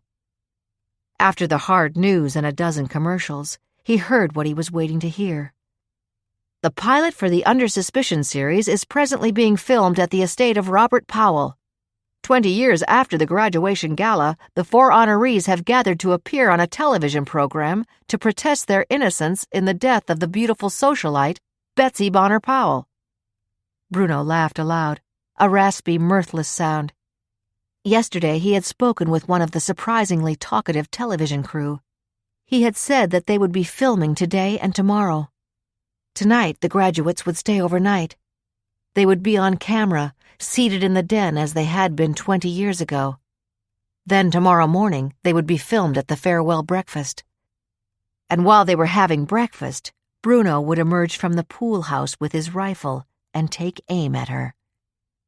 Bruno thought of that day long ago when as a kid in Brooklyn he had hung around the guys he knew were in the mob. He had a job as a busboy in the diner where some of them had breakfast every morning. He heard a couple of them bragging about how they could shoot the apple off the head of William Tell's kid, but with a rifle, not an arrow. That was when Bruno bought a rifle and a pistol second-hand and started practicing. 6 months later, when he was clearing the table, he told the 2 guys who had been boasting that he'd like to show them how good a shot he was. They laughed at him, but one of them said, "You know, kid, I don't like people wasting my time bragging. If you want to show off, I'll give you a try." And that was how he was hired by the mob. Bruno could take out Laurie Moran any time, but he wanted to be sure the cameras would be rolling when she slumped over. He slurped his coffee in anticipation of that moment. The policeman in that squad car on the back road would come rushing over the fence and run toward the dining room. The television crew, too. When they were all past the pool house, Bruno would leave by the back door and be over the fence in seconds. It would take him only 4 minutes to jog to the public parking lot at the train station. The lot was only a block from the room he was sitting in right now. He had chosen the car he would steal, a Lexus station wagon, whose owner parked it at 7 every morning to get on the 7:15 train to Manhattan. Bruno would be driving away before they had even figured out where the shot had come from. The owner wouldn't report the car missing until Thursday evening. Bruno was so busy going over his plan that he did not even realize his coffee cup was empty. What were the possibilities of failure? Of course there were a few. A policeman might not be able to scale the fence. In that case, he'd be sure to challenge me, Bruno thought. I don't want to have to shoot him. the noise would bring the other cop back. But if I used the butt of the rifle, I'd have all the time I need. The element of surprise, the confusion over Laurie slumping over, blood beginning to pour from her head, all of this would work in his favor. I might be caught, Bruno admitted to himself, and that would permanently end any hope of eliminating Timmy. But if I get away with it, I'll take care of him fast. My luck won't hold out forever. By hacking into Leo Farley's computer, Bruno knew that Timmy was in camp, and even knew which tent he was in and every detail of its layout. But even if he could get into the camp during the night and kidnap Timmy, Laurie would be notified in minutes, and he'd never be able to get nearer. Timmy had to come second. Bruno shrugged. He was sure that old lady had heard his threat. Your mother's next, then it's your turn. He'd have to stick to that plan. He hadn't checked Leo's phone since yesterday, not that Leo had much to say to anyone. Bruno listened to the recording of Leo's call to the police chief last night. Leo Farley was in Mount Sinai Hospital in intensive care. Bruno began to consider the possibilities this suggested. Then he began to smile. Of course it would work. It would have to work. He could pull it off. When Laurie was at the farewell breakfast, Bruno would come out of the pool house holding Timmy's hand and pointing a gun at his head. 40. Regina's hands were trembling so violently that she could hardly pull the t-shirt over her head. Laurie Moran had told them to dress simply. She had had replicas made of the outfits they had been wearing when the police arrived after Betsy's body was found. They had handed over their pajamas for evidence and had been asked to wait in the den until they could be questioned. Regina had been wearing a long-sleeved red t-shirt and jeans. The thought of wearing a similar outfit now was upsetting. She felt as if all the protective layers she had built around herself over 20 years were being peeled away. Just thinking about that outfit made her remember how they had all sat huddled together, not allowed to go into the kitchen even to get a cup of coffee or a piece of toast. Jane, too, had been in the den with them, despite pleading to be allowed to go in the ambulance with Mr. Powell to the hospital. Who had taken her father's suicide note from her pocketbook, and what would that person do with it? If the police found it, they could arrest her for taking the letter from her father's body. She knew they always suspected if he'd written a note, she'd taken it. She had lied over and over to them when they were investigating his death. Whoever had the note now could provide the police with everything they needed to indict her for Betsy's murder. Regina's eyes filled with tears. Her 19-year-old son, Zach, had had the brains to destroy the copy she had made of the letter and tried to find the original, then begged her not to carry it with her. What would it do to his life if she were arrested and indicted for Betsy's death? She thought of the little boy who would come to the real estate office after school when he didn't have practice for one of his sports and would want to help her by folding and mailing ads for the agency to the local communities. He was always thrilled when one of the ads resulted in a listing. They'd always been close. She knew how lucky she was on that count. When Regina's breakfast arrived, she tried to drink the coffee and eat a bite of the croissant, but it stuck in her throat. You've got to get a grip on yourself, she thought. If you look too nervous when that lawyer Alex Buckley interviews you, you'll only make things worse. Please, God, she thought, let me be able to pull it off. The phone rang. The car was here to take her to the Powell estate. I'll be right down, she said, unable to conceal the quiver in her voice. 41. Allison did not go back to sleep after the sleepwalking incident. Rod felt her tossing and turning in bed and finally put his arm around her and drew her close to him. Allie, you've got to keep reminding yourself that you were sleepwalking that night. Even if you believe you were in Betsy's room, it doesn't mean that memory is accurate. I was there. She kept a low nightlight on. I even remember seeing the earring sparkling on the floor. Rod, if I had picked it up, my fingerprints would have been on it." "But you didn't pick it up," Rod said soothingly. Allie, you've got to stop thinking like that. When you're in front of the camera, you've got to just tell what you know, which is nothing. You heard Jane scream and rush to the bedroom with the others. Like the others, you were shocked. When you're interviewed, just keep saying the others and you'll be all right. And remind yourself that the reason you're doing this program is because you want to have the money to go to medical school. What is it I've been telling you since you got the chance to go back to school?" "That one day you'll be calling me the new Madame Curie," Allison whispered. "Correct. Now go back to sleep." But even though she stopped twisting and turning, Allison did not go back to sleep. When the alarm went off at 7 o'clock, she was already showered and dressed in the slacks and polo shirt that she would soon be exchanging for the t-shirt and pedal pushers she had worn the morning after Betsy Powell's murder. 42. Lori, Jerry, and Grace arrived at the Powell estate a few minutes after the crew, which included a hairdresser, makeup artist, and wardrobe assistant this morning. 2 new vans were on the set for their use, one to serve as a dressing room, the other for hair and makeup for those who would be on camera. Lori had worked well with all 3 crew members before. "The first scene we're shooting will be of the 4 graduates and the housekeeper in the clothes they put on after the body was discovered. The makeup should be light because they wouldn't have had the time or inclination to put any on. We have a picture taken that morning by the police, study it, then try to make them look the way they looked 20 years ago. Obviously, they don't have the long hair, but they've all aged very well." Meg Miller, the makeup artist, walked over to the window of the van to get a better look at the photograph. "I can tell you this, Lori, they all look scared to death." "I agree," Lori said. "My job is to find out why. Of course you'd expect that they would look shocked and grief-stricken, but why do they look so fearful? If Betsy was killed by an intruder, then what are they afraid of?"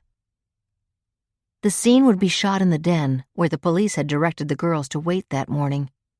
Incredibly, none of the furniture or draperies had been changed, so the room bore an eerie sameness to the way it had looked 20 years ago.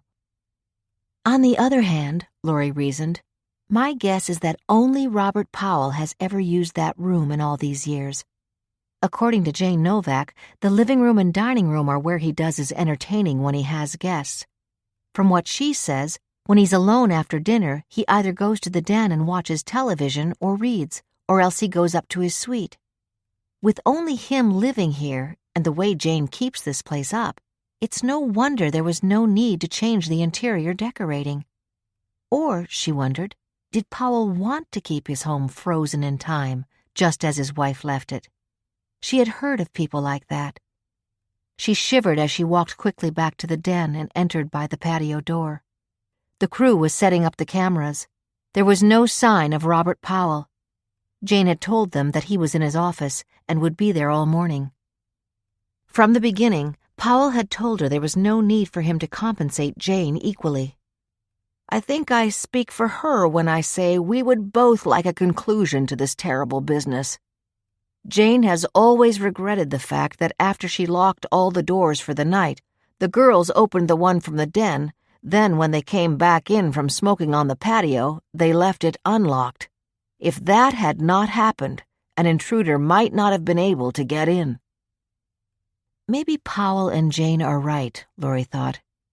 After checking the camera and lighting, she went back out onto the patio and saw Alex Buckley getting out of his car. Today he was wearing a sports shirt and khakis in place of the dark blue suit, shirt, and tie he had been wearing yesterday. The top of his convertible was down, and the breeze had ruffled his dark brown hair. She watched as, with what was probably an instinctive gesture, he smoothed his hair back and walked toward her. "You're an early bird," he said with an easy smile. "Not really. You should be around when we start shooting a program at daybreak." "No thanks. I'll wait till I can push a button and see it on TV." As he had in his office, he suddenly became businesslike. Is the agenda still that we begin with me speaking to the graduates after you film them sitting in the den? Yes, I'm doing this out of sequence because I have a strong hunch that they have all rehearsed what they're going to say to you. By starting with them all together, it may put them off guard. And don't be surprised at the way they're dressed. They're wearing replicas of the clothes they wore after Betsy's body was found, and then they were told to change into streetwear. Alex Buckley seldom allowed his face to register surprise, but this time he was so startled that he could not conceal it. You're having them wear replicas of what they wore 20 years ago? Yes, for 2 scenes. The one in the den where they were herded with Jane as soon as the police arrived, and then one wearing gowns that are identical to the ones they wore to the gala. We'll photograph the graduates against the background of films of them individually and together at the gala. For example, when Robert Powell is toasting them, we'll have a picture of the 4 of them looking at him. Alex Buckley's reply was interrupted by the limousines, with the graduates arriving almost simultaneously. It was Laurie's turn to be astonished when Muriel Craig stepped out of the back seat of the second limo while her daughter Nina stepped out of the front passenger door. Muriel wasn't supposed to come today, she thought. Powell either called her or she's come on her own. Either way, she's bound to make Nina edgy and angry, which might be good when Nina is being questioned. 43. On Tuesday morning, Josh drove the Bentley to be hand-washed and detailed. Mr. Robb was very particular that it be kept in pristine order. Or else, Josh thought, as he waited in the chair in the service center. With a sense of satisfaction, Josh congratulated himself on solving the problem of how the graduates would be able to play the tapes he had recorded. He would put his cassette player in the powder room in the hallway next to the kitchen. There was a vanity table and bench in it for any guest who might want to touch up her makeup or hair. He would present the cassettes to Nina, Regina, and Allison and tell them they might be interested in hearing their conversations in the car, then suggest it might be worth $50,000 to have each master destroyed. They would be panicky, the 3 of them. He was sure of it. Claire hadn't said a word in the car when he drove her, so there was no cassette for her. And yet, of all of them, Josh would bet that she had the most to reveal. He had the suicide note that Regina had hidden in her purse. Josh had debated whether to give it to Mr. Robb or try to find a better use for it. Then he found his answer. Charge Regina $100,000, maybe even more, to get it back and tell her that otherwise he would go straight to the police. That note might take any suspicion of killing Betsy off Mr. Robb, Jane, and the other graduates. And Josh would be a hero and good citizen if he turned it over to the police chief. But the police might ask what he was doing going through ladies' handbags. He did not have a good answer to that question, and he was hoping one would not be necessary. Mr. Robb hadn't sent him to pick up any of the graduates this morning. Instead, sounding testy, he instructed him to come to the house after he left the service center in case he decided to go into the office. It was obviously unsettling for Mr. Robb to have all these people around. Not only must it bring up a lot of memories, Josh thought, but Mr. Robb must know that he's under suspicion too and want desperately to clear his name. Like Jane, Josh managed to sneak a look at Mr. Robb's will when it was on his desk. He had left $10 million to Harvard to be used to fund scholarships for deserving students and $5 million to Waverly, where he had received an honorary doctorate and had already had the library named after Betsy and him. Allison Schaefer had gone to Waverly. Josh remembered how she was the best student of the 4 girls and had talked about going to medical school, but then married Rod Kimball instead 4 months after the gala. Josh had always wondered why she hadn't brought Rod to the gala that night. You never know, he told himself. They might have had an argument. As the service manager approached Josh to tell him the car was ready, Josh concluded his line of thinking. Mr. Robb is a very sick man, trying to ensure his legacy before he dies, he decided. But as Josh got into the Bentley and drove away, he could not help thinking that there might be more reasons for Mr. Robb going ahead with the program than met the eye. 44. Leo Farley's impatience at his hospitalization grew with every passing moment. Disdainfully, he looked at the needle inserted in his left arm and the bottle of fluid connected to it dangling overhead. He had a heart monitor strapped to his chest, and when he had tried to get up, a nurse came rushing in. "Mr. Farley, you cannot go to the bathroom alone. You have to be accompanied by a nurse. However, you can close the door." "Isn't that wonderful?" Leo thought mockingly, even as he realized it wasn't right to kill the messenger. Instead, he thanked the nurse and grudgingly allowed her to follow him to the door of the bathroom. At 9 a.m., when his doctor came in, Leo was loaded for bear. "Look," he said, "I can get away without calling my daughter. She saw me last night just before I came in here, so I know she won't look to speak to me until tonight. She has 2 more days to finish this program, and there's a lot of pressure on her to make sure it's successful. If I have to tell her I'm in the hospital, she'll be terribly upset and probably end up coming here instead of finishing the show." Dr. James Morris, an old friend, was equally forceful. "Leo, your daughter will be a lot more upset if something happens to you. I'll call Lori. She knows you get these fibrillations. Make it very clear to her that you're stable now and I should be able to release you tomorrow morning. I can do it before you call this evening or after. You will do her and your grandson a lot more good by staying alive and healthy than by risking a major heart attack." Dr. Morris's beeper sounded. "I'm sorry, Leo. I have to go." "Don't worry. We'll finish this later." After Dr. Morris left him, he reached for his cell phone and called Camp Mountainside. He was connected to the camp administrator's office, then the head counselor whom he had met before. "This is the pain-in-the-neck grandfather," he said. "I just wanted to know how Timmy was doing. Any nightmares?" "No," the counselor said firmly. "I inquired about him at breakfast, and the senior camper in his bunk said he slept for 9 hours straight without stirring." Relieved, Leo said, "Well, that is really good news." "Stop worrying, Mr. Farley. We're taking good care of him. And how are you doing?" "I could be better," Leo said ruefully.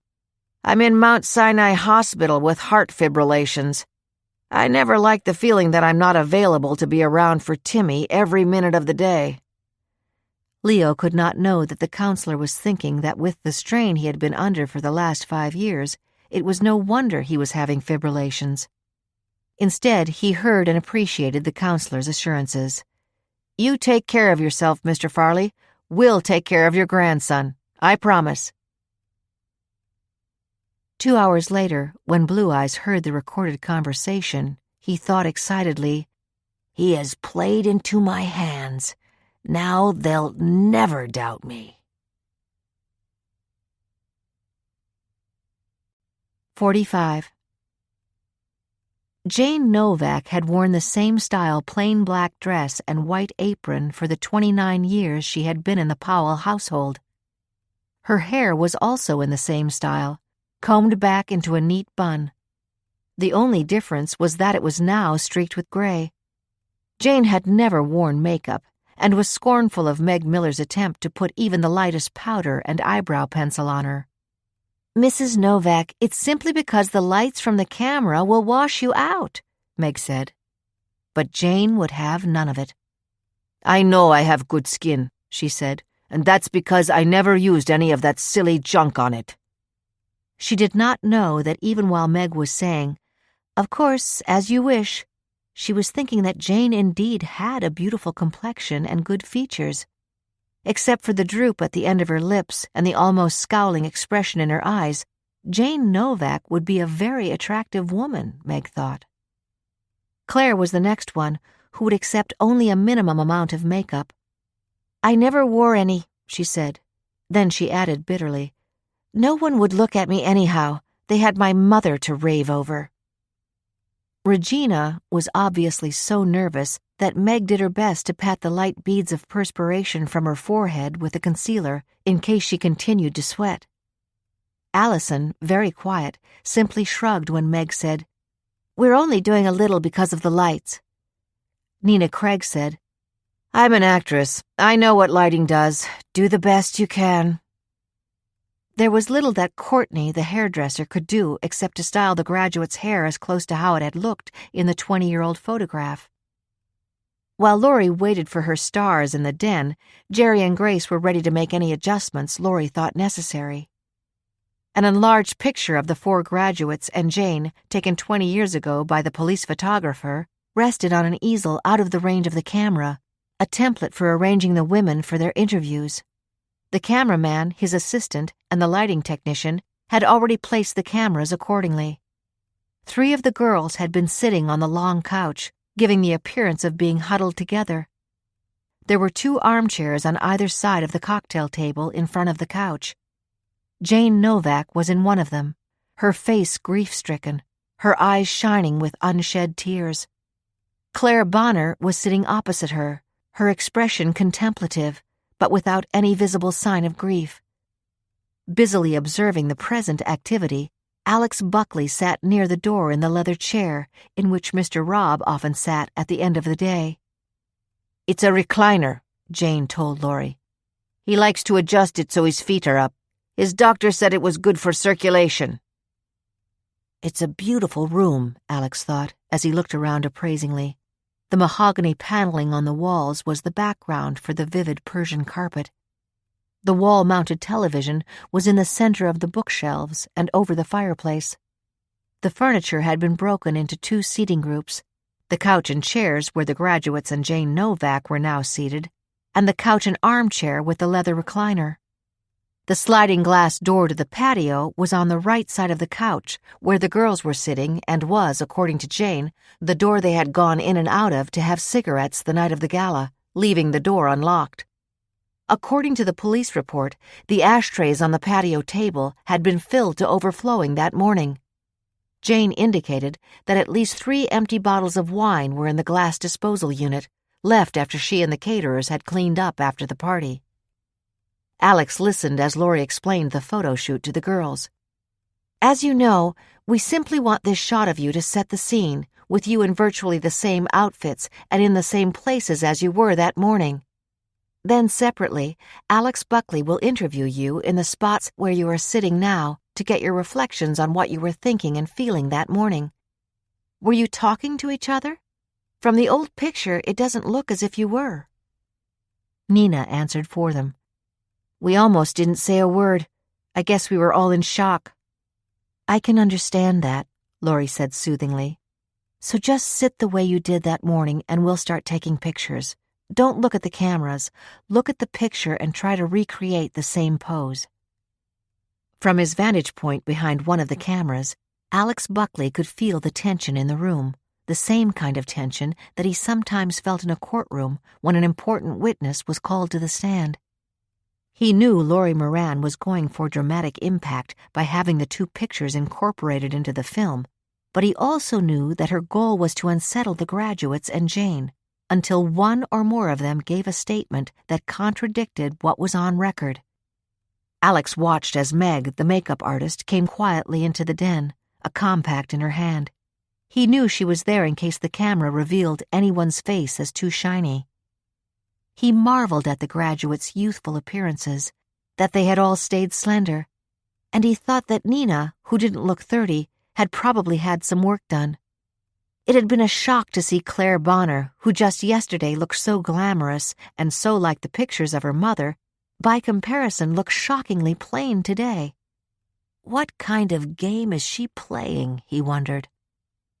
"All right, let's get started," Laurie was saying. "Grace, that pillow behind Nina, it's too far to the right." Grace adjusted it. Laurie checked the camera again and nodded to the cameraman. Alex watched as picture after picture was taken with an occasional comment from Laurie. "Allison, try not to turn to the left. Nina, sit back the way you are in the original, otherwise you look as if you're posing. Jane, turn your head a little this way." It was 35 minutes before Laurie was satisfied with what she saw in the camera's viewfinder. "Thanks very much," she said briskly. "Why don't we break for lunch and then Alex will start interviewing you. Claire, he'll start with you. We'll be back in the den, and you two will sit opposite each other in the chairs you and Jane are in now. The rest of you will have some downtime. There are newspapers and magazines in the dressing rooms. It's such a beautiful day. I imagine you will want to sit on the patio?" One by one, they all got to their feet. Jane was the first one to head for the door. "I'll put the snacks out and you can help yourselves," she said. "You can have them outside or in the breakfast room. We'll be having lunch at 1:30. 46. Chief Ed Penn did not realize how much Leo's abiding worry about his daughter's safety while the Under Suspicion program was being filmed had affected him. Even though he had ordered the squad car for the back road, he decided to take a look at the site himself. He was admittedly very curious to see how the graduates looked 20 years later. It was around noon when, after having checked the squad car, the chief decided to go onto the grounds and meet Laurie Moran. Of course, he would not tell her of her father's concern, but on the other hand, she was with 6 people who had been in the house on the night of Betsy Powell's murder. Penn was convinced that one of those 6 people was the murderer. Robert Powell had been in a state of collapse with his hands and chest badly burned from the steaming cup of coffee he had been carrying to his wife. He still could have killed her and figured that burns on his hands were a small price to pay for the appearance of innocence, Penn thought. Chief Penn well knew that Regina's father had committed suicide because of the investment he made in Powell's hedge fund. A grieving daughter might very well have resented Powell for being the indirect cause of his death. The chief was sure that Regina had been lying when she claimed there was no suicide note. She had been only 15 then, but she had withstood intense questioning, which suggested to him a steely resolve beyond her years. Claire Bonner was a puzzle. Was it shock that made her so calm after her mother's death? He had been at the funeral. While tears streamed down Robert Powell's face, Claire had been cool, calm, and collected, as the expression went. Nina Craig he knew less about, only that her mother constantly castigated her for introducing Betsy Bonner to Robert Powell. Allison Schaefer seemed to be the one least likely to have a grudge against Betsy. She got married 4 months after Bonner's death, and at that time, Rod had a brilliant future in football. Penn had wondered if the paparazzi would try to get on the set, but there was no evidence of that. The guard at the gate let Ed's car pass through, and his driver, a young policeman, parked behind the vans.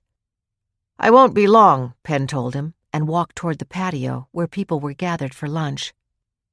Laurie came to meet him and escorted him back to the group, where Penn immediately recognized the 4 graduates. They were sitting at the same table with Allison's husband, and they all looked up as he approached.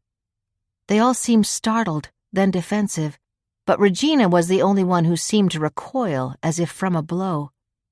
He addressed her first. "Regina, I don't know if you remember me," he said. "Yes, of course I remember you," she replied. Chief Penn continued. "How have you been? I was sorry to hear about your mother's death right after she moved to Florida." It was on the tip of Regina's tongue to say that her mother died of a broken heart because she never got over her husband's death, but that might open up the subject of the suicide note. Or is the police chief here because he already has it, she wondered. Hoping her hand would not tremble, Regina picked up her glass of iced tea and began to sip it as the police chief greeted the other graduates. He turned to the table where Laurie, Alex Buckley, Muriel Craig, Jerry, and Grace were sitting. "In a few minutes, Alex will be talking with Regina about her memory of that night and the next morning," Laurie said. "Tomorrow evening, when it gets dark, we will be filming the graduates in evening dresses against the background of the film of the party taken that evening. If you would like to come by and see that scene, you're welcome to come back." It was just at that point that Robert Powell came out to the patio. "I've been working in my office," he explained. "Anyone who runs a hedge fund cannot take his eyes off the market for even a minute. Ed, how are you? Are you here to protect us from each other?" "I don't think that's necessary, Mr. Powell." Even though he was smiling and seemed at ease, Ed Penn could see the fatigue around Robert Powell's eyes and the overall weariness in his body as he sat down at the table and shook his head when Laurie offered him a sandwich from the platter Jane had placed there. Muriel, who had been complaining she had nothing to do, suddenly came alive. "Rob, dear," she said, "you've worked enough today. Why don't you and I go over to the club for a round of golf? I used to be a pretty good golfer, you know. I'm sure I can rent clubs, and I put golf shoes in my tote bag, just in case I could persuade you." Laurie expected to hear a flat refusal, but to her surprise, Powell's eyes brightened.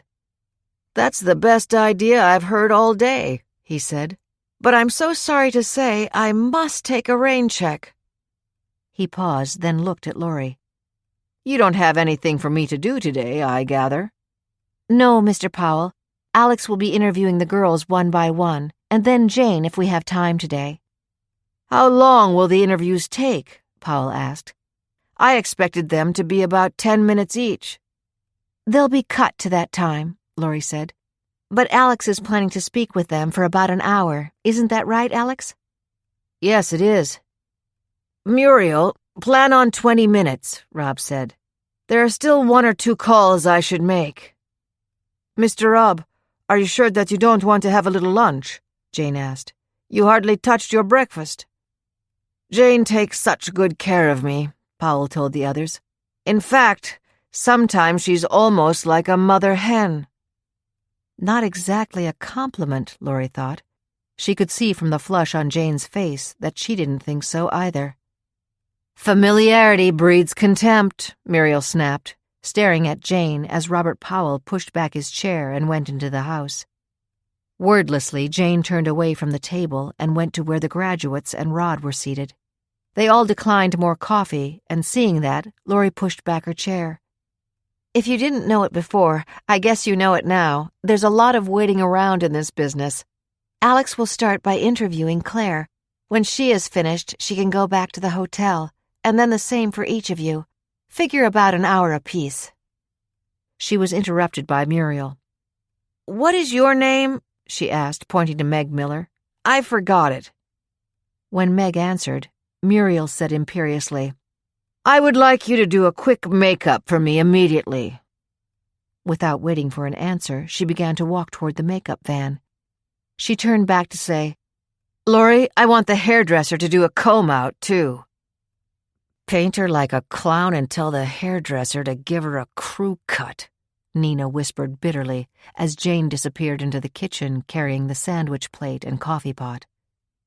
Chief Penn stood up. "Any sign of the paparazzi or anyone trying to get in here while you're filming," he told Laurie. "Give me a call immediately." He handed her his card. Rod said to Allison, "It's getting warm out here. I guess we're not invited to sit in the living room," he added sarcastically. "And the den is being used for filming. But I suppose we can sit in the breakfast room. The chairs look comfortable there." Laurie stood up and said to Claire, "I do think you should have a little more makeup on. With your blonde eyebrows and lashes, you'll end up looking terribly washed out on camera. You really need a little touch-up." She looked toward the door of the makeup van. "The minute Muriel Craig comes out, I would like you to go over," she said. With a brief nod, she walked over to the door that led to the den and opened it. Chief Penn signaled to his driver and walked over to his car.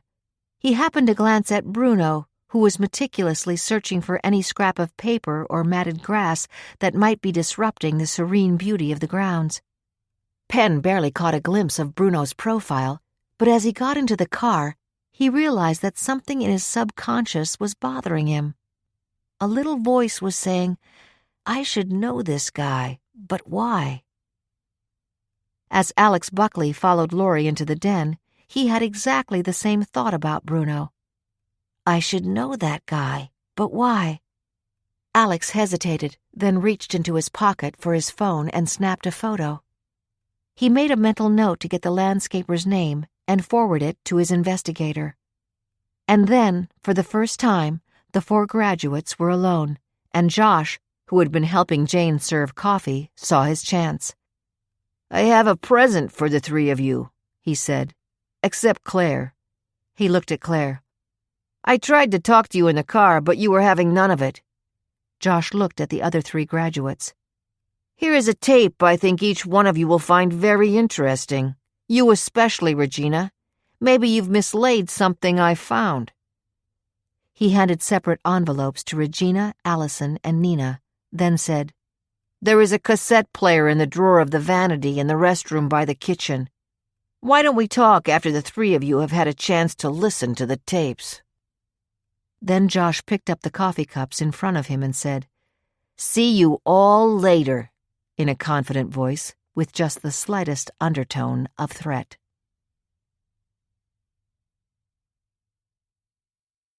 "47. Because his office was next to the den where all the activity was taking place, Robert Powell chose to go back upstairs to the bedroom suite he had shared with Betsy for the 9 years of their marriage. At his curt request, Jane followed him with a fresh pot of coffee. Then, sensing his irritable mood, she closed the door to his bedroom so she could make up the room quickly and quietly. She skipped her usual vacuuming because she knew the sound of it would annoy him. Then she left by the bedroom door to go downstairs. Robert was wondering once again whether he had made a drastic mistake by inviting these girls. Women, he corrected himself sarcastically, to reenact what had happened 20 years ago. Had his doctor's prognosis been the reason for it? Or was it because of a perverse need to see them again, to toy with them as Betsy had toyed with them all those years ago? Had he absorbed so much of Betsy's personality that he no longer had anything left of his own, even 20 years later? Each graduate had a reason to kill Betsy. He knew that. It would be interesting to see if one of them broke down under Alex Buckley's questioning. He was sure Buckley was capable of detecting prepared answers. Powell would bet that all the graduates had carefully practiced what they would say in their one-on-one interview with Buckley. He was sure they would start with their first impressions of what they saw when they ran into Betsy's room after hearing him shout. It seemed like only yesterday that he had walked into Betsy's bedroom, carrying the cup of coffee that she had always insisted must be red hot to get the flavor through the coffee beans. Rob looked down at the angry scars on his hands that had resulted from walking into Betsy's room and seeing the pillow covering her face. Betsy's long blonde hair had spilled out from under it. Her hands still clutched the pillow's edges. She had obviously been struggling to push the pillow away from her face. He remembered shrieking her name and trying to keep the coffee cup from spilling before his knees buckled under him. He remembered Jane leaning over him and attempting a clumsy CPR while the girls stood around the bed like ghostly wraiths. The next thing he remembered, he was waking up in the hospital, conscious of nothing but the pain in his hands and calling out for Betsy. Robert Powell leaned back in his chair. It was time to go downstairs and make some business calls. But he hesitated for a moment as he stopped to reflect on what Claire would be telling Buckley. He realized that what had been amusing to him was no longer amusing. All he wanted now was to have these women out of this house and resume what little time was left of his quiet and pleasant life. 48. Alex looked at Claire Bonner across the table from him in the den. Claire had once again resisted Meg Miller's suggestion to touch up her lashes and eyebrows. Now, as Alex looked at her, he found it incongruous to compare her with the beautiful woman who had walked into this house yesterday.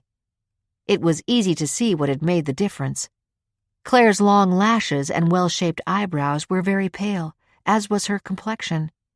She wore no lip coloring, and he could swear that she had washed the gold highlights out of her hair. "I'll find out what she's up to," he thought, and smiled encouragingly at her when Laurie said, "Action!" and the camera's red light went on.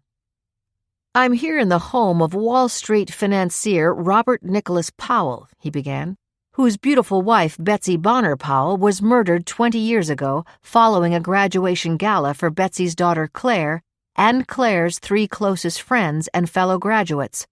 Claire Bonner is with me now. Claire, I know this has to be extraordinarily difficult for all of you to be here today. Why did you agree to come on the program?" Because the other girls and I, and to a lesser degree my stepfather and the housekeeper, have been under suspicion as persons of interest in Betsy's death, which is the new way of saying it, for the last 20 years, Claire declared passionately. Can you have any idea of what it's like to be in a supermarket and see your own picture on the cover of some trashy magazine with the question, was she jealous of her beautiful mother? No, I can't, Alex replied quietly. Or maybe there would be a picture of the four of us lined up, as if we had had mug shots taken of us by the police. That's why we're here today, to make the public realize how unfairly we four young women, who were traumatized beyond belief and bullied by the police, have been treated. That's why I'm here now, Mr. Buckley.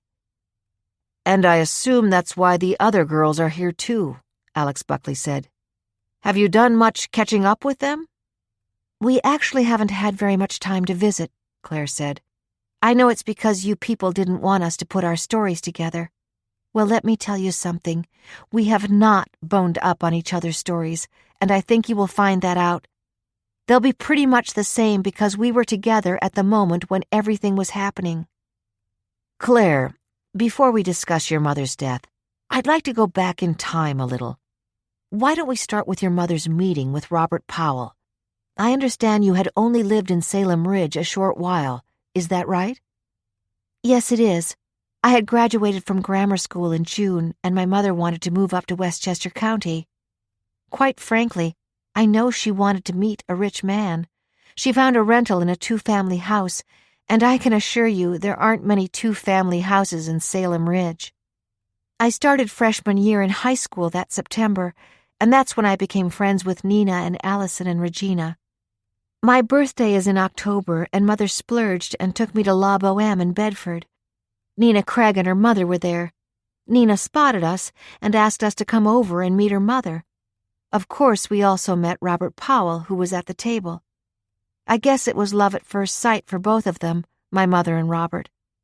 I do know that Nina's mother has never gotten over the fact that Betsy stole Rob from me when we were on the verge of becoming engaged, as she put it. Your own father had abandoned you and your mother when you were only an infant. How did your mother manage to look after you and still work full-time? My grandmother was alive until I was 3 years old. Tears began to shine in Claire's eyes as she mentioned her grandmother. Then there was a series of babysitters, one after the other. If they failed to show up, Mother would bring me to the theater and I'd sleep in an empty chair, or sometimes it would be in an empty dressing room if the play had a small cast. One way or the other, we managed. But then Mother met Robert Powell, and of course everything changed. You and your mother had been very close, I gather? Were you ever jealous of the fact that Robert Powell came so suddenly into your life and claimed so much of your mother's time and attention? I wanted her to be happy. He was obviously a very rich man.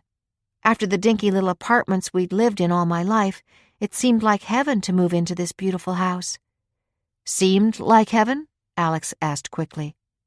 Was heaven, Claire corrected herself. That was quite a year for you, Claire, moving into a new area, starting high school, then your mother's wedding and moving into this house. It was all quite a change, Claire said with a faint smile. If you only knew, she thought, if you only knew. Claire, were you close to Robert Powell? Claire looked straight into Alex's eyes. Right from the beginning, she said. Oh, I was close to him all right, she thought, remembering how she listened for the sound of her bedroom door opening. Alex Buckley knew that behind Claire's smooth answers there was a landmine of smoldering anger she was trying to conceal. It wasn't all sweetness and light in this house, he thought, as he decided to change his questioning. Claire, let's talk about the gala. What kind of night was it? How many people were here? We have that information, of course, but I'd like to hear it from your perspective. Alex had foreseen that Claire would begin answering him in carefully rehearsed sentences. It was a perfect night, she said. It was an absolutely balmy evening, about 76 degrees, I think. There was a band on the patio and a dance floor. There were stations everywhere, with all kinds of food. Near the pool, a table was beautifully decorated. The centerpiece was a sheet cake with all of our names on it and the symbols of the 4 colleges we went to in the school colors. You chose to commute to Vassar, didn't you, Claire? Again, Alex saw a look in Claire's eyes that he could not identify. What was it? Anger? Disappointment? Or both? He took a shot at what he surmised. Claire, were you disappointed that you didn't go away to college as your other friends did? Vassar is a wonderful college. I may have missed out on a part of the college experience by commuting instead of boarding, but my mother and I were so close that I was happy to stay home. Claire's smile was more of a sneer, but then she recovered herself. We all had a wonderful time at the party, she said. Then, as you know, the other girls slept over. When everyone was gone, we went into the house, put on our pajamas and robes, went to the den and drank wine. Lots of wine. We gossiped about the party as girls do. Were your mother and Mr. Powell with you in the den? Rob said goodnight to us right after the last guests left. My mother sat with us for a few minutes, but then she said, I want to get comfortable the way you all are. She went upstairs and came back down in her nightgown and robe. Did she stay long? For a moment there was a real smile on Claire's lips and in her eyes. My mother wasn't a drunk, never think that, but she did love to have a couple of glasses of wine in the evening. She had about 3 glasses that night before she went upstairs. She hugged and kissed us goodnight, which is why we all had DNA from her hair on our pajamas or robes the next morning. Then the other girls were very fond of your mother, weren't they? I think they were in awe of her. Alex knew that what Claire didn't say was that each of the girls had a reason to hate Betsy Powell. Nina, because her mother tortured her about having introduced Robert to Betsy. Regina, because her father had lost all his money in one of Robert Powell's investments. Allison, because she had lost out on a scholarship that she should have won, but Betsy Bonner directed elsewhere. Robert Powell had donated a load of money to Allison's college. That donation was not forgotten when the graduate scholarship was awarded to the daughter of a woman who chaired a club Betsy was desperate to join. After your mother said goodnight to all of you, did you see her again? Do you mean, did I see her again alive? Claire did not wait for an answer. My last memory of seeing my mother alive was when she turned and smiled and blew a kiss to all of us. Of course, it's a vivid memory. She was a very beautiful woman. She always wore beautiful matching nightgowns and robes. That night she was wearing a pale blue satin set, edged in ivory lace. Her hair was loose on her shoulders, and she seemed so happy about how successful the party had been. The next time I saw her, either Rob or Jane had taken the pillow off of her face. Her eyes were wide open and staring. One hand was still clutching the pillow. I know she must have been sleepy because of all the wine she had drunk, but I always had the feeling she put up a fight. Alex listened as Claire spoke in a voice that seemed to be suddenly without emotion. Her hands were now clasped together, and her face had turned even paler than it had been. How did you know that something was terribly wrong? Alex asked quietly. I heard the most terrifying shriek coming from my mother's room. I later learned that it was Rob who was bringing my mother her usual cup of morning coffee.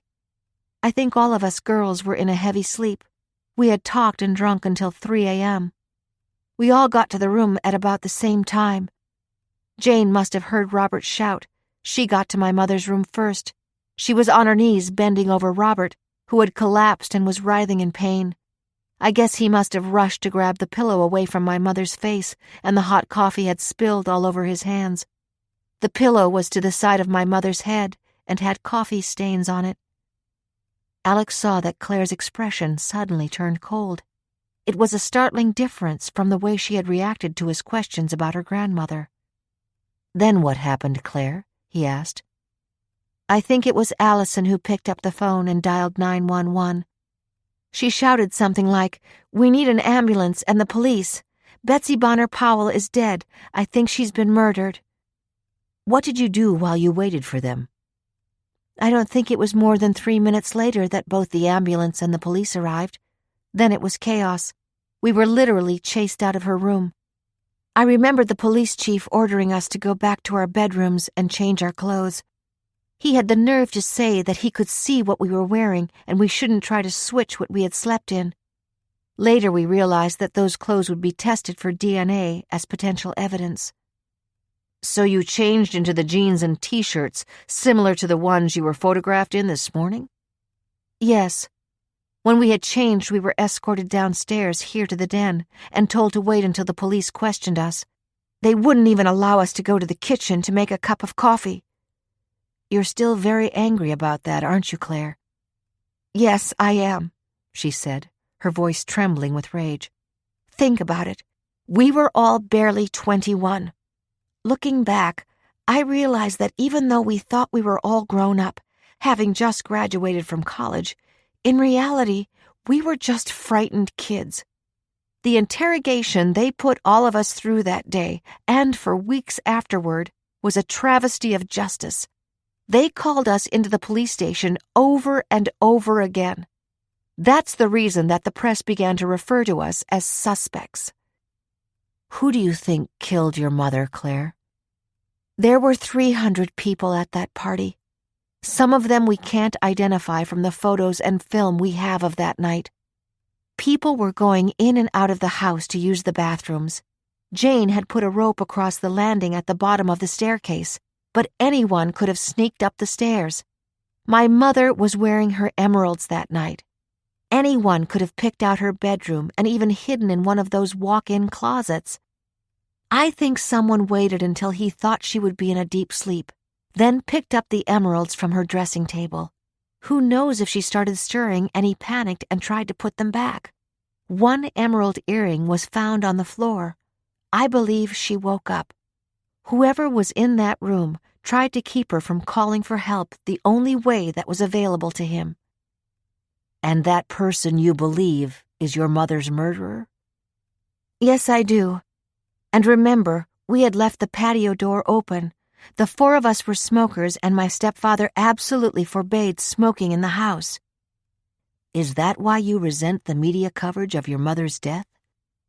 That is why I am telling you that none of us here, not Rob, nor Jane, nor Nina, Regina, or Allison, had a thing to do with my mother's death. And obviously, neither did I. Claire's voice became shrill. And neither did I.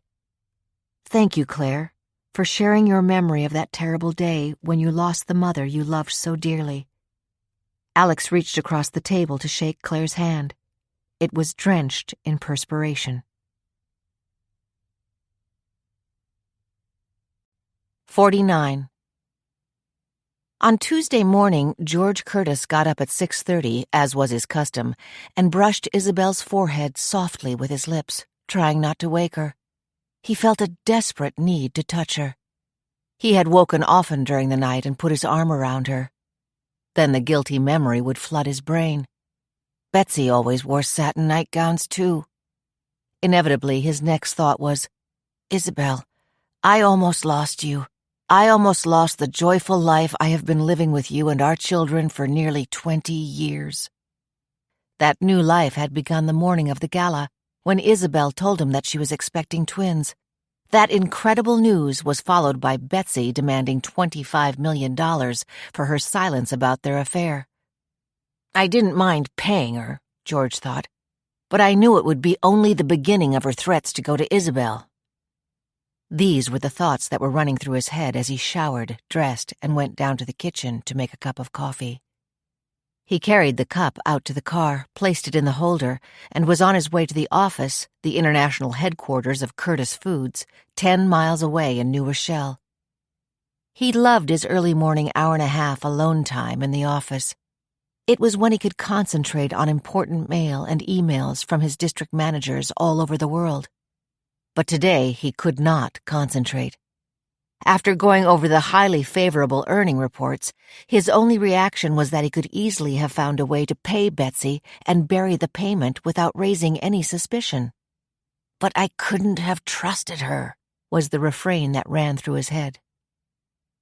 When the office began to fill up just before 9, He greeted his longtime assistant, Amy Hughes, with his usual cordiality and crisply began to go over some emails he wanted answered immediately. But he knew he was too distracted to concentrate. At 11:30, he called home. "Any plans for lunch?" he asked Isabel when she answered. "Not one," she said promptly. "Sharon called and asked me to meet her for golf, but I'm too lazy today. I'm stretched out on the patio. Louis is preparing gazpacho and a chicken salad. How does that sound?" "Perfect. I'm on my way." As he passed Amy's desk and told her he wouldn't be coming back this afternoon, she looked surprised. "Don't tell me that you, the sought-after speaker who always wows the audience, is nervous about being interviewed this afternoon." George tried to smile. "Maybe I am." The short drive seemed interminably long to him. He was so impatient to see Isabel that he left his car in the circular driveway, bounded up the steps, threw open the door, and rushed down the long hallway to the rear of the house. Before he opened the glass door to the patio, he stopped and looked out. Isabel was sitting in one of the padded chairs, her feet on a hassock, a book in her hands. 60 years old on her last birthday, her hair was now completely silver. She wore it in a new shorter length with bangs. The style framed her face perfectly, with her classic features that were the product of generations of fine breeding. Her ancestors had come over on the Mayflower. Her slender body was already tanned. She had kicked off her shoes and her ankles were crossed. For a long minute, George Curtis studied the beautiful woman who had been his wife for 35 years. They had met at a dance given by the senior class at Harvard. Isabel had attended it with friends from Wellesley College. The minute she walked in the room, I made a beeline for her, George thought. But the first time I met her parents, I know they were underwhelmed. They would have preferred that our family had made its money on Wall Street, not by selling hot dogs and hamburgers. What would her mother and father have thought had they known I was having an affair with my best friend's wife? They'd have told Isabel to get rid of me. And if Isabel had ever known, even though she was pregnant with our twins, she would have dropped me too. And still would, George thought grimly, as he slid open the patio door. Hearing the sound, Isabel looked up and smiled warmly. "Was it me or the menu that inspired you to join me for lunch?" she asked, as she got up and kissed him warmly. "It was you," George replied fervently, returning her kiss and putting his arms around her. Louis, their chef, came out onto the patio carrying a tray with 2 iced teas. "Good to have you home for lunch, Mr. Curtis," he said cheerfully. Louis had been with them for 22 years. He had been working as the chef in a nearby restaurant when one evening, as they were having dinner there, he came to the table. "I heard that you are looking for a new chef," he said quietly. "Yes, our current chef is retiring," George had verified. "I would very much like to try out for the job," Louis said. "We serve mostly Italian food here, but I am a graduate of the Culinary Institute in Hyde Park, and I promise I can offer you a wide selection of menus." And so he had, George thought, including preparing fresh baby food every day when the twins were born, and letting them help him in the kitchen when they were little. George sat in a chair near Isabel, but as Louis placed the glass next to him, he said, "Louis, will you put my tea on the table and bring me a Bloody Mary?" Isabel raised an eyebrow. "That's not like you, George. Are you nervous about the interview with Alex Buckley?" He waited until the patio door closed behind Louis, then answered, "Uncomfortable rather than nervous. To me, the whole idea of this program seems bizarre. I get the feeling that this is not about proving people innocent, as it is proving that someone in the group was guilty of Betsy's death." "Someone like you, George?" George Curtis stared at his wife, his blood running cold. "What do you mean by that?" "I overheard that interesting conversation you had with Betsy the night of the gala. Even though you had pulled away from the crowd, I followed you. I was on the other side of those palms they had brought in for decoration. You didn't realize how much you had raised your voice." George Curtis knew that the nightmare he had feared was happening. Was Isabel going to tell him, now that the twins were raised, that she wanted a divorce? "Isabel, I'm sorrier than you can possibly imagine," he said. "Please, please forgive me." "Oh, I already have," Isabel said promptly. "Did you think that I was too stupid to suspect you were having an affair with that slut?" "When I overheard the two of you, I decided I wasn't about to lose you. I realized we had grown apart, and I knew that some of it was my fault. I wasn't going to forgive you too easily, but I'm still glad I made that decision. You've been a wonderful husband and father, and I love you dearly. I was so terribly worried and guilty all these years," George Curtis said, his voice breaking. "I know you were," Isabel said crisply. "That was my way of punishing you. Oh, here's Louis with your Bloody Mary. I'll bet you're ready for it now." "My God, I thought I knew my wife," George Curtis exclaimed to himself as he reached for the glass Louis was putting in front of him. "Louis, I think we're ready to have lunch now," Isabel said as she took a sip of her iced tea. When Louis went back to the kitchen, Isabel said, "George, when you warned Betsy that if she ever told me about your affair with her, you would kill her, I may have not been the only one who heard you. Like I said, you didn't realize how loud you were speaking. Then, after we came home and went to bed, I fell asleep in your arms. When I woke up at 4 a.m., you weren't in bed, and it was more than an hour before you returned. I just assumed that you were downstairs watching television. You always do if you wake up and can't go back to sleep. When I heard Betsy had been smothered, I begged God that if you had killed her, you didn't leave any evidence that would lead to you. If anything comes up during the filming of this program, I'll swear that you never left our bed that night." "Isabel, you don't believe—" "George, we live only a few blocks away from them. You could have walked to their house in 5 minutes. You knew the layout, and frankly, I don't care if you killed her. I know we can afford it, but I see no reason why you should have paid $25 million in blackmail to that tramp." As George held her chair for her at the table, Isabel said, "I love you so dearly, George, and the twins adore you. Don't say anything to spoil that. Now here comes Louis with a salad. I'll bet you're hungry, aren't you?" 50. "Okay, guys, that was great. Take a break now. Allison Schaefer is next. We'll start in half an hour," Laurie said briskly. Jerry, Grace, and the camera crew knew that was Laurie's way of saying, "Get lost." It was clear to them that she wanted to talk to Alex Buckley alone. As they filed out, they closed the door of the den without asking.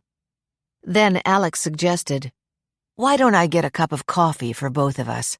I know you like yours black, no sugar." "Sounds wonderful," Laurie admitted. "I'll be right back," he said as he unfolded his long legs and stood up. When he returned 5 minutes later, coffee cups in hand, Laurie was seated in the chair where Claire had been and was busy scribbling notes. "Thanks so much," she said as he placed the cups on the table between them. "Are they all out there? I mean, is Claire talking to them about her interview with you?" "I don't know where Claire is, but there's something funny going on with the rest of them," Alex Buckley replied. "Regina is white as a ghost, and Nina and her mother are obviously having an argument on the patio. No surprise there. Allison and Rod are taking a walk near the pool. The way he has his arm around her, I think she's terribly upset. She's holding a handkerchief and dabbing her eyes." Astonished, Laurie asked, "What could have brought all that on?" "When you and I left them, Claire followed only a few minutes behind," Alex said, his brow furrowed. "We left the other three waiting for Josh to bring more coffee. I'm telling you, Laurie, something happened that upset all of them. Maybe I can get it out of Allison when I interview her." His tone became crisp. "I know you want to talk to me about the interview with Claire." "Yes, I do," Laurie said. "Why did you ask her so much about her relationship with Robert Powell?" "Laurie, think about it. She and her mother had obviously been very tight for the first 13 years of Claire's life. Then Robert Powell enters the picture. No matter how glamorous it may have been for her to move into this mansion, there is no doubt from everything I have read that Claire's mother and Powell were virtually inseparable. And why didn't Claire go away to college as her friends did? Claire must have been home alone a lot of nights. From what I gathered, Betsy and Powell were out almost every night on the social scene. Why couldn't Claire board at Vassar? Didn't you hear and see the way Claire's expression changed when she talked about Powell? I'm telling you right now that something was going on there, Alex said vehemently. Laurie stared at him, then nodded. Alex smiled. You caught it too. I was sure you would. Whenever I'm preparing a case for trial, I have my investigators dig into the backgrounds of the people I'm defending, as well as the ones who are on the witness stand testifying either for or against my client. One of the first things I learned was to dig below the obvious. If you ask me, Claire Bonner was not as heartsick at her mother's death as she claims to be. At first I was attributing her reaction to shock, Laurie admitted. Then I felt the same way. She only talked about her anger over the way the police treated her and the other girls, not one word about grieving for her mother. Laurie changed gears. Now, before Allison Schaefer comes in, let me give you my first impressions of her. Alex sipped his coffee as Laurie continued. Rod Kimball and Allison Schaefer were married 4 months after the gala, and yet she hadn't even invited him as her date that night. Was she rushing into a situation because of the way they were all grilled after Betsy's death? The only other thing that I can see was that she lost out on a scholarship. It was awarded to the girl whose marks were second to hers, but who happened to be the daughter of Betsy's friend. Did the fact that Powell donated a ton of money to Allison's college influence the scholarship award? Yes, I think it was the kind of scholarship donated by an alumnus, and the dean chose the winner at his discretion. Alex nodded. You've done plenty of your own digging, I see. Yes, I have, Laurie agreed. And I've wondered whether the fact that Rod had just signed a great contract with the Giants had anything to do with Allison suddenly marrying him. But if so, when he had that accident, she certainly stuck by him, didn't she? Apparently he had always had a crush on her, from way back when they were in kindergarten. At the time they were married, he had a brilliant future as a quarterback. Even if the attraction was the fame and fortune of pro football, there had to be more to her feelings than that. The last 20 years are proof of it. Or is it possible she was so upset about losing the scholarship that she smothered Betsy and confessed it to Rod? That would certainly have been his hold over her for all of these years, Alex suggested. There was a knock on the den door, and the cameraman looked in. Laurie, are you ready for us yet? Laurie and Alex looked at each other. It was Alex who answered. You bet we are. Please ask Allison Schaefer to come in now. 51. Leo Farley stared at the ceiling as his doctor and longtime friend checked his heartbeat. There's nothing the matter with me, Leo said, his tone icy. That's your opinion, Dr. James Morris replied mildly. But believe me, this is where you're going to stay until I discharge you. And before you ask me why, let me explain. You were still having heart fibrillations yesterday evening. If you don't want to have a heart attack, you'll stay put. All right, Leo said with angry resignation. But Jim, you don't get it. I don't want Laurie to know I'm here, and I can tell she's already guessed. She never calls me on the way to work. But she did today. She was so persistent asking me where I was last night. I can't have her worrying about me while she's doing this program. Do you want me to phone Laurie and reassure her? Dr. Morris asked. I know, Laurie. If you call, it would upset her even more. When do you usually talk to her? After she gets home from the studio. I got away with it last night, but tonight she'll expect me to go out and at least grab a hamburger with her. I don't know what my excuse will be," Leo Farley said, his voice somber but no longer angry. "Look, Leo, I can tell you this. You had 2 episodes of fibrillation yesterday. If you don't have any tonight, I will discharge you tomorrow," Dr. Morris promised. "And don't forget, I still know how to reassure my patients' relatives about their health. If you let me tell Lori that barring any more fibrillations, I'm discharging you tomorrow morning, I think that would be the best way to go. So think about it. She can always stop in here tonight and see you. Doesn't Timmy call her between 7 and 8? "Yes, she has him call at 7:45, so she's sure to be free to talk." Then why not have her here in time to take the call and the 2 of you can talk to him together? From what you tell me, he can only make 1 phone call every evening." Leo Farley's face cleared. "As usual, you have a good idea, Jim." Dr. Morris knew of Leo Farley's desperate worry about the threat to his daughter and grandson. "And it won't be over until that Blue Eyes guy is rotting in prison," he thought. He touched Leo's shoulder, but managed to close his lips before he uttered the 2 most useless words in the English language. "Don't worry." 52. After Josh handed the 3 of them the tapes, Allison was the first to go into the bathroom, take the cassette player from the vanity drawer, insert the tape, and listen to it. Aghast, she heard her conversation with Rod about her sleepwalking in Betsy's room. Near hysteria, she grabbed the tape and rushed outside. Rod had seen her from the window and hurried as fast as possible to join her. Now, his crutches beside him, he sat on the bench near the pool with his arm around her, their backs to the production crew outside. She had managed to stop crying, but her lips were still trembling. "Don't you see, Rod?" Allison said. "That's the reason Powell had Josh pick all of us up at the airport in that fancy Bentley at 2-hour intervals, except for Claire, who arrived the night before. Powell wouldn't have done that except for one reason. The Bentley was bugged. But Rod, don't you remember we talked about my sleepwalking in Betsy's bedroom?" "Shh," Rod cautioned, then looked around. There was no one within hearing distance. "My God, I'm getting paranoid around this place," he thought. He tightened his arm around Allison's shoulder. "Allie, if they bring it up, say of course you were disappointed about the scholarship. But then it didn't matter. You'd had a secret crush on me from the time we were in kindergarten." He paused, then thought ruefully, "At least that part was true for me."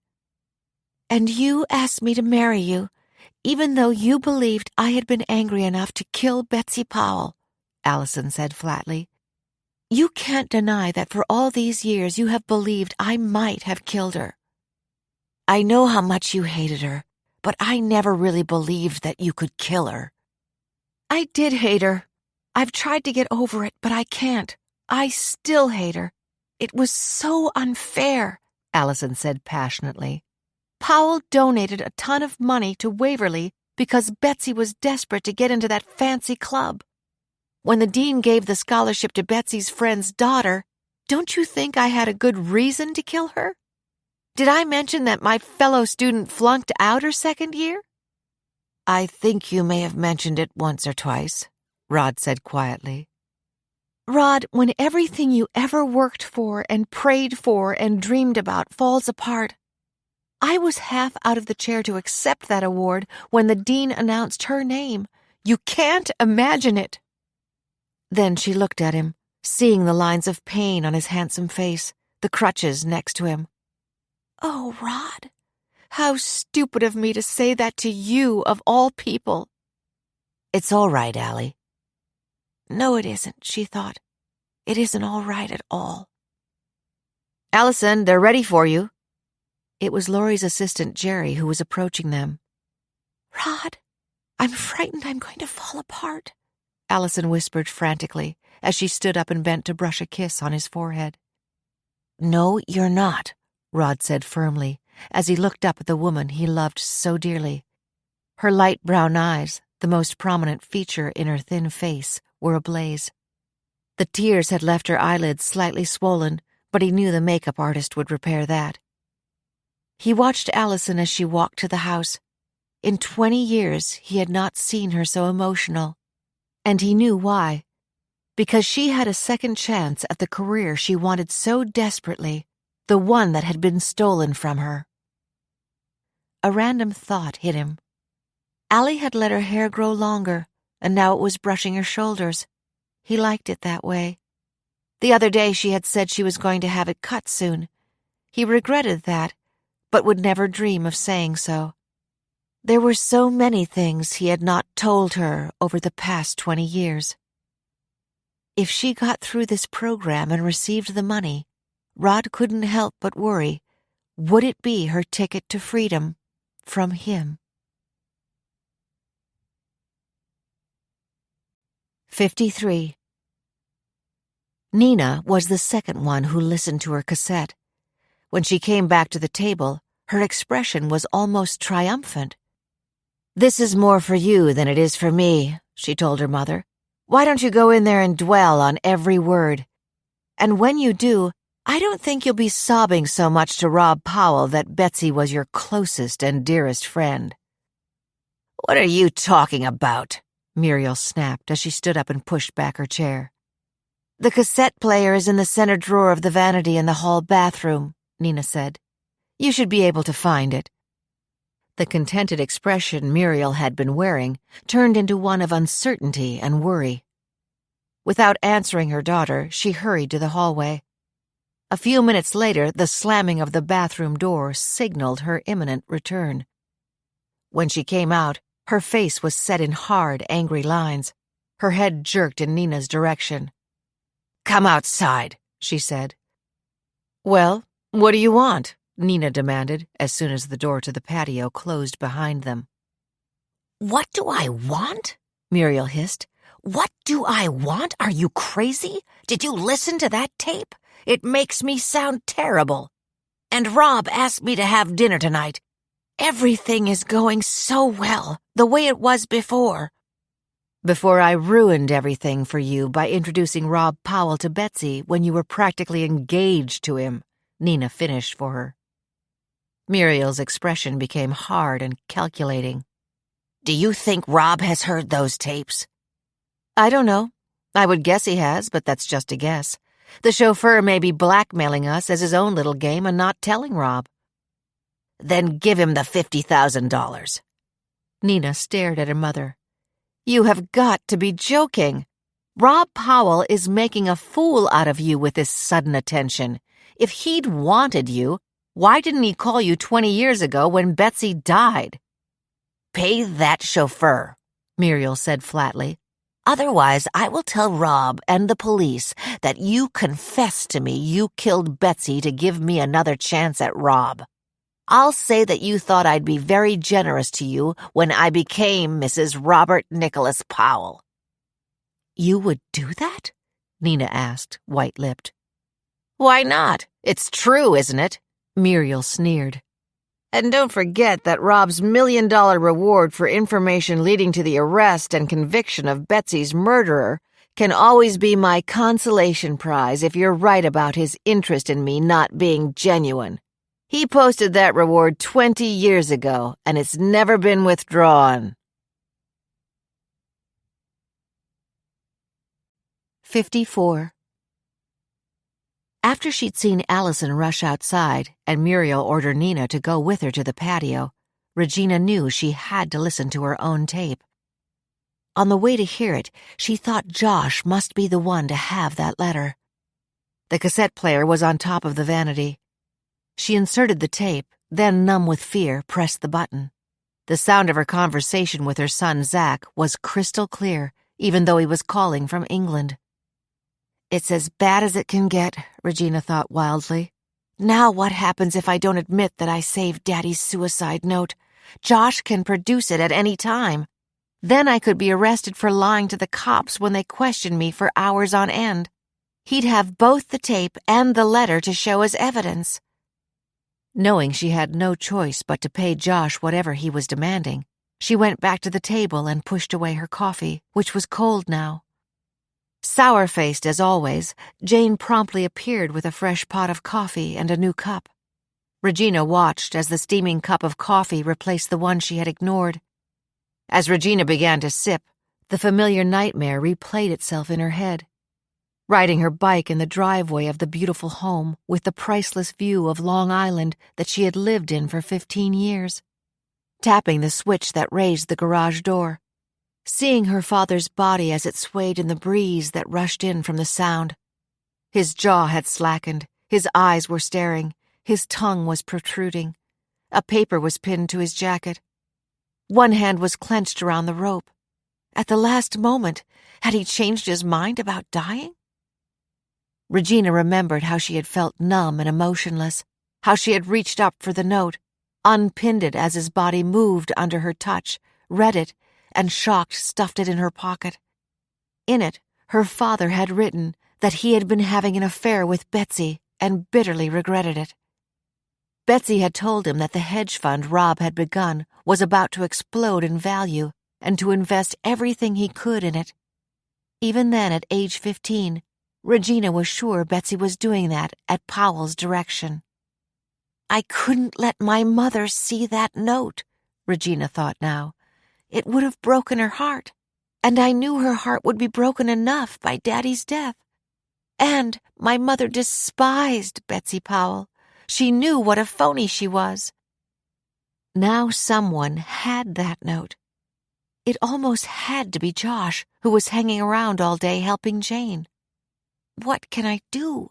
She asked herself. What can I do?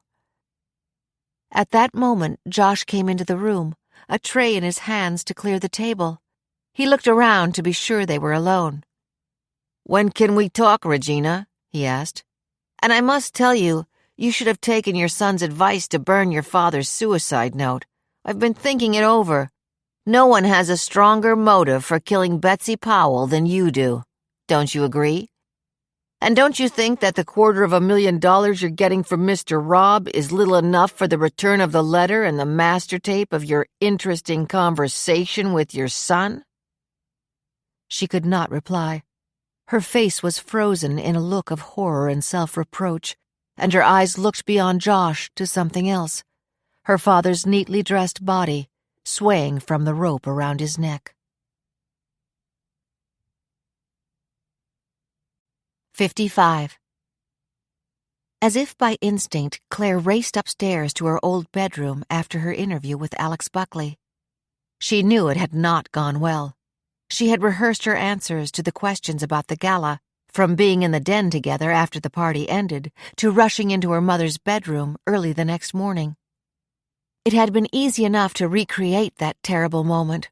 Rob on the floor writhing in pain, the coffee splattered on his hands, his skin already raised in angry blisters, Jane shrieking, "Betsy, Betsy," and holding the pillow that had smothered the life from her mother. The hair that had looked so glamorous when her mother had said good night to them was brassy in the early morning light, the radiant complexion now gray and mottled. And I was glad, Claire thought. I was frightened, but I was glad. All I could think of was that now I was free. Now I could leave this house. And I did, the day of the funeral. I moved in with Regina and her mother to that tiny apartment. I slept on the couch in the living room. There were pictures of Regina's father all over the place. Her mother was sweet and kind to me, even though they lost everything they had because he had invested in Robert Powell's hedge fund. Claire remembered hearing Betsy and Powell joking that Eric, Regina's father, was so gullible. Now remember, Betsy, I don't like you doing this, but it's necessary. It's either him or us. And her mother's answer, better he should go broke than us, and then laughing. The nights I lay awake on that couch, thinking that if it weren't for my mother and stepfather, her father would still be alive and they would still be living in that lovely house on the Sound. And what about Allison? She worked so hard for that scholarship and lost it just so my mother could get into some club. Claire shook her head. She had been standing at the window looking out over the long backyard. Even with the vans from the studio discreetly parked on the left side of the property and Allison and Rod sitting on a bench near the pool, the scene seemed as still as a painted landscape. But then she saw movement. The door of the pool house opened, and the swarthy figure of the man who had been puttering around the garden these last few days exited. His hulking presence broke the sense of stillness and sent a shiver through Claire. Then she heard the click of her bedroom door opening. Robert Powell stood there smiling. "Anything I can do for you, Claire?" he asked. 56. Police Chief Ed Penn did not sleep well on Monday night. The sense of urgency that Leo Farley had imparted to him made whatever sleep he did manage to get troubled and fretful. And he had strange dreams. Someone was in danger. He didn't know who. He was in a big empty house with his pistol in hand. He was searching through it. He could hear footsteps, but he could not tell where they were coming from. At 4 a.m., Ed Penn woke up from that dream and did not go back to sleep. He understood Leo's concern that it was potentially dangerous to have those 6 people together again after 20 years. Penn had no doubt that one of those 6, Powell, his housekeeper, Betsy's daughter, or one of her 3 friends, had murdered Betsy Powell. Sure, the door from the den to the patio was unlocked. So what? Sure, maybe a stranger mingled with the crowd, but maybe not. The thing he had noticed when he arrived that morning was that among the 4 girls, including the daughter, he had not sensed one bit of genuine grief at Betsy Powell's passing. And the housekeeper kept begging to be allowed to go to the hospital to see Mr. Robb. Then she realized how that looked and clamped her mouth shut, Penn thought. Powell? Few men would deliberately scar themselves with third-degree burns on their hands.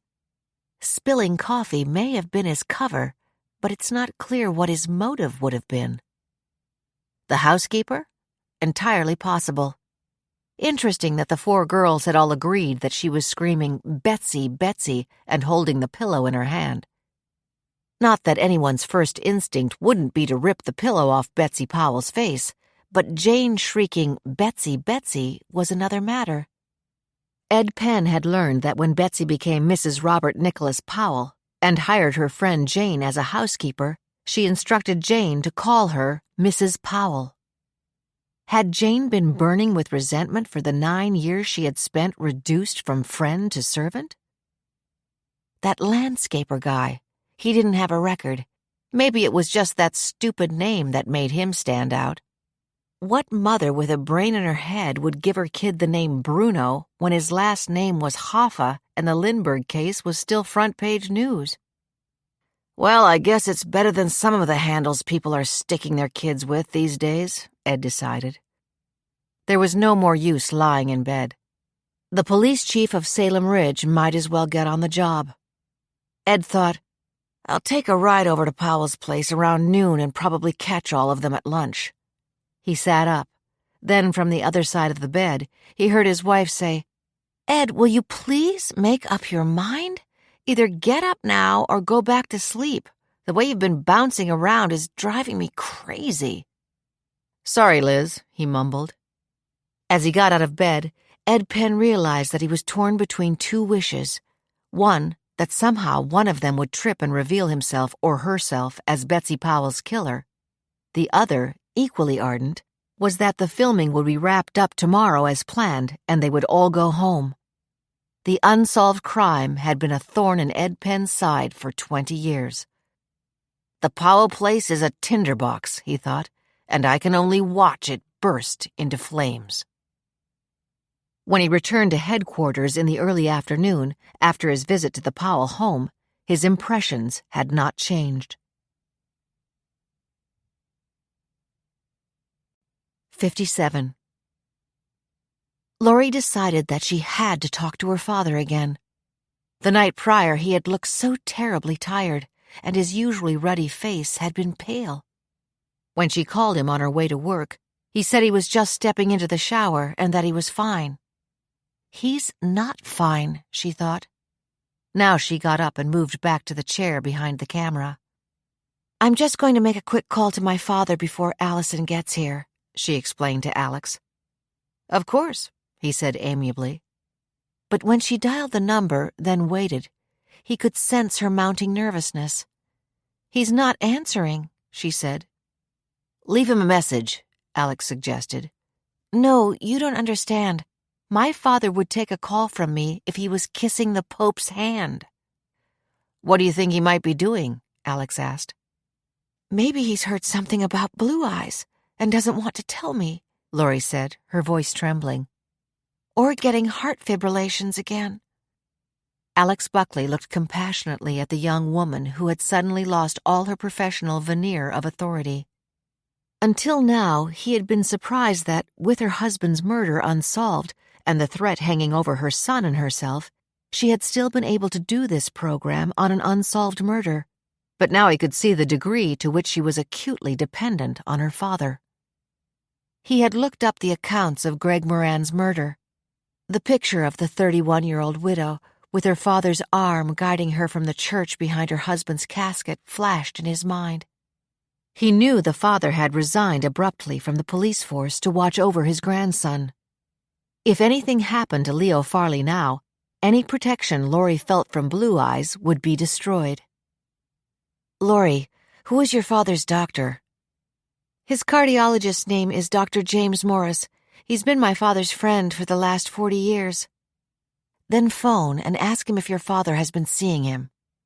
That's a good idea. There was a tap on the door. Alex sprang to his feet. When Grace looked in, the question she had been about to ask, "Ready for us?" died on her lips. She saw the troubled look on Laurie's face as she held the phone to her ear and heard Alex's, "Give her a minute," then closed the door. 58. You're right. Laurie was terribly upset when I told her you were in the hospital, Dr. Morris told Leo Farley. But I managed to calm her down. She's coming to see you straight from the filming, and as I suggested, the two of you can take Timmy's call together. It's a relief to know I don't have to try to figure out how to lie to her, Leo Farley said. Did you tell her that I'm getting out of here tomorrow? I told her that barring any more fibrillations, I'll discharge you in the morning. I also told her that in 40 years of practicing medicine, you're the crankiest patient I have ever had. I promise you that's what reassured her, Leo. Leo Farley laughed, a relieved laugh. Okay, I believe that. But I'm only cranky because I feel helpless with all of these damn monitors pinning me to this bed. Dr. James Morris took care not to let sympathy manifest itself in his voice. Let's both hope that you don't get any more fibrillations, Leo. And I suggest that if you can force yourself to stay calm and maybe watch some game show on television, you will be on your way home tomorrow morning. Bruno listened with glee. Hacking into Leo's phone had been a brilliant idea. Leo had already called the head of the camp and told him that he was in the hospital. And now Bruno knew that both Laurie and her father would be on the phone with Timmy tonight. If Leo and Laurie speak to Timmy around 8 o'clock tonight, they'll be reassured and not expect to speak to him again until tomorrow night, Bruno thought. I'll put on my police uniform and get up to the camp at 10 o'clock. I'll tell whoever is in charge up there that the kid's grandfather has taken a turn for the worse. If they call Mount Sinai, they'll confirm that he's a patient, but won't say anything about his condition. It will work. Bruno was so sure of it that he began to make preparations for his little guest. In the utility room of the pool house, he laid out blankets and a pillow. It would be far too dangerous to put Timmy in the one bedroom in the pool house. He would have to tie him up and put a loose gag on him. He knew that it was necessary to follow the routine and to have Perfect Estates pick him up in the landscaping truck and drop him off again tomorrow morning. He would bring in some Cheerios and orange juice for Timmy. He always brought his lunch in a grocery bag, so having one would not seem unusual. The production crew had left copies of the schedule all over the place. He knew that tomorrow Powell would do the last individual interview, and then everyone would be photographed at the breakfast table, as they had been for the opening segment. That's when Timmy and I make our entrance, he thought. I'm holding his hand and have a gun to his head. I call Laurie to come out, or I shoot him. Any good mother would come running out to save her little boy.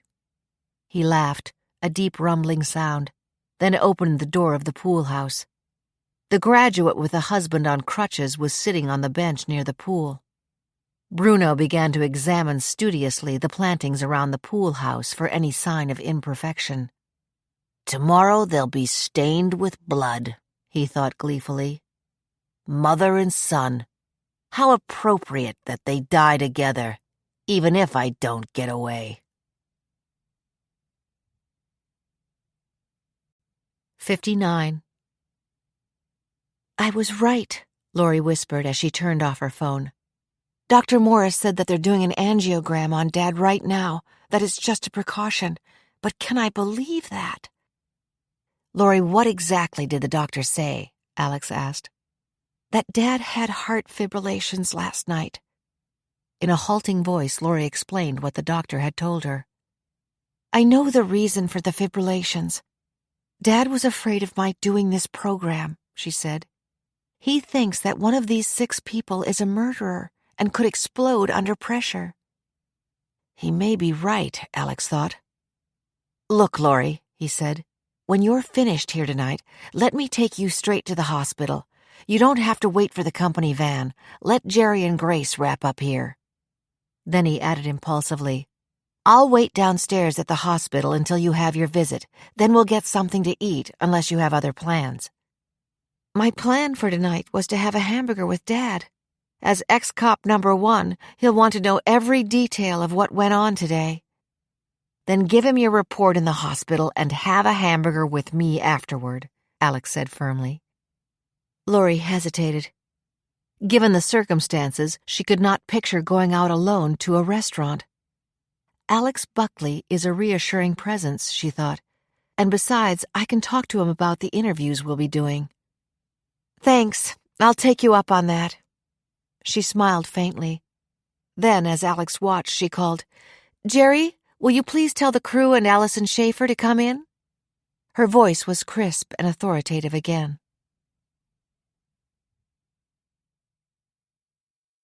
60. A grim-faced Regina went looking for Josh Damiano. She found him vacuuming the huge living room. She remembered how Betsy had grandly referred to it as the salon. Until the time she married Richard Powell, the only salon she ever walked into was a beauty salon. That's what Mother used to say about Betsy, Regina remembered. Josh looked up, and when he saw her, turned off the vacuum. I knew you'd be looking for me, Regina, he said with a cheerful smile.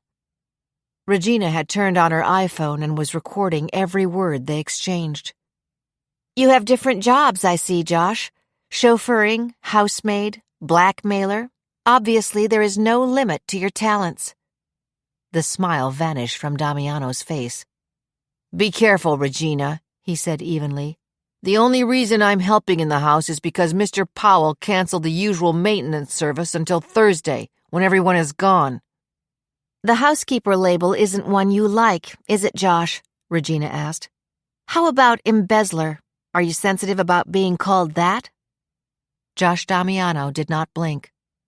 I prefer to think that I am defending you from being accused of murdering Betsy Powell. Your father's suicide note gives you the greatest motive to kill her. And remember, you lied to the cops over and over again that you had not found a suicide note on or near your father's body. I did, didn't I? Regina agreed. On the other hand, I also did Robert Powell a great favor by not revealing that. Have you considered that? The note details how he let his wife have an affair with my father so she could feed him an inside tip about Powell's hedge fund. The result was that my father lost his entire fortune, and by doing so, he bailed the Powells out. So what? Damiano asked. So I lied to my son in the conversation you taped in the car. I have another copy of my father's note. Now I'm giving you an alternative. Give me back the original and we call it quits. Otherwise, I take the copy and my recording of this conversation today to Police Chief Penn, and you land behind bars. I assume you taped everyone else. I bet they'll all produce those tapes if pressed hard enough." "You're joking." "No, I'm not. I was 15 years old when I found that note. As it was, my father's suicide was the start of my mother's slow decline. She would have gone quicker if she had known he was having an affair with Betsy as well." Josh Damiano attempted a laugh. "All the more reason you jumped at the chance to spend your first overnight in this house, to get revenge on Betsy." Except that Betsy Powell wasn't worth sacrificing the rest of my life in prison. I'm a bit claustrophobic. I hope you're not." Without waiting for a reply, she left the room. Once she was in the hallway, she began to tremble violently. Would it work? It was her only hope. She went up to the bedroom where she would spend the night, locked the door, and checked her phone. The battery was dead. 61. Allison went into the den, outwardly calm, but inwardly frantic with worry. "I was in Betsy's room that night," was the uppermost thought in her mind. She tried to remember Rod's reassurances, but oddly, all she could think of was that she had told him he couldn't know what it was like to want something so badly and lose it. He couldn't? She asked herself. She remembered the blazing headlines when he was signed by the Giants, the speculation about his brilliant future. All the time she had spent studying, he had spent practicing football. He had been the quarterback on his college team. From kindergarten on, Rod had always been there for her. But I was planning to marry a scientist, she thought. We'd be the new Dr. and Madame Curie. Dr. and Dr. Curie, she corrected herself. The arrogance of me, and Rod accepted it. He proposed to me and I accepted because of his promise to send me to medical school. While he was so sick, I did manage to become a pharmacist. Then I couldn't leave him. But underneath, I've always begrudged him the fact that I felt obligated to stay. And even now, I'm thinking that if I had come here alone, I wouldn't have been talking in the car. No recording would exist. Come right in, Allison, Laurie Moran invited. Alex Buckley stood up. My God, he's tall, Allison thought, as she took the seat across the table from him. Her body felt so rigid, she worried some part of her would break like glass if she moved too quickly. Allison, thank you so much for being with us on this program, Alex began. It's been 20 years since the graduation gala and Betsy Powell's death.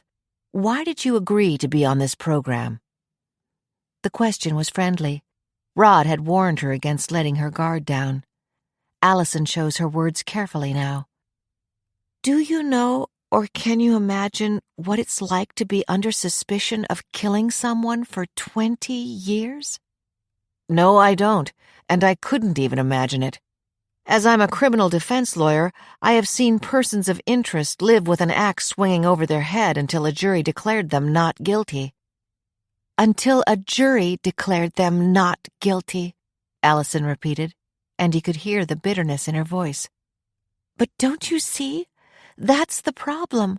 No one has formally accused any one of us, and so we are all treated as if we are guilty.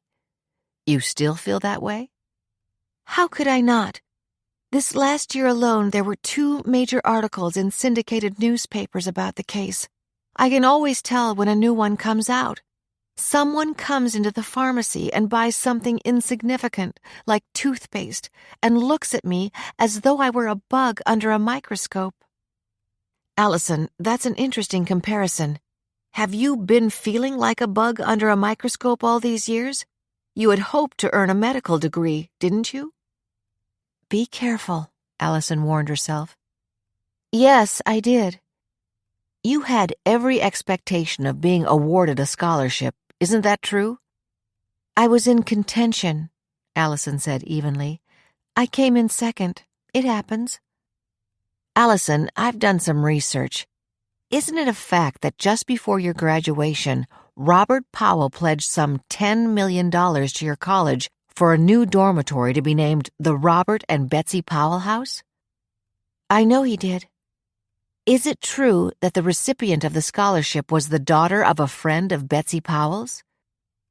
Allison, you're bitter. You can't let the bitterness show. It was as though Rod were shouting in her ear. Of course I was disappointed. I earned that scholarship and everyone knew it. Throwing it to Vivian Fields was Betsy's way of getting into the country club Vivian's mother ran. But you see, all regret stopped right there. Rod had just signed a big contract with the Giants, and the first thing he did was to propose to me. We were engaged, and his wedding present to me was going to be sending me to medical school. Then why didn't you invite Rod to the gala if you were engaged to him? Allison attempted a smile. Actually, it was just prior to our engagement. Rod thought I was very foolish to go to the gala after what Betsy pulled on me. It sounds all right, she thought. I didn't invite him because I wasn't in love with him. But then when he signed with the Giants and promised to send me to school, I agreed to marry him. She fought to keep control of herself. Alex Buckley's eyes bored into her. Allison, I would like you to close your eyes and visualize the moment you walked into Betsy's room after you heard Jane screaming. His tone was almost hypnotic. Obediently, Allison closed her eyes. She was in Betsy's room. She stepped on the earring, and that startled her. She heard a door open and slipped into the closet behind her. She saw someone come in and take the other pillow from Betsy's bed. Then that shadowy figure leaned over Betsy. Through a crack in the door, she watched as Betsy's body twisted and turned as the pillow suffocated her. Her muted groans were quickly stifled. Then the figure slipped away. Was I dreaming? Allison asked herself. Or did I really see a face? She didn't know. Her eyes snapped open. Alex Buckley saw the startled look on her face. "What is it, Allison?" he asked quickly. "You look frightened." Allison burst out. I can't stand this anymore. I absolutely can't stand it. I don't care what people think about me. Let them wonder if I killed Betsy. I did not. But I will tell you this. When I ran into that room and saw she was dead, I was glad, and so were the others. Betsy Powell was evil and vain and a whore, and I hope she's rotting in hell. 62. Jane was next. She was not a heavy woman, but her broad shoulders and straight carriage gave her a formidable appearance. Her constant uniform of black dress and crisp white apron seems almost a caricature, Alex thought. Except for during formal dinners, none of his friends had their help dressed like that. She sat in the chair vacated by Allison. "Ms. Novak," Alex began, "you and Betsy Powell worked together in the theater?" Jane smiled thinly. "That sounds very glamorous. I cleaned the dressing rooms and mended the costumes. Betsy was an usher, and when a play closed, we would both be transferred to another theater." "Then you were good friends." "Good friends? What does that mean? We worked together. I liked to cook. I'd ask her and Claire to dinner some Sundays. I was sure everything they ate was takeout. Betsy was no cook, and Claire was such a sweet child." "Were you surprised when Betsy moved to Salem Ridge?" "Betsy wanted to marry money.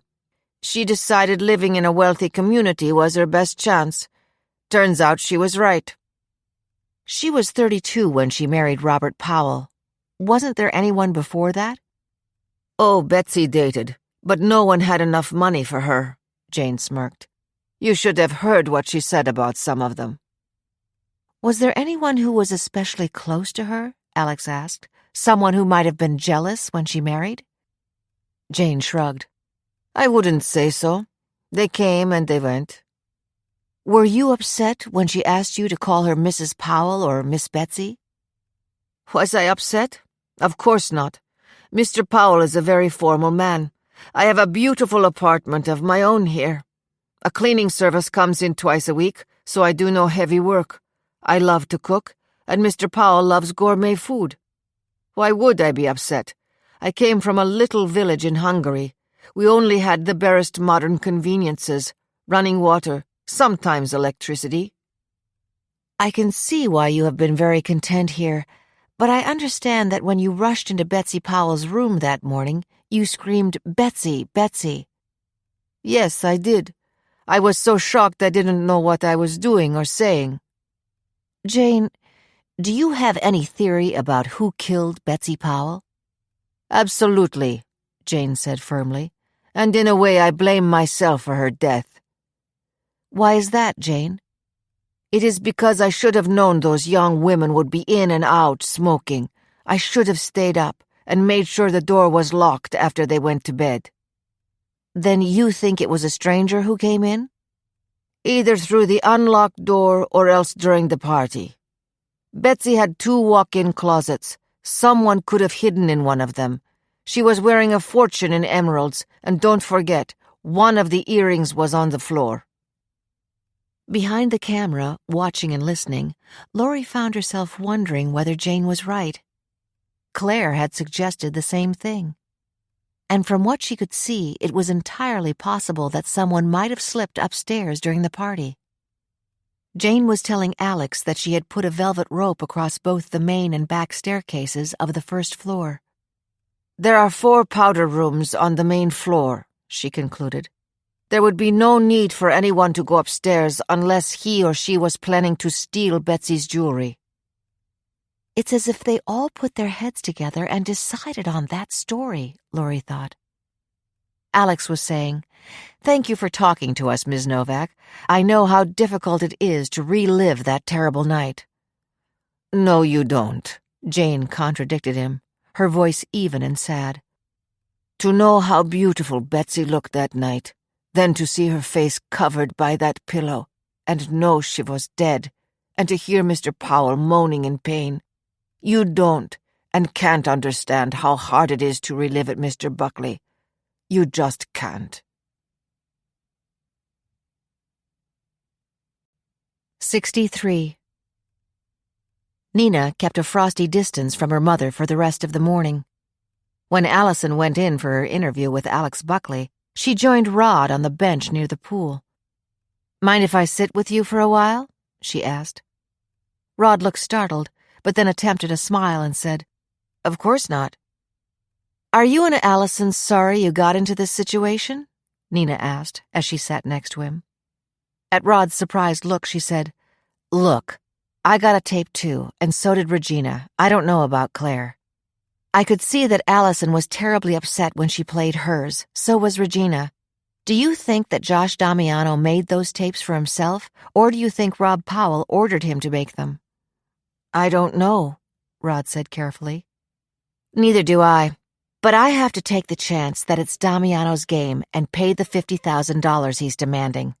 I think you should too. I don't know what Damiano overheard you say, but that police chief is dying to solve Betsy's murder, and if he has something to run with, I'll bet he'll do it." "You may be right," Rod said, his tone noncommittal. "But what could he possibly have on you that would make you a suspect? Certainly not the fact that your mother dated Rob Powell before he married Betsy." "It isn't that," Nina said, her voice friendly. "My mother is threatening to say I confessed to her that I murdered Betsy unless I pay the $50,000 to Josh." Rod didn't think he could be any more surprised than he already had been, but now his voice was incredulous. "She's got to be bluffing." "Oh, but she isn't," Nina said. "Now if Robert Powell hears that tape on which she's saying how much she hated Betsy, any chance she had with him, which I believe is non-existent, by the way, will be over. But if this is only Josh Damiano's game, who knows? That's why she wants me to pay the $50,000 he's demanding, or else. But you see, I know Allison has much more to worry about than my mother being sure I broke up her big romance. I was very nice when the police were questioning all of us 20 years ago." She paused and looked straight into his eyes. I didn't tell anyone that Betsy was absolutely cruel to Allison that night. She was gushing on and on about how proud Selma Fields was that her daughter, Vivian, had won the scholarship. She made sure to mention that Selma was throwing a fabulous party for Vivian, and then the whole family was sailing on their yacht to the Riviera. Allison was fighting back tears. When Betsy floated away, Allison said to me, "I am going to kill that witch." Now, isn't that information worth paying Josh Damiano the $50,000 he's demanding from Allison? And the $50,000 he wants from me? I want to leave here with something. Rod, believe me, I hate to do this, but I have no choice. I need every nickel of that $300,000 to buy my mother her own apartment and get her out of my life. If we live together much longer, I can promise you, I will kill her. I know just how Allison was feeling at the gala. She got up. Before I leave you, I want to say how much I admire both of you. She married you to get an education, but she stuck by you when that fabulous career you should have had disappeared. My theory is that your hold on her is she confessed the crime to you. Isn't that true, Rod? Rod reached for his crutches and got to his feet. His face white with anger, he said, "It's obvious you and your mother are cut from the same cloth. Allison is very smart, you know. Maybe she can dig up a few memories herself about how you were hounded for years by your mother because she kept ranting on about losing Rob Powell to Betsy. Maybe you snapped and killed Betsy to make Robert Powell a widower. But there's only one problem. In 100 million years, Allison wouldn't murder anybody." Nina smiled. "When do I get my answer?" she asked. "I don't know," Rod said flatly.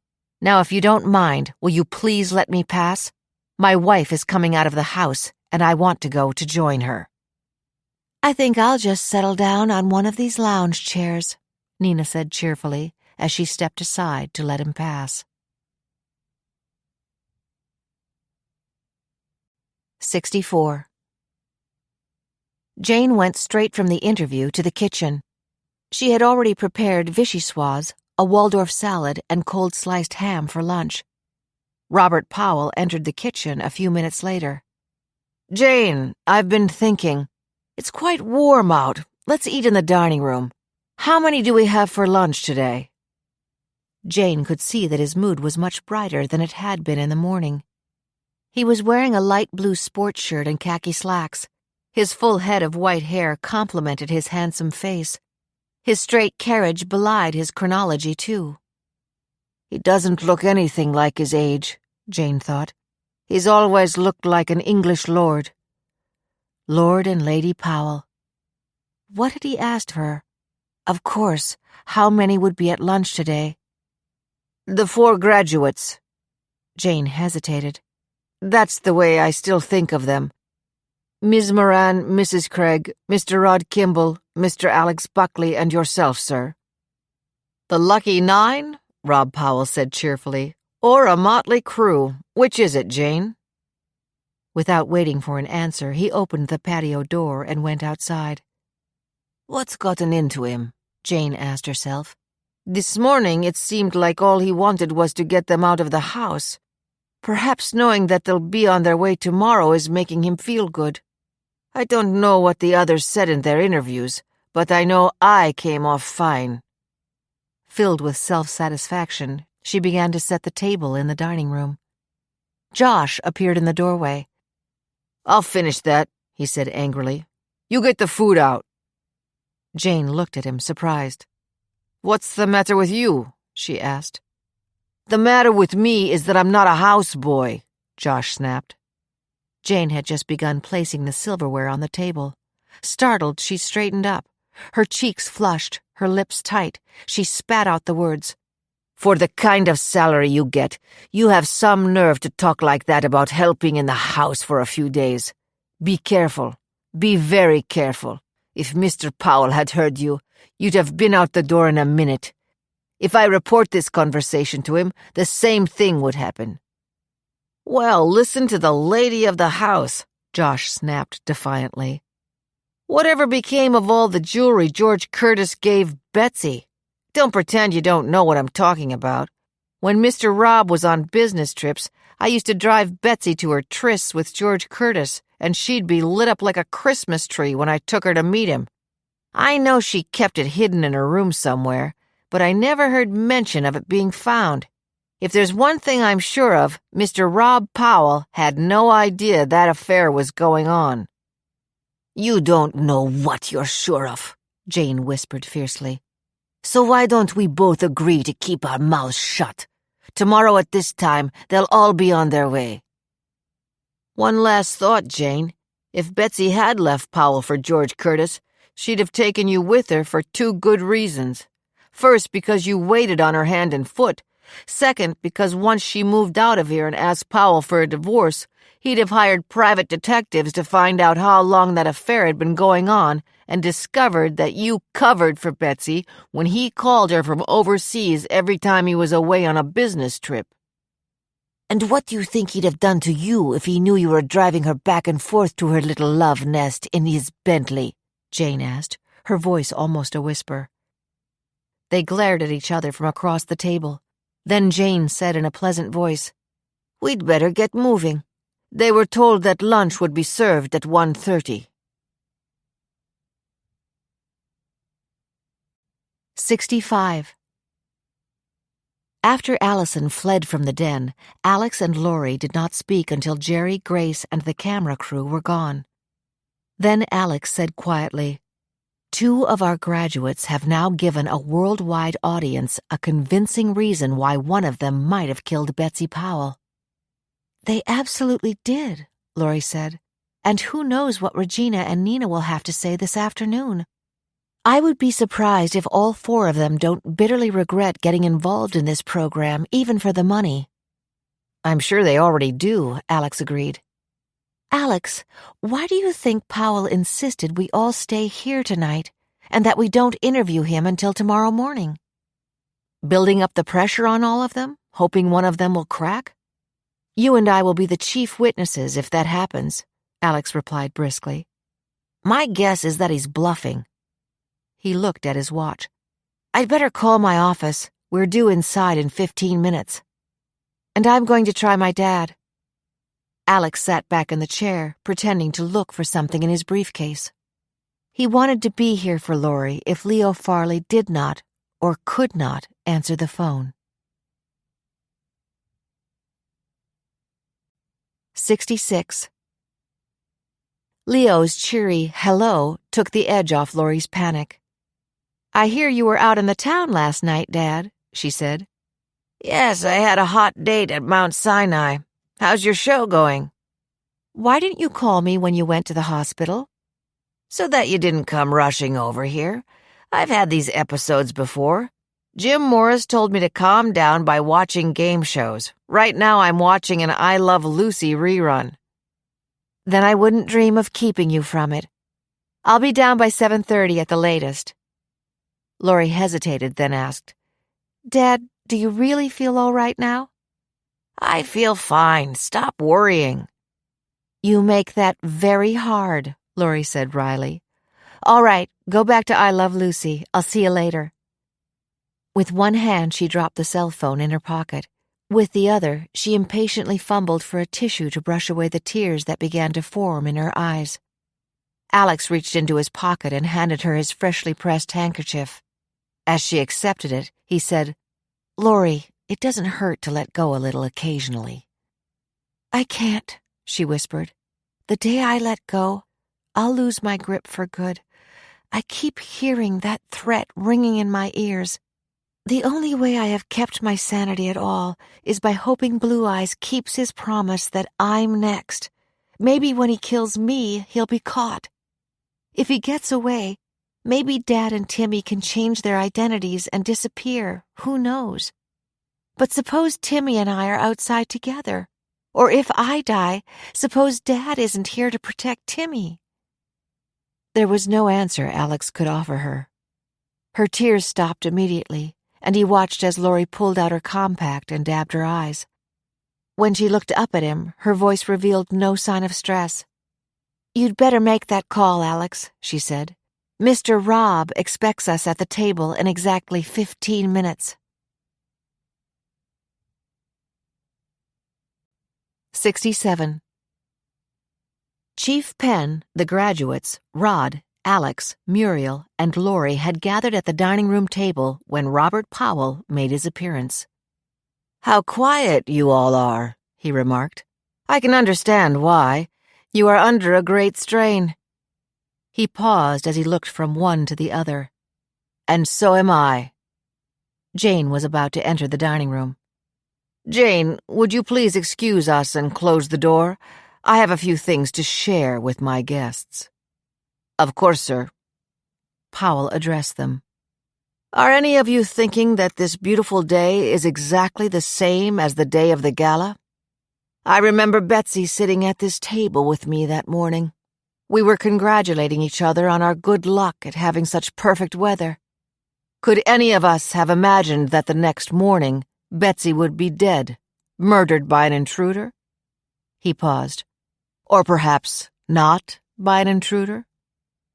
He waited, and when there was no response, he went on briskly. "Now let's be sure I have the details straight. This afternoon, Regina and then Nina will be interviewed. At about 4:30, the graduates will be dressed in replicas of the gowns they wore that night and photographed against the background of films of the gala.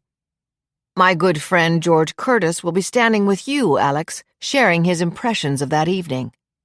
He looked at Laurie. "Am I correct so far?"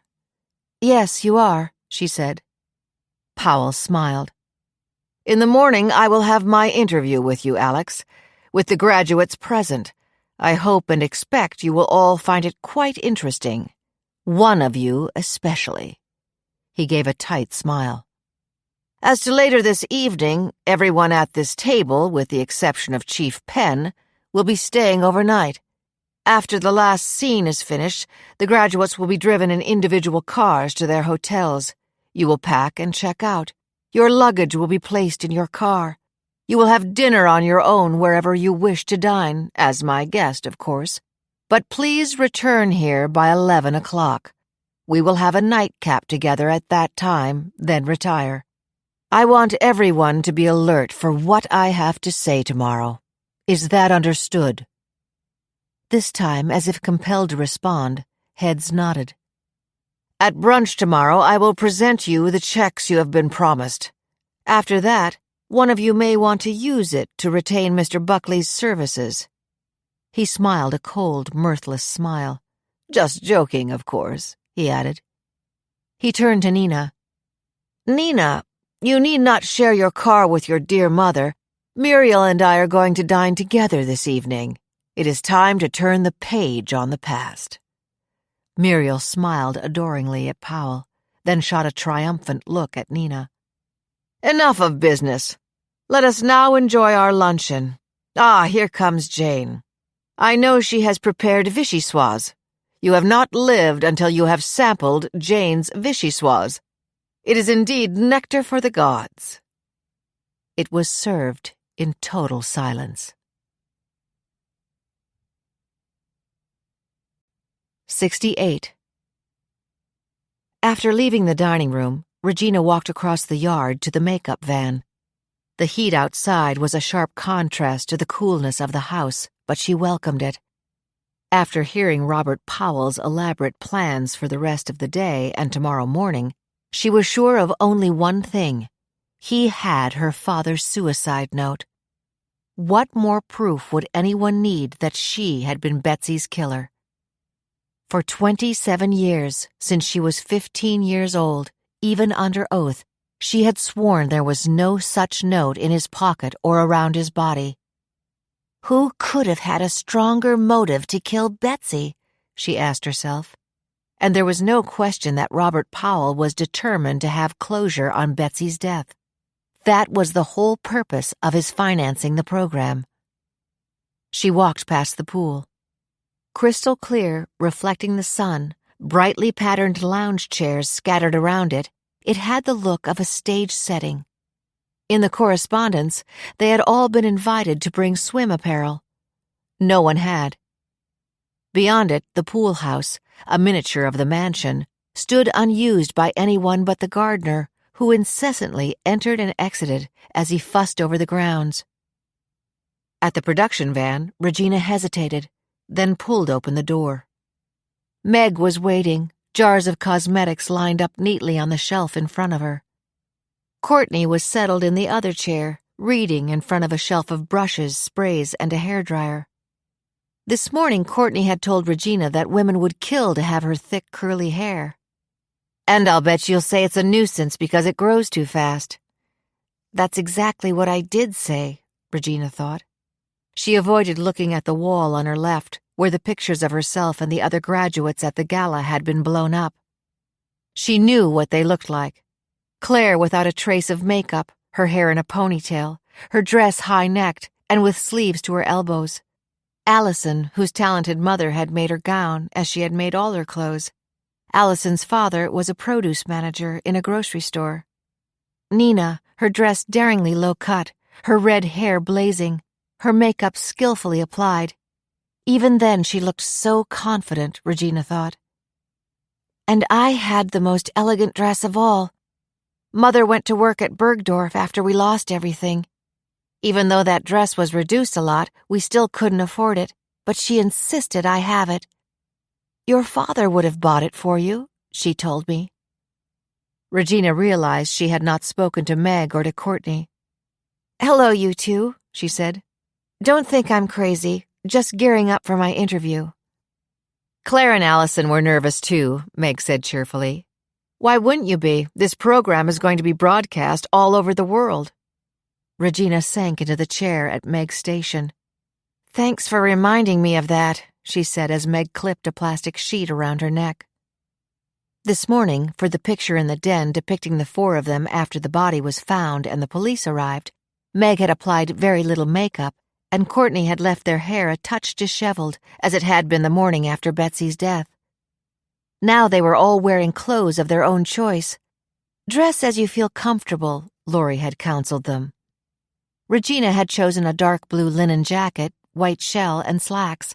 Her only jewelry was the string of pearls her father had given her on her 15th birthday. Now she watched as, with deft strokes, Meg began to apply foundation, blush, eyeshadow, mascara, and lip rouge. Courtney came over and, with a few quick movements of her brush, swept her hair into a half bang and pulled it behind her ears. "You look great," she said. "You sure do," Meg agreed. As Meg was unclasping the sheet from her neck, Jerry opened the door of the van. "All set, Regina?" he asked. "I guess so." As they walked back to the house, Jerry said comfortingly, "I know you're nervous, Regina. Don't be.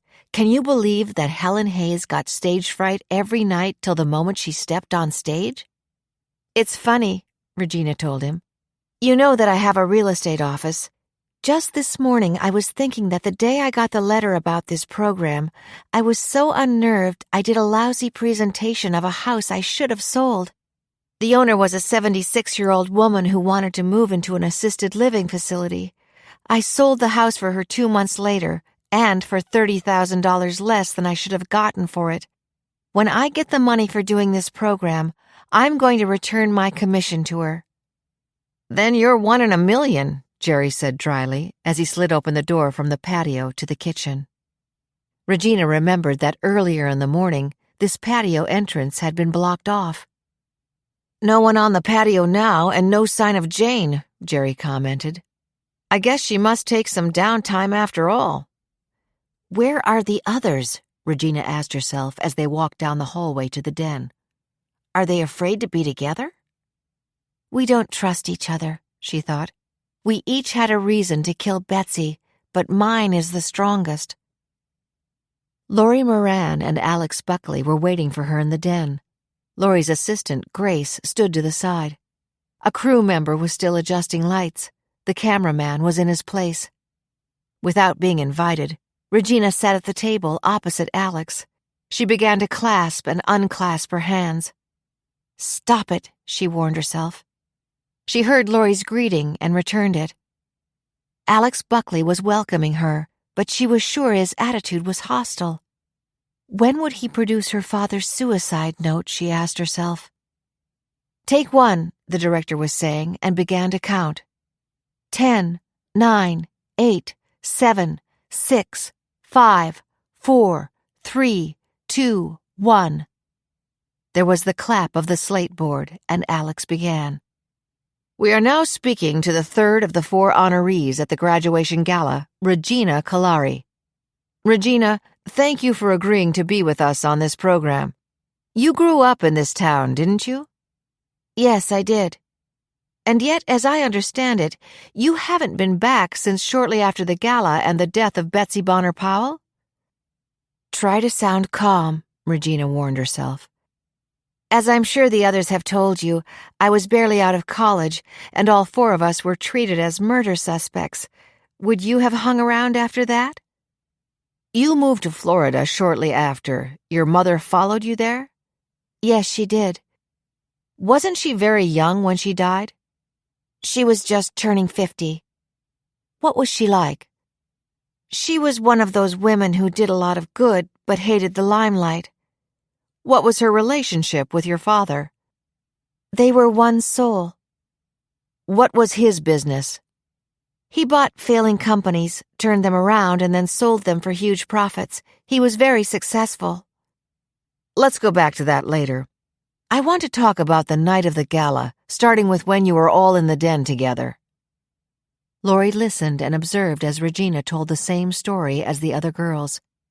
They had filled their wine glasses again and again. They had discussed the evening, laughing at some of the dresses of the older women.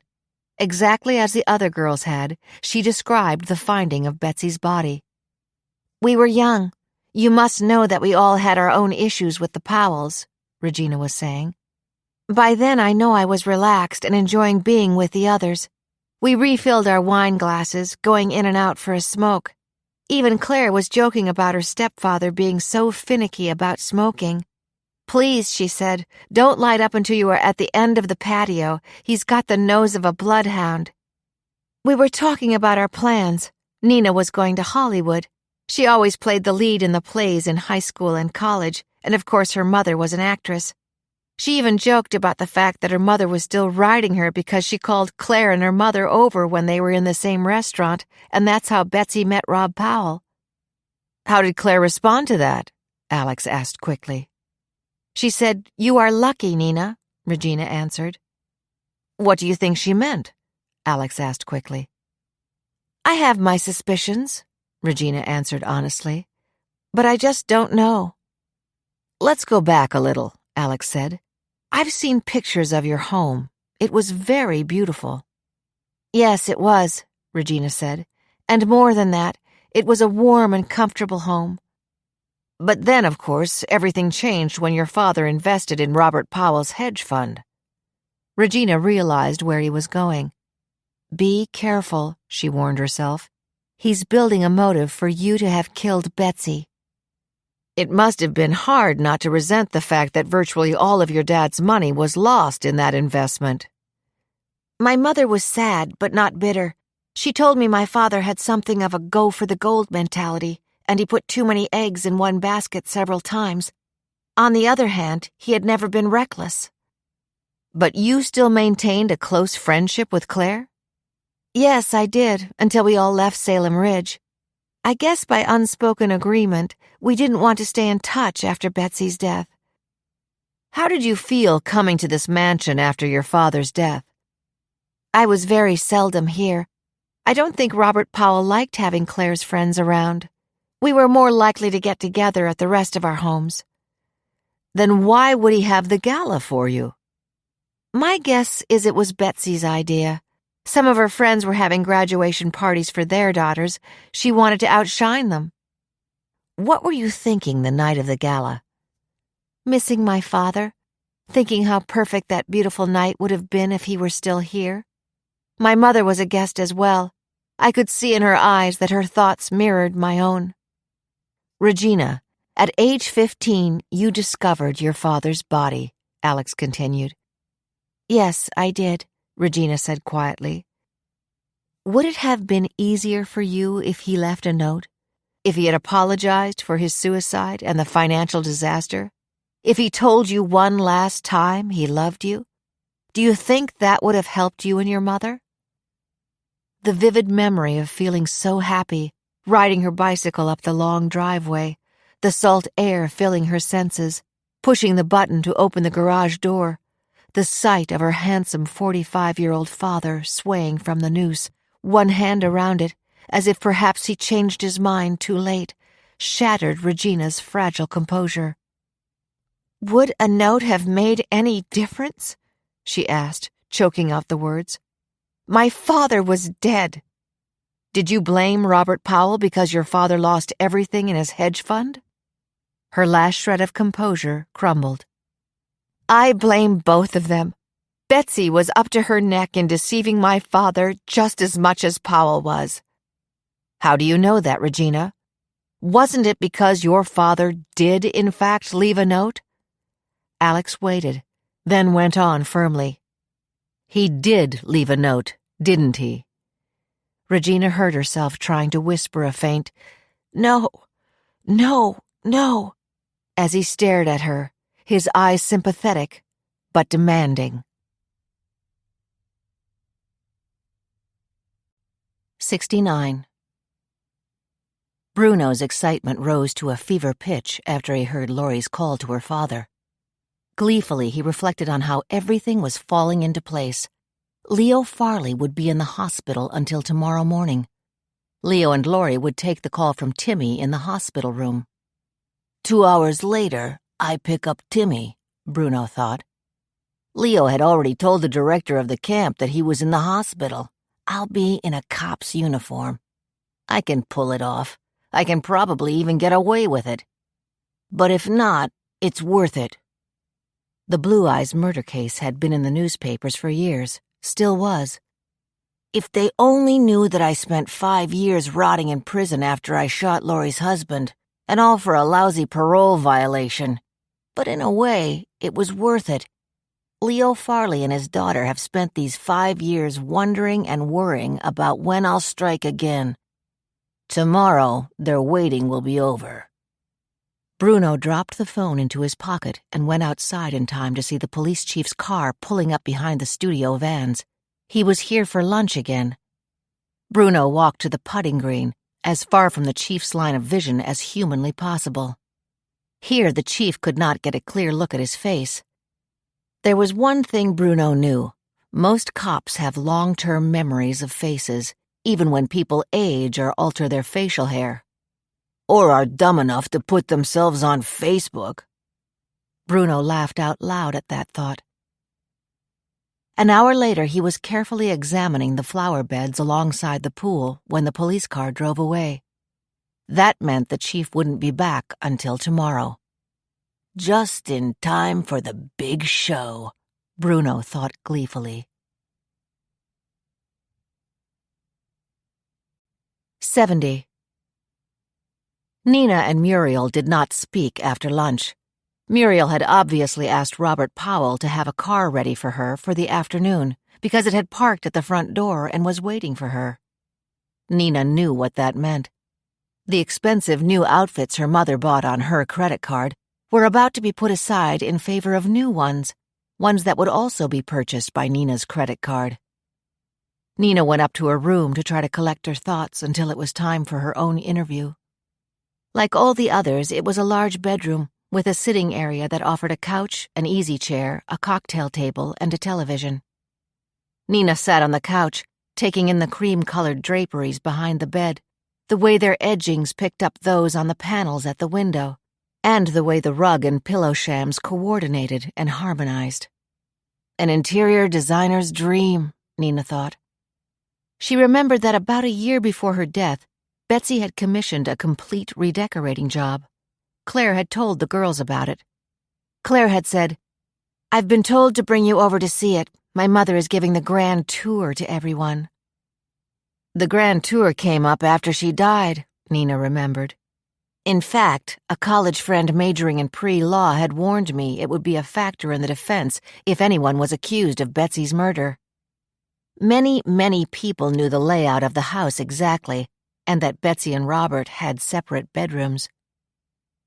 What is going to happen? Nina asked herself. I'm sure Robert is bluffing. He's making a fool of my mother, and she will turn on me again. Would she honestly be vindictive enough to claim I confessed to her that I killed Betsy? No, even she couldn't do that, Nina decided. Or could she? Nina's cell phone rang. She picked it up, and her eyes widened as she saw the number. Quickly she answered, "Hello, Grant." His voice was warm as he spoke her name. Nina listened as he told her she wasn't to make any plans with anyone else for Saturday night. He wanted her to go to a dinner party with him at Steven Spielberg's home. To go with Grant to a dinner party at Steven Spielberg's home. This was the creme de la creme of Hollywood society. Suppose her mother accused Nina of confessing to Betsy's murder, or, almost as bad, returned to California with her and picked up where they had left off, living with her, screaming at her all the time, the condo always a mess, wine glasses all over the place, the smell of cigarette smoke heavy in the air. Can't wait to see you Saturday night, Grant said. Don't sound like Muriel, simpering and fawning, Nina warned herself. I'm looking forward to it so much too, Grant, she said warmly, but without undue excitement in her tone. After she disconnected, Nina sat, no longer even aware of her surroundings. No matter which way she does it, my mother is going to ruin the rest of my life, she thought. The phone rang again. It was Grace. Nina, would you mind going over to makeup? She asked. They'll be ready for your interview in about half an hour. 71. Laurie and Alex sat in the den and compared notes after Regina's interview.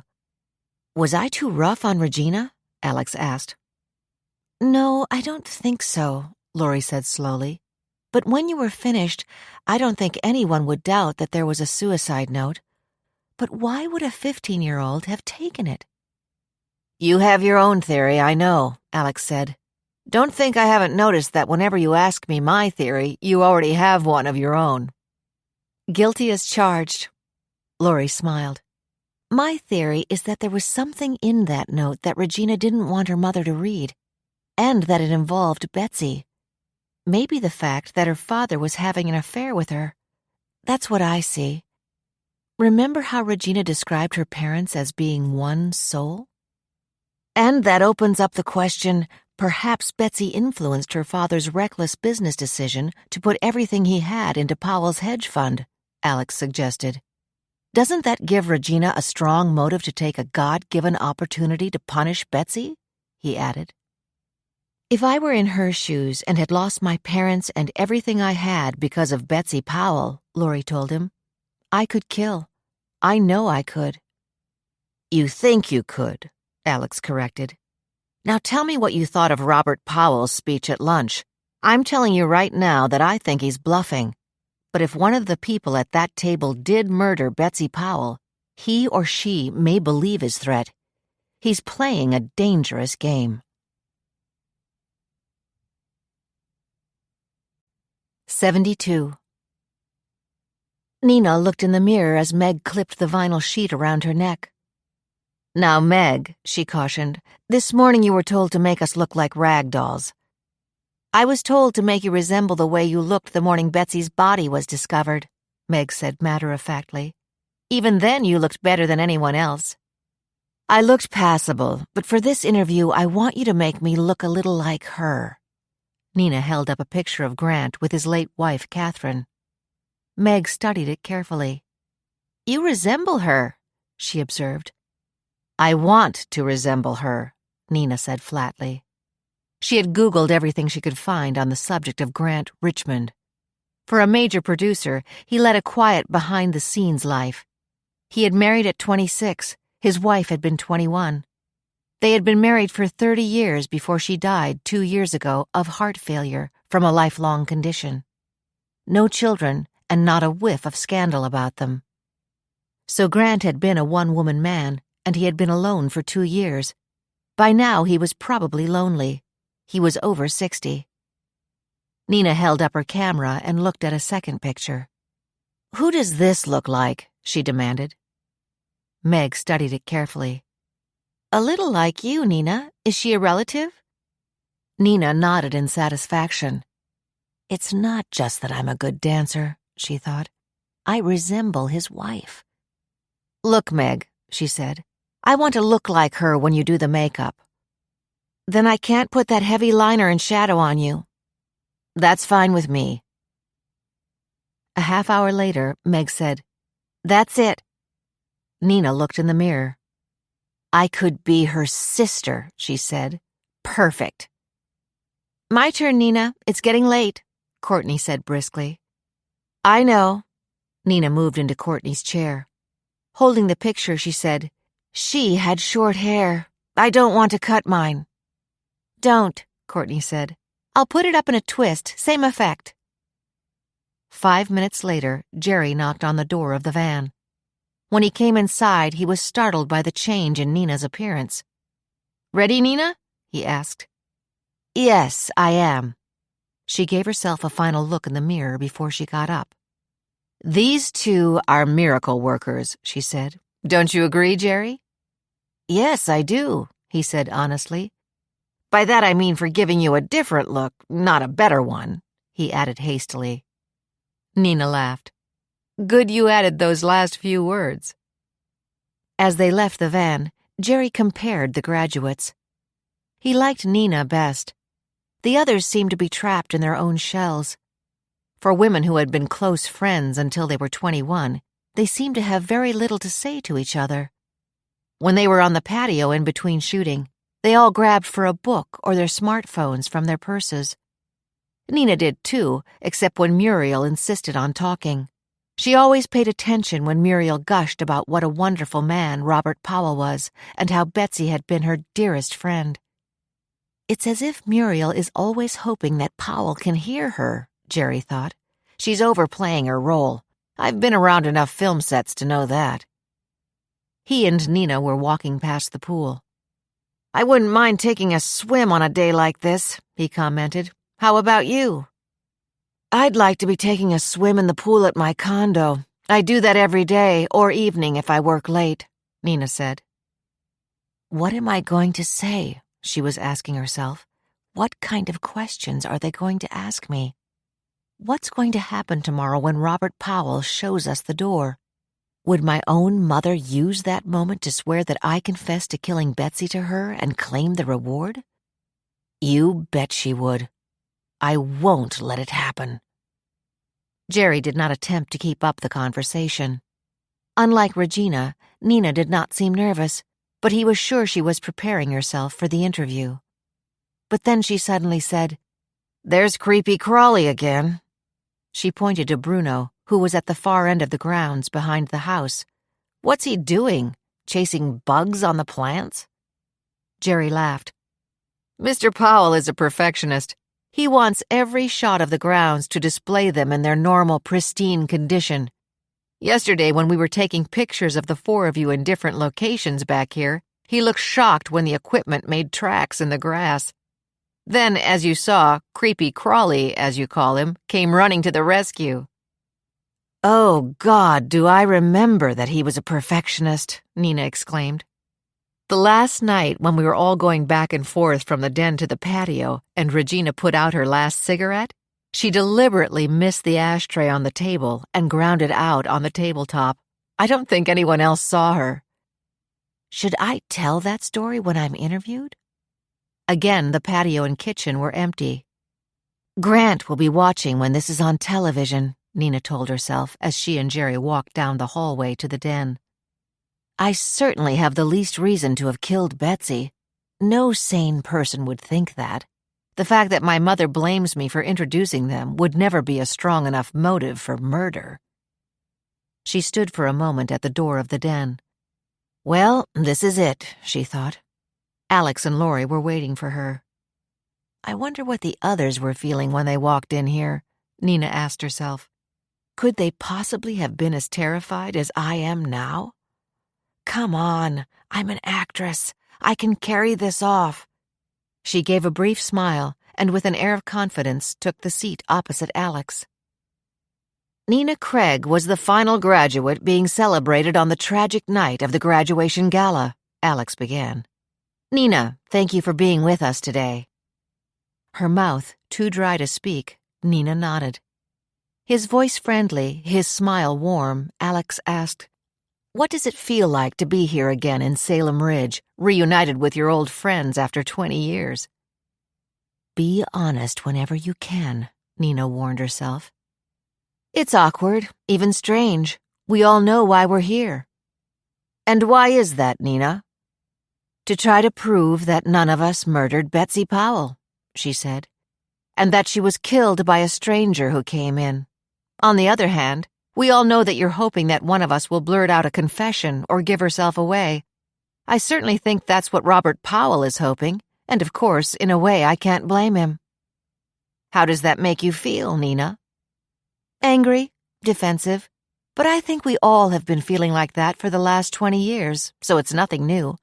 I've certainly learned the hard way that you can get used to anything. Listening and observing, Laurie found it hard to conceal her surprise. Nina Craig was not responding to Alex's questions the way she had expected at all. Somehow she had expected a more belligerent response from her. After all, Nina had the least reason of all of them to have suffocated Betsy, but her attitude now was one of regret, even when she confessed to anger. And she looks different, too, Laurie thought, softer. What's the reason she had her hair styled in an upsweep? With all the research we've done on her, I've never seen one picture without the flowing locks. She's playing a game, but what is it? Nina was taking Alex through her childhood. Alex, as you obviously know, my mother, Muriel Craig, is an actress. I was kind of born in a trunk. We moved all over in those days. What about school? Somehow, between the East and West Coasts, I graduated from grammar school. What about your father? I know your parents were divorced when you were very young. He couldn't stand her either, Nina thought, but he got away fast. They married young and divorced when I was 3. Did you see much of him after that? No, but he did contribute to my college education. A little, she thought, a very little, what Mother could squeeze out of him in court. Actually, you saw very little of him from the time of the divorce, isn't that true, Nina? He tried his hand at acting, didn't make it, then moved to Chicago, remarried, and had 4 more children. There wasn't much room in that for me. Where is he going with this? Nina asked herself frantically. Then you never had a father in your growing up years? I think that's obvious. Why did you and your mother move to Salem Ridge, Nina? My mother was dating Robert Powell. Wasn't she also offered the leading role in a pilot that became a series and ran for 6 years and has been on reruns ever since? Yes, that's true. But Powell told her that he didn't want to be married to anyone who would be working all the time. Even when her relationship with Powell ended, the 2 of you stayed in Salem Ridge. That seems curious to me. I don't know why.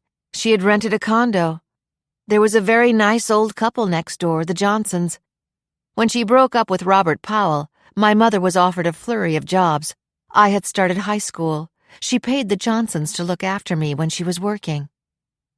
Don't dwell on how lonesome it was after the Johnsons poked their heads in to say goodnight and I was left by myself for the night, Nina thought. And then when Mother got home from a job, she'd start ranting about how hard she was working and how it was all my fault over and over again. I'd miss her when she was away. Then when she came home, I'd wish she was away on a job anywhere else in the world. Your mother kept the condo until you went to college, didn't she?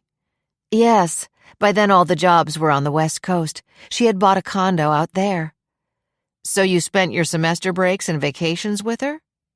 Whenever possible, but I was getting summer stock jobs and grabbed them whenever they were offered. Nina, let's talk about the gala. Laurie listened as, in different ways, Alex asked the same questions he had asked the other girls. Her answers were virtually the same as those of the other graduates. She, too, insisted that an intruder had to have been the culprit.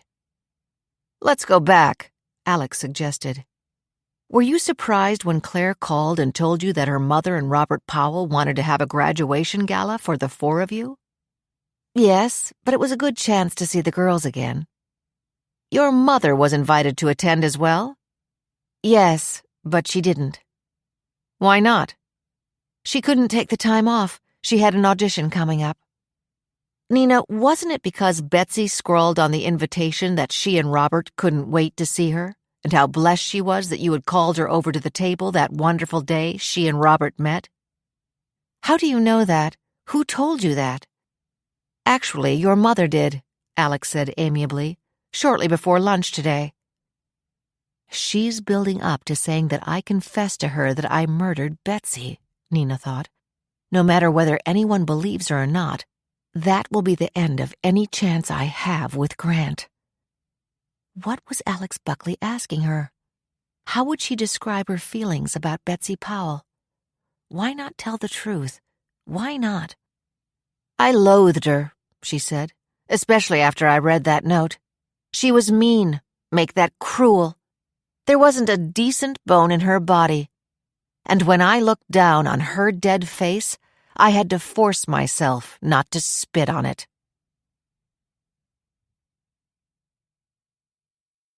'73. George Curtis arrived at the Powell mansion at 3:30. He had been asked to wear the same kind of evening attire he had worn at the gala. He had a virtual replica of it in his closet. Because it was so warm, he carried his white dinner jacket, shirt, and bow tie on a plastic-covered hanger. Before going to the club to play bridge with her friends, Isabel had given him a cautionary note.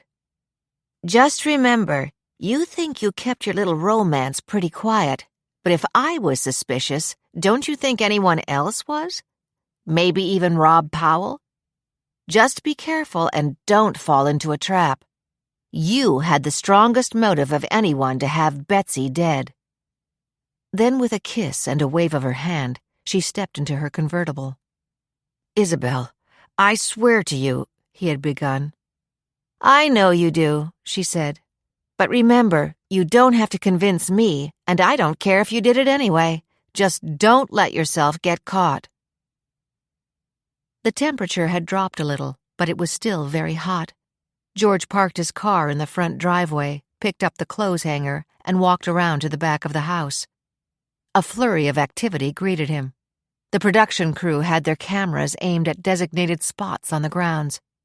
He guessed that was where the graduates would be standing while he talked in the foreground with Alex Buckley. He had been told that the background would be a rolling shot of scenes from the gala. Laurie Moran approached as soon as she spotted him. Thank you so much for agreeing to do this, Mr. Curtis. We'll try not to keep you too long. Why don't you wait inside with the others? It's too hot out here. That's not a bad idea, he agreed. He crossed the patio with reluctant steps and went into the house. The four graduates were in the main dining room, dressed in the gowns that he recognized were replicas of the ones they had worn that night. Even with the skillfully applied makeup they were wearing, the tension in their faces was unmistakable. He did not have long to wait. Laurie's assistant, Grace, came in to take the graduates outside. When she came back for him, he saw that they were all in place, standing like statues against what he knew would be the background of films of the gala. He wondered what they were thinking. He wondered if every one of them didn't feel as he had that night. I was terrified that Betsy had the power to ruin my marriage, just as the children Isabel and I prayed for were becoming a reality, he thought. Allison had to have been bitter. She had lost out on her scholarship because of the donation Rob had made to her college. Occasionally, I would pick up something in the grocery store where her father worked, and he would always brag about how hard Allison was studying. There's no one in town who didn't hear Muriel tell the story of how Betsy stole Rob from her, and the fact that it was all because of Nina. And from what I hear, Claire had desperately wanted to board at Vassar, but neither Betsy nor Rob would hear of it. A waste of money when she has such a beautiful home, as Betsy put it. And Regina's father committed suicide because of his investment in Rob's hedge fund. Who among those girls, amid all the extravagant display, could have avoided feeling bitterness that night? And from the next day on, for 20 years, they had lived under a cloud of suspicion. George Curtis felt a deep sense of shame. "I did come back here the night of the gala," he remembered. "It was about 4 a.m. I stood here on this spot. I knew where Betsy's bedroom was. I was crazed with fear that Isabel would divorce me if Betsy ever told her about us. But then I could see the reflection of someone moving in Betsy's room. There was a light in the hallway, and when the door opened, I was almost sure I could tell who it was. I still think I know who it was. I know who it was. When Betsy's body was discovered, I wanted to tell, but how could I explain why I was here at that time? I couldn't. But if I had admitted to what I saw, everyone else who has been under suspicion wouldn't have been going through this hell for 20 years. He felt the guilt wash over him. Alex Buckley was walking to him. "Ready to go down memory lane, Mr. Curtis?" he asked cheerfully. 74. "How do you think that went?" Laurie asked with concern as she stepped into Alex's car. Alex was starting the engine and putting up the top of his convertible. "I think we could use some air conditioning. To answer your question, I think it went great." "I think it did too, but it's 20 of 7. I'm so afraid that if we hit traffic, we won't be at the hospital when Timmy calls, and Dad will miss talking to him." "I checked the traffic report a few minutes ago on my iPhone. It's okay. I promise I'll get you to the hospital by 7:30. "One more left," Laurie sighed as Alex drove out of the grounds of the Powell estate. "And now the usual question. What's your take on George Curtis?" "He's a class act," Alex said promptly. "He's the kind of guy people look up to." "Well, why not? He's been on the cover of Forbes magazine."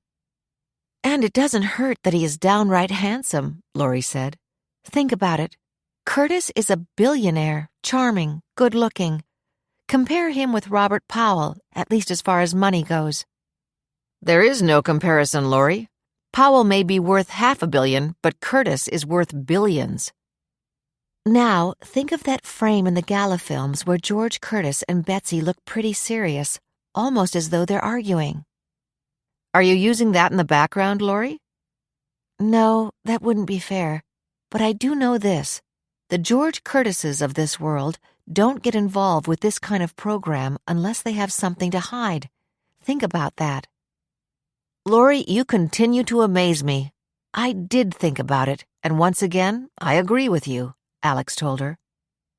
Laurie pulled out her phone. "I'll just alert Dad that we're on our way." Leo answered on the first ring. "I'm still alive," he said. "I'm now watching All in the Family, another golden oldie. Where are you?" "On our way down. Traffic is good so far." "Didn't you say Alex Buckley was driving you here, then back to the Powell place?" "That's right." "Don't let him cool his heels in the car. Bring him up. I'd like to meet him."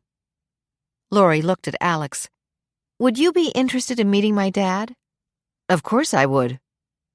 "Alex accepts with delight, Dad. See you." 75. Bruno was putting on his police uniform when he listened to the call. "Countdown," he said to himself. "After all these years, I get my revenge. There shall be weeping and gnashing of teeth," he thought. "Oh, Leo, how sad you are going to be.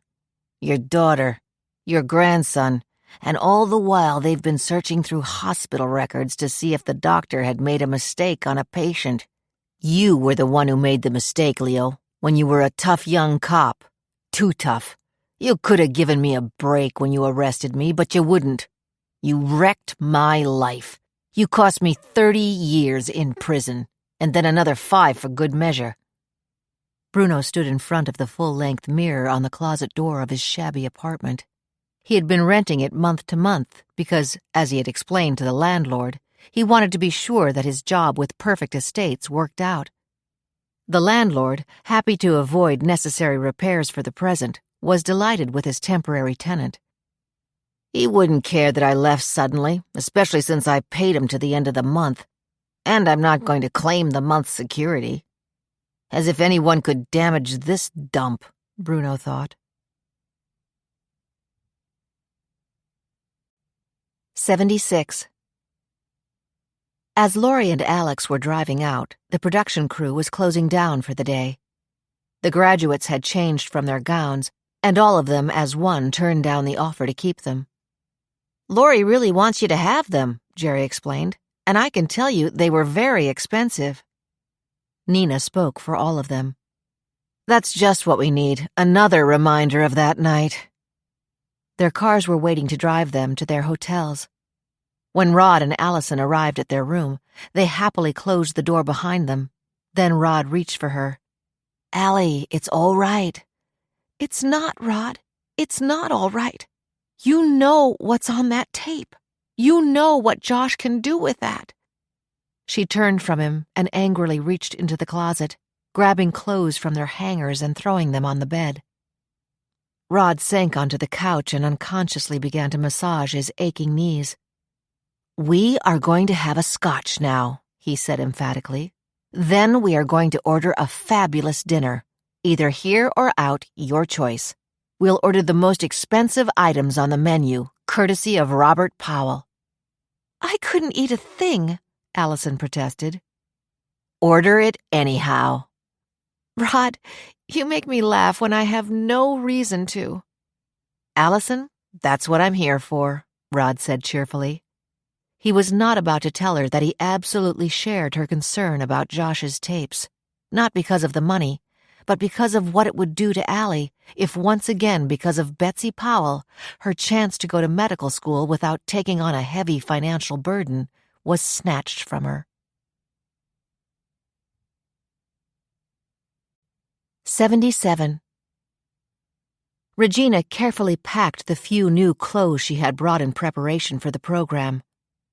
"I may be trading these for an orange jumpsuit," she thought bitterly. "Score 100 for Robert Powell.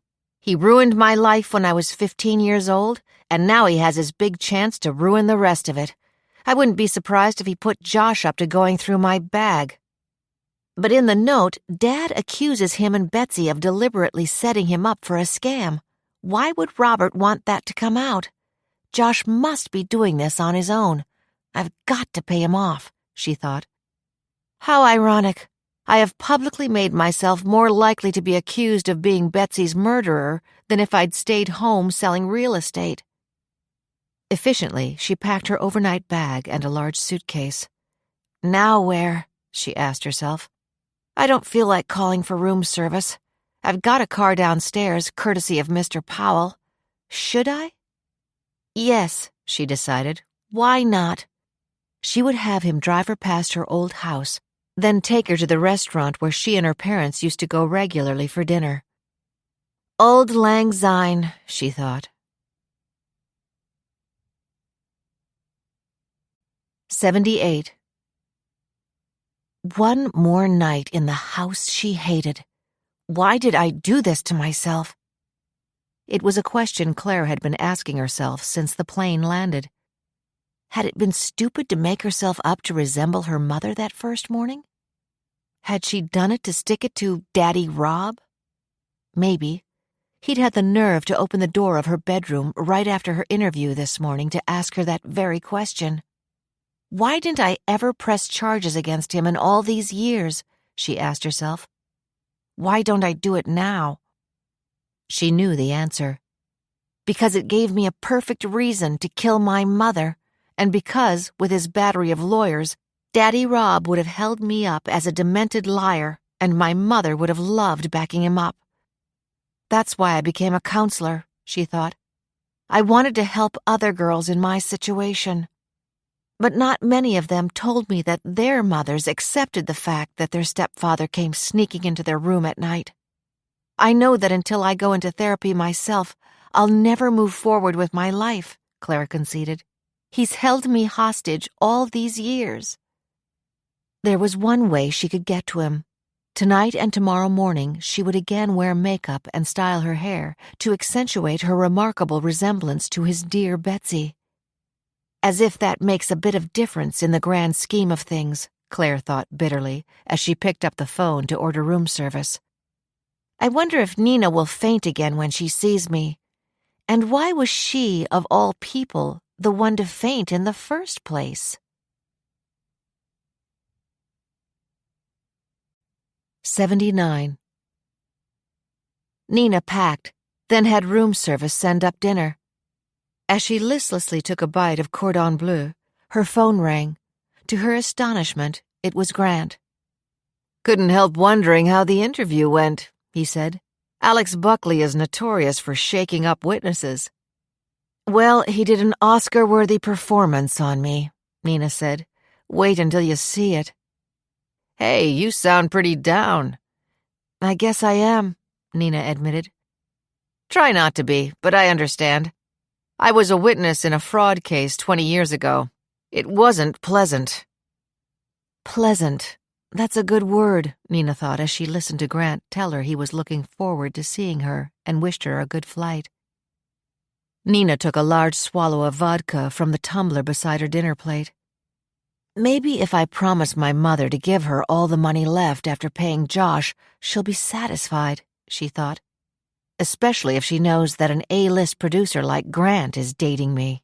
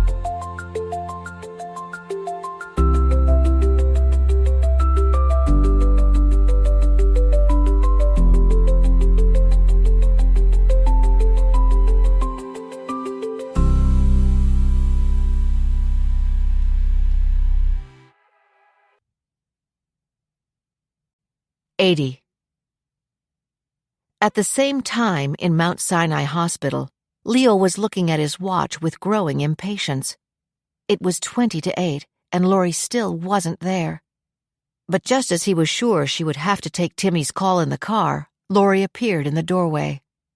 The tall, impressive-looking guy behind her was instantly recognizable as the famous Alex Buckley. Laurie rushed to hug him. "Dad, I'm so sorry. They should take the East River Drive and bury it at sea. There was a fender bender at 125th Street. You would have thought it was a terror attack for the traffic jam it caused." "At ease," Leo said, "or you'll be the next one in here with heart fibrillations." He looked up at Alex. "Wouldn't you agree with that, counselor?" "I certainly agree that your daughter is under a lot of stress," Alex said carefully as he pulled up a chair at Leo Farley's bedside. But she's doing a great job with this program, I can promise you that. Now, before you ask me again, Laurie, yes, I feel fine, and yes, I get out tomorrow morning, Leo Farley declared. What time do you wrap up this witch hunt you're on? Hey, Dad, that's not exactly what I would call having respect for my work, Laurie protested. I have every respect for your work, Leo said. But if I had gotten away with murder for 20 years, and now I was under a spotlight where every word I said in front of a national viewing audience could be picked over by all the amateur sleuths in the country, I might be driven to do whatever it took to cover my tracks. Alex saw that both Leo and Laurie kept glancing at their watches. It was 5 to 8. Timmy's late calling. I'd better call the office at the camp again and check to see if anything is wrong, Leo said. Dad, you've been calling the office at the camp? Laurie asked. You bet I have. That way I can keep them on their toes and make sure that there's no lapse in security there. What do you think, Alex? In your situation, if I were the parent or grandparent, I would do exactly the same thing, Alex agreed. The ringing of Laurie's phone brought a collective sigh of relief. Before it rang again, she and Leo were saying, "Hi, Timmy." "Hi, Mom," a happy young voice answered. "I was worried that you wouldn't get home in time to have Grandpa with you when I called." "Well, we're both here," Laurie said. Alex listened as Timmy described his activities of the day. He was on the A swim team. He liked the other 3 guys in his tent. Camp was fun. It was only at the end of the conversation that his tone became wistful. "I miss you guys. Are you really coming up on visiting day?" "We are really coming up on visiting day," Laurie promised. You bet we are, Leo said emphatically. Have I ever broken a promise to you, big guy? "No, Grandpa." "Do you think I'm going to start now?" Leo demanded with mock severity in his voice. The wistful note was gone. "No, Grandpa," Timmy said happily. When they said their final goodbye, Laurie looked at Alex. "That's my little guy," she said proudly. "He sounds like a great kid," Alex said honestly. "And now I want you two to go get something to eat and start back to Robert Powell's place," Leo said firmly. "You'll be late enough as it is. Laurie, I hope you're going to take a couple of days off after you wrap up this program." "That's the last thing I'll be doing, Dad. In fact, that's almost funny. Post-production can be the toughest part of it. But I agree with you. Emotionally, this one has been tough. I have to tell you, I hope I'm never under suspicion of having committed a murder." Alex knew which way Laurie and her father's thoughts were turning. "I'll defend you, 10% discount," he promised. They both laughed, and when Alex said goodbye to Leo, he heard himself saying, "I defended some people in cases about which I'd love to have your opinion. Would you want to have dinner sometime?" "Sure I would," Leo agreed. "Can I come?" Laurie laughed. "There's no question about that," Alex said, his tone now serious. With a final goodbye to Leo, they went downstairs and left the hospital. "I love Manhattan," Laurie sighed. "It's home sweet home." "So do I," Alex agreed. "Look, we don't have to be back to that mausoleum until 11, and it's only 8:30 now. Why don't we have a relaxed dinner?" "We were talking about grabbing a hamburger." "Forget it. Maria on Central Park South is one of the best restaurants in New York. It's always full, but by this time the theater crowd is gone. Okay with you?" "Perfect," Laurie said. Relaxed now that Leo looked good and Timmy sounded happy, she knew she would enjoy the evening dinner with Alex. At that very moment, Bruno was crossing the Tappan Zee Bridge on the way to Timmy's camp. 81. 24 miles away, in an equally expensive restaurant in Westchester County, Robert Powell and Muriel Craig were sipping champagne. "To our reunion," he whispered. "Rob, dear, I've missed you. Oh, how I've missed you." Muriel reached across the table for his hand. Why didn't you ever call me in all these years?" "I was afraid to call you. When we broke up, I was very unfair to you. I know you had given up the chance to be in that series, and it became so successful. I owed you so much I didn't know where to begin." "I called and wrote to you," Muriel reminded him. "That only made me feel more guilty," Robert Powell confessed. "And I haven't told you yet how absolutely lovely you look tonight." Muriel knew that was not flattery. She had prevailed on Meg and Courtney to do her makeup and style her hair. She had found a beautiful dinner suit in an exclusive boutique in Bedford. The fact that she had already bought a beautiful dinner suit with matching accessories on Rodeo Drive in Hollywood did not trouble her. She was carrying Nina's credit card. Robert was saying, "I think we'd better order." Throughout the dinner, he skillfully intermingled compliments with subtle questions. "I was so flattered to hear that you blamed Nina for calling Claire and Betsy to the table that day, Muriel." "I could have killed her," Muriel admitted, her voice thick and a little loud. "I was so in love with you. And I've often thought of you over the years and wondered how stupidly carried away I was and how much I came to regret it." He paused. "And then, when Betsy was mercifully off my hands, I wish I could have known who to thank." Muriel looked hesitant, then glanced around the dining room to be sure that the occupants at the surrounding tables were absorbed in their own conversations. Satisfied, she bent forward and leaned across the table as far as she could, getting a smear of butter on the lapel of her new suit.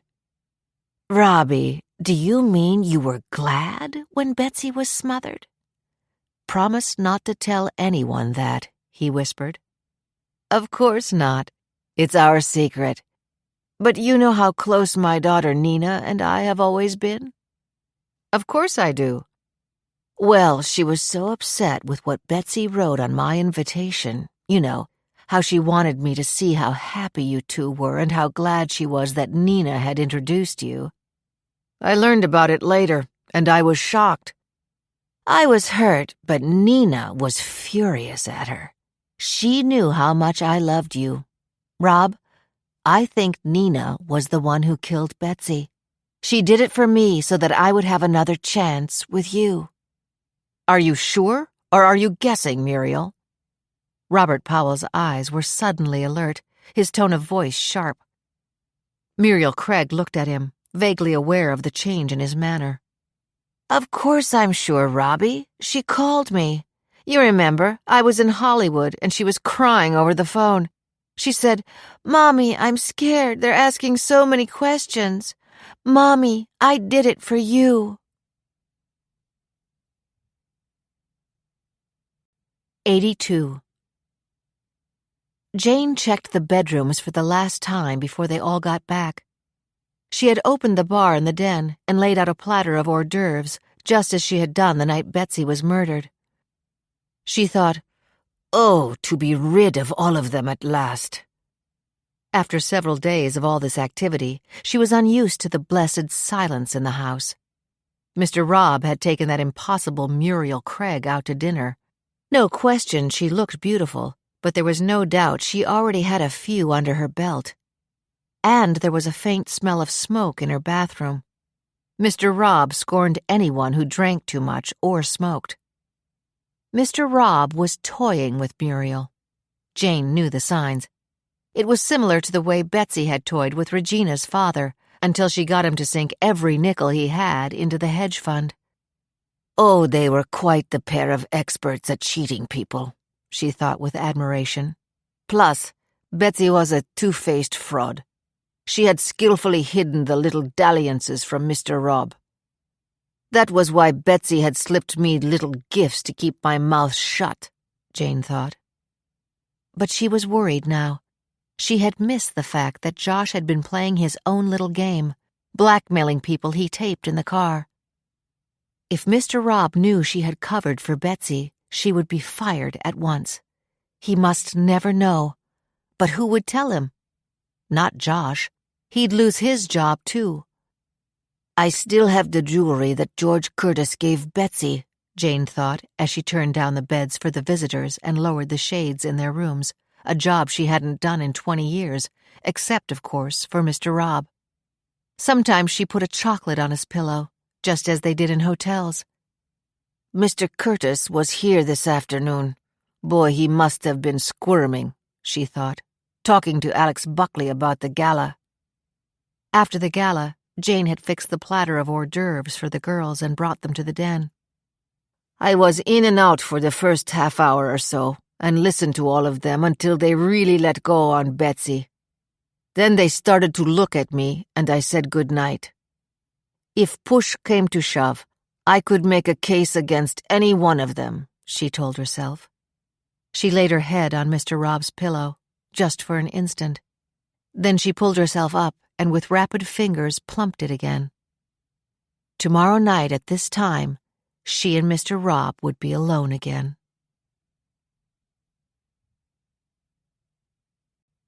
'83. It's time to get back, Alex said reluctantly.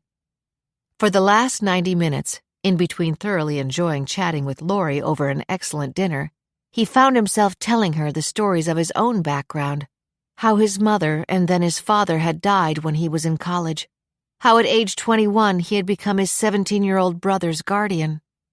He became my little guy, he said, and then appalled at his own words said, Laurie, I'm sorry, there's no comparison with your situation. No, there isn't, Laurie said matter-of-factly. But I hate it when people weigh and measure every word they say to me. It's a continuing factor in my life. But your brother grew up and is a successful lawyer, and someday Blue Eyes will be captured and this awful burden will be gone. My one comfort is that Blue Eyes swore he'd get me first. She sipped a taste of champagne. I can drink to that, she said. Put down that glass, Alex said forcefully. Let's drink to Blue Eyes being captured and rotting in prison for the rest of his life. He did not add, or being shot between the eyes in cold blood as he murdered your husband, Dr. Greg Moran. Reluctantly, Alex signaled for the check. 15 minutes later, they were driving toward Westchester on the Henry Hudson Parkway. Alex could see that Laurie was struggling to stay awake. Look, why don't you close your eyes? He suggested. You told me you didn't sleep last night because you were worried about your dad, and I doubt you'll sleep much tonight either. You're absolutely right, Laurie sighed. She closed her eyes, and in less than a minute, Alex heard the sound of her soft, even breathing. He glanced over at her from time to time. From the outside lights of the parkway, he could see her profile, and then was pleased when, in her sleep, her head turned toward him. He thought about how worried Leo Farley was about her being under the same roof as these people, one of whom was surely a murderer, but which one? And there was something familiar about that gardener. What was it? He had snapped his picture yesterday when he was out on the patio and sent it to his investigator. He had also called Perfect Estates. He had told the person answering the phone that, for security reasons, he was just verifying the names of everyone on the property. Robert Powell's speech at lunch was clearly an attempt to frighten one of them into making a move, Alex thought. And whoever that person is may take a last, desperate chance to stop him. 30 minutes later, he tapped Laurie's arm. Okay, Sleeping Beauty, he said briskly. Time to wake up. We're here for the night. 84. Bruno was in the office at the camp. The counselor on night duty had been summoned from his cabin. Toby Barber was 26 years old, a good sleeper, an early-to-bed type. Rubbing his eyes, he came into the office to confront Bruno, authoritative in his police uniform, a concerned look on his face. I'm sorry to disturb you, Mr. Barber, he told Toby, but it's very, very important. Commissioner Farley has had a major heart attack. He may not make it. He wants to see his grandson now. Bruno was a good actor. He stared straight into the young counselor's eyes. "We've been warned to take particular care of Timmy," Toby said, trying to come fully awake.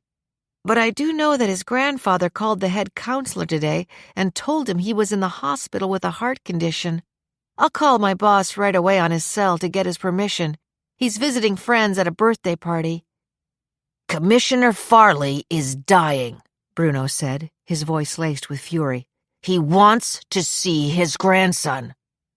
I understand, Toby said nervously. "Just one phone call." There was no answer on the phone. "He probably doesn't hear it," Toby said worriedly.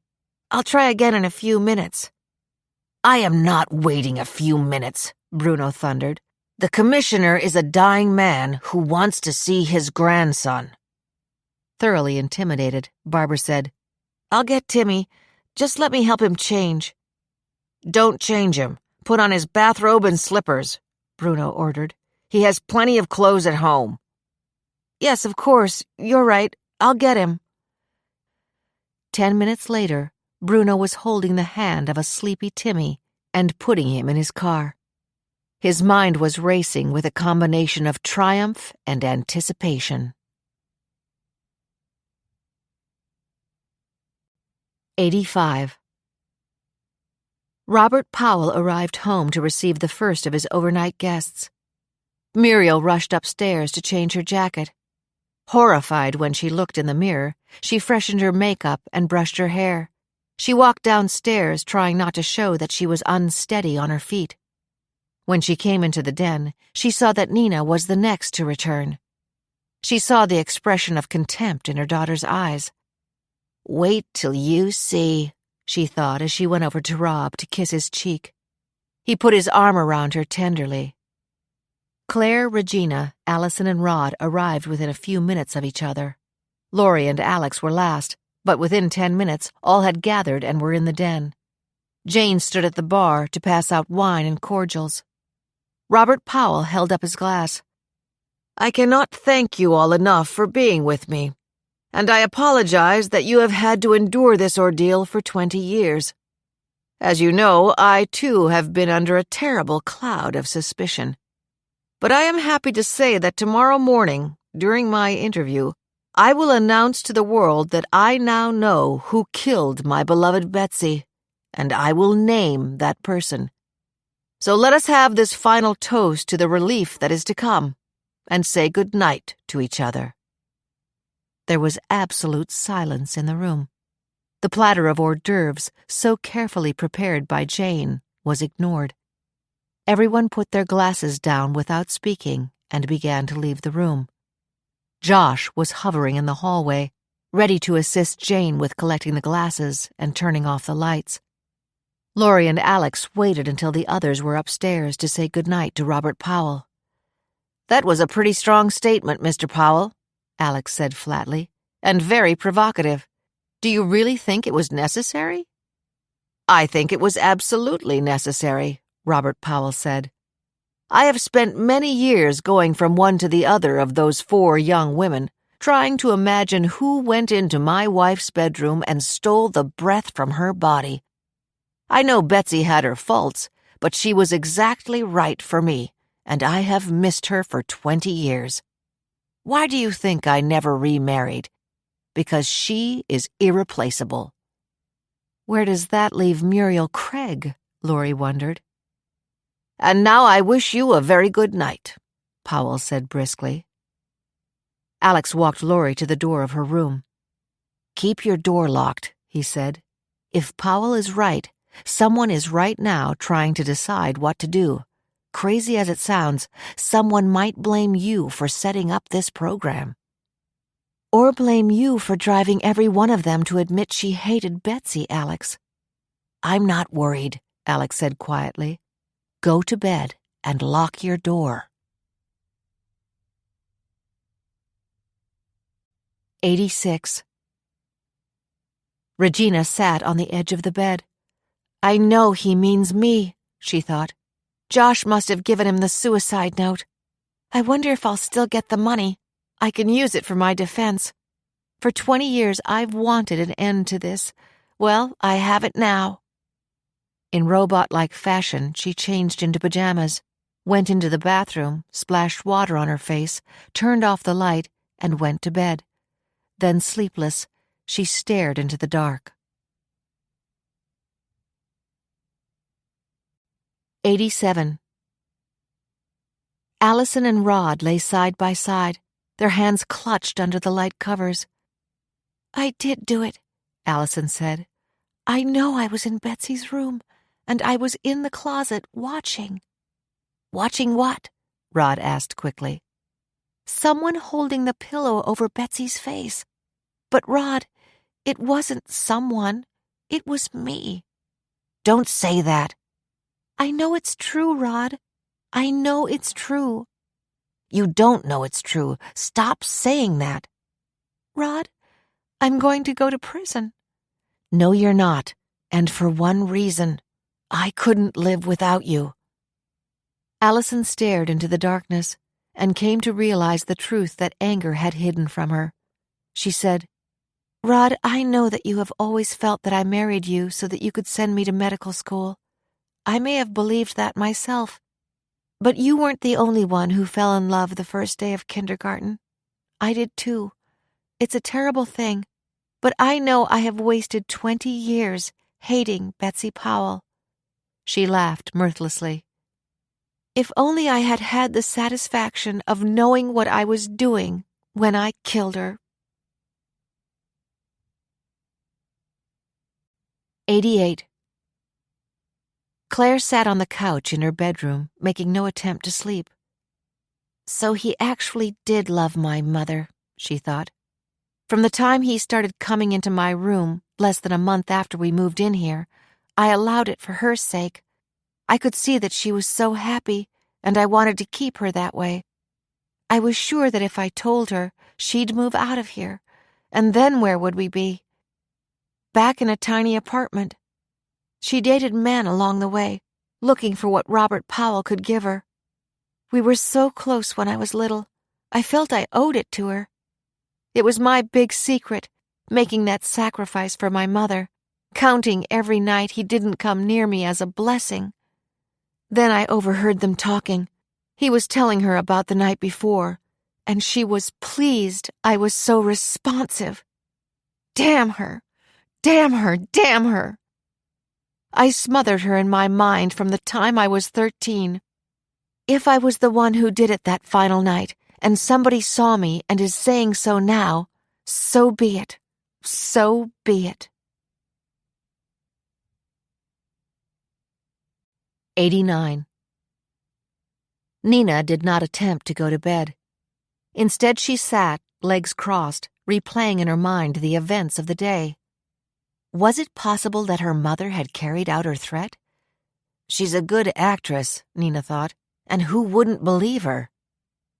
I didn't know that Robert Powell was so bulldozed by Betsy that he didn't see her for what she was. Or maybe he did see her for what she was and found it thrilling. If Rob has been playing up to my mother these last couple of days, she's obviously been fool enough to fall for it. If she said I confessed to killing Betsy, it's impossible for me. And when Rob shows her the door tomorrow, she can go straight to the police chief to claim the reward. What, if anything, can I do about it? 90. As the last light went out in the house, Bruno got out of the car. He had given Timmy a sleeping pill and now had him slung over his shoulder. Carefully, he climbed over the fence, moving slowly to be sure not to disturb him. He carried him into the pool house and opened the door of the utility room. He laid him on the pile of blankets he had prepared for him and loosely tied his hands and feet. Timmy stirred and murmured a protest when Bruno tied a relaxed gag around his mouth, then fell back into a deep sleep. Bruno knew he had to be picked up tomorrow morning by the landscaper's truck. There would be no explanation for him not being there. But the kid should be okay until I get back, he thought. Even if he wakes up, he can't get out and he can't pull the gag off. His hands are tied behind him. Now that the end was near, he knew that he was not only deadly calm, but would stay deadly calm. He looked down at Timmy's sleeping face. There was enough light from the full moon that he could see it clearly. "You would have looked just like your daddy someday," he said. "And your mommy is right in that house and doesn't know you're here. Wait till she finds out you're missing." He knew he should leave, but could not resist reaching into his pocket and taking out a tiny case. He opened it and took out shiny, bright blue lenses and put them in his eyes. He had warned them that day because they would stand out just in case anyone got close enough to describe him. He remembered how he had heard Timmy's wail 5 years ago. "Blue Eyes shot my daddy." "Yes, I did," he thought. "Yes, I did." He took out the lenses, saving them for tomorrow. 91. Leo Farley could not sleep. The cop in him was sending him a warning. He tried to brush it off. "Lori is okay," he reminded himself. "I'm glad Alex Buckley is in that house. It's obvious that he likes Lori, but more important, he knows she's facing a potentially explosive situation tonight with that bunch in the same house. Timmy sounds great, and I'll see him Sunday. Then why in hell am I so sure that something is seriously wrong? Maybe it's just all these heart monitors on me. They'd drive anyone crazy." The nurse had left a sleeping pill on his night table. "It's not strong, Commissioner," she had told him, "but it will take the edge off and let you get some sleep." Leo reached for it, then threw it back on the table. "I don't want to wake up half groggy," he thought angrily. "And anyhow, I know it won't help me go to sleep." 92. At 3 o'clock in the morning, Jane got quietly out of bed, opened the door of her room, and padded along until she reached the room where Muriel Craig was sleeping. Her noisy snoring was sufficient proof that she was under the influence of excess liquid refreshment. Jane tiptoed over to the bed, bent over, and raised the pillow she was holding. Then, with a sudden quick movement, she jammed it over Muriel's face and clasped it down. The snoring stopped with an abrupt gagging sound. The strong hands of her attacker held the pillow like a vice. Muriel began to gasp for breath. Her hands flew up, and she tried to push the pillow away. "Don't bother," someone whispered. Any remnant of the fog in her brain disappeared. "I don't want to die," Muriel thought. "I don't want to die." Her long fingernails dug deep into the back of her assailant's hands, and for a moment their grip loosened. Muriel pushed away the pillow and screamed. But then the pillow came back even more forcefully over her face. "You didn't think I'd let you have him," Jane hissed, her voice ragged and her tone vicious, as she again clasped the pillow tightly over Muriel's face. "Maybe they know I killed Betsy, but you won't get a chance at him. He's mine. He's mine." Throughout the second floor, everyone heard the scream and felt utter disbelief. Alex arrived first, wrestling with Jane and throwing her to the floor. As he turned on the light, he saw that Muriel's face was blue. She was not breathing. He pulled her out of the bed, laid her on the floor, and began CPR. As Robert Powell ran down the hall, Rod and the 4 graduates came rushing from the other direction. Wild-eyed, Jane looked from one to the other of them and began to flee, still clutching the pillow. "You?" Powell shouted and began to follow her. "It was you?" Stumbling and gasping, Jane ran down the stairs and through the kitchen. Shoving the patio door aside, she ran into the darkness, not knowing where to go. She was beside the pool when Robert Powell grabbed her. "It was you," he said. "All this time it was you? For 20 years I have seen you every day and never suspected for 1 minute that you killed my Betsy." "I love you, Rob," she moaned. "I love you, I love you, I love you." "You can't swim, can you? You're afraid of water, aren't you?" With a sudden motion, he shoved her into the pool, then buried her frantic pleas for help by shouting, "Jane! Jane, don't be afraid! We'll help you, Jane! We'll help you! Where are you?" When he was sure that she was sinking, he continued running past the pool house and down the driveway until, exhausted, he sank onto the ground. That was where he was found when a squad car came roaring around the driveway. A policeman knelt beside him. "It's all right, Mr. Powell, it's all right. Do you know which way she went?" "No." Robert Powell's breathing was labored, his complexion ghastly white. Just then the outdoor lights burst on, and every corner of the grounds became visible. "Maybe the pool house," he breathed. "Maybe she's hiding in there." Sirens screaming, other squad cars began racing down the driveway. Ed Penn was in one of them. "Look in the pool house," the policeman with Powell shouted.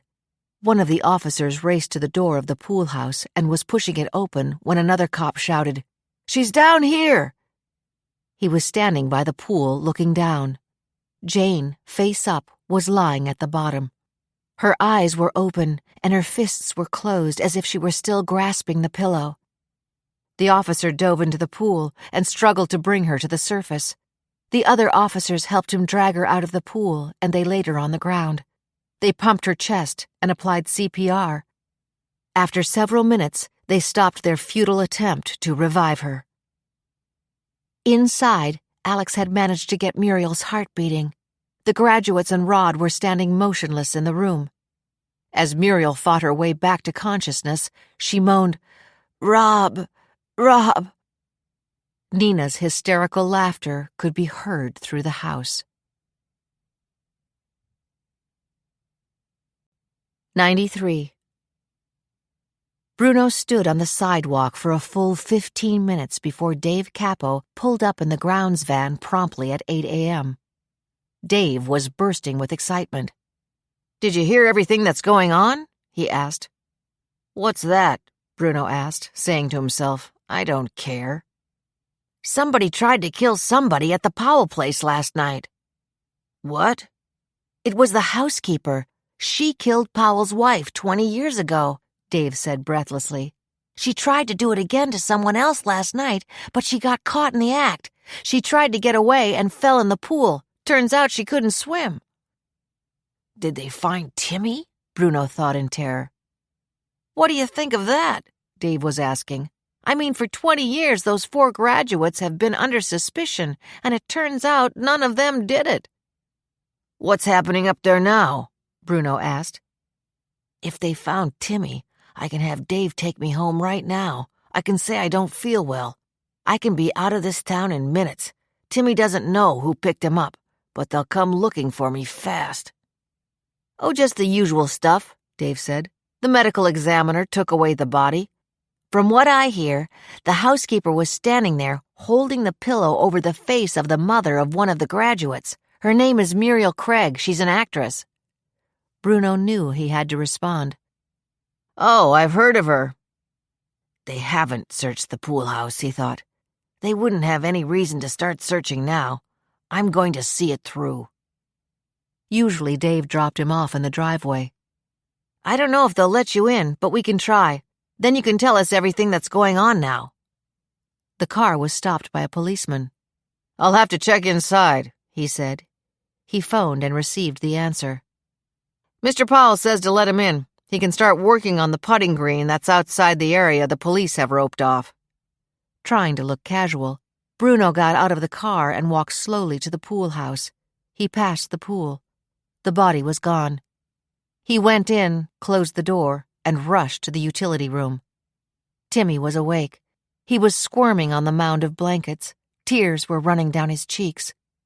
Bruno knelt beside him. "Don't cry, Timmy," he said. "Mommy's coming soon. I'm going to give you some cereal and let you go to the bathroom. Then Mommy will take you to see Grandpa. Is that okay?" Timmy nodded. "Now you have to promise me that you won't try to call out when I let you eat. Is that a promise?" Timmy nodded his head again. There was a small bathroom off the utility room for the use of any of the grounds help. Bruno carried Timmy into it and stood with him over the toilet. "Let it go," he said. "It'll be your last time," he thought. He placed Timmy back on the blankets, went into the kitchen, and brought out Cheerios, milk, and orange juice. "I'm going to pull down the gag," he said. "I'll let you eat, but make it fast." His eyes terrified, Timmy obeyed. When he was finished, Bruno retied the gag, again being sure that it was not too tight. He pushed Timmy down on the blankets. "If you try to make any noise, no one will hear you," he warned. "If you're very, very quiet, I promise Mommy will come to pick you up." Bruno reached for a rake, carried it out of the utility room, closed the door, and locked it. He went outside and began to poke at the grass around the putting green with the rake. 94. Before the police responded to the 911 call, Josh had rushed to Jane's apartment, where he searched for and found the hidden jewelry George Curtis had given Betsy. Now it was securely in his pockets with no one the wiser. He had been surprised that Jane was the one who had killed Betsy, even though he had always suspected she was crazy about Mr. Robb. At 9 o'clock, everyone who had stayed overnight came down for breakfast. They barely spoke to each other. The realization that they were now free of any suspicion that one of them had taken Betsy's life was just beginning to sink in. Muriel had refused to go to the hospital and stayed in bed until the medical examiner had left with Jane's body.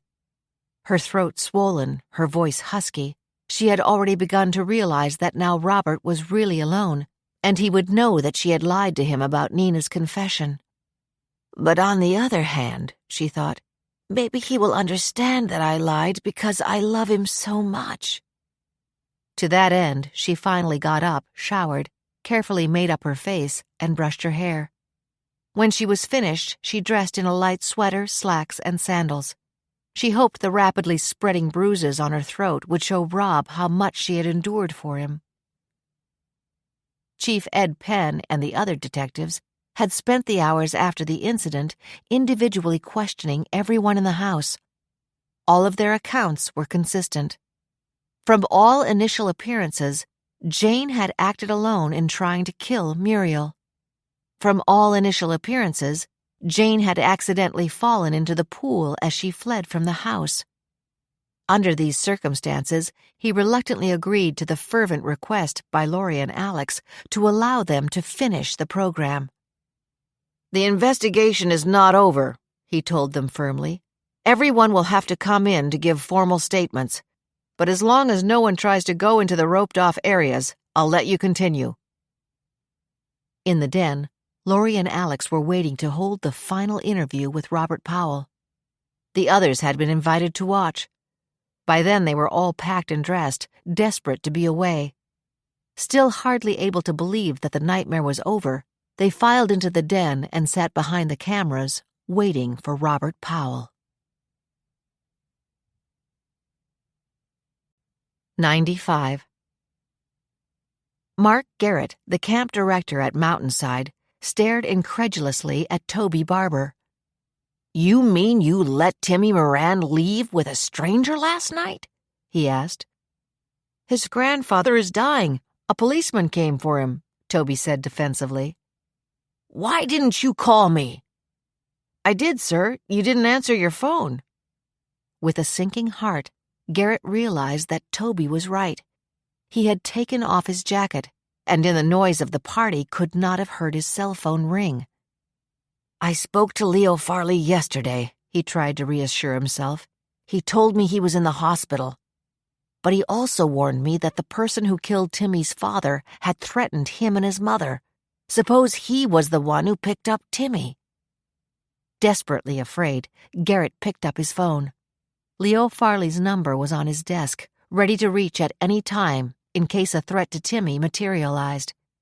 He could only hope and pray that Leo Farley had indeed been in an emergency situation. Farley answered on the first ring. "Hello there," Leo said. "How are you doing?" Garrett hesitated, then asked, "How are you feeling, Commissioner?" "Oh, I'm okay now. In fact, I'm getting discharged this morning. I spoke to Timmy last night.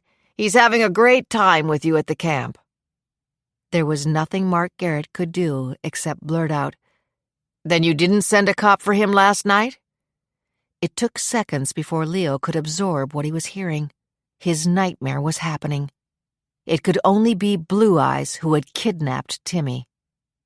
"You mean despite all my warnings you let my grandson go away with a stranger? What did he look like?" Garrett asked Toby to describe the policeman. In despair, Leo heard a description matching the one that elderly Margie Bless had given to the police 5 years ago of Greg's murderer. Below average height, kind of bulky looking. Leo asked, "Did he have blue eyes?" "I asked Toby. He didn't notice. He was very tired." "You fool!" he shouted as he broke the connection. He ripped off the wires that were monitoring his heart. In his mind, he could hear the words Blue Eyes had shouted to Timmy. "Tell your mother that she's next. Then it's your turn." Frantically, he dialed Ed Penn's phone. If he kept to his threat, Blue Eyes would kill Lori first. He had to be heading for her now, and pray God with Timmy still alive. 96. Robert Powell, haggard and worn but impeccably dressed in a shirt and tie and summer-weight jacket, quietly listened to the greeting from Alex. The graduates were stationed behind him.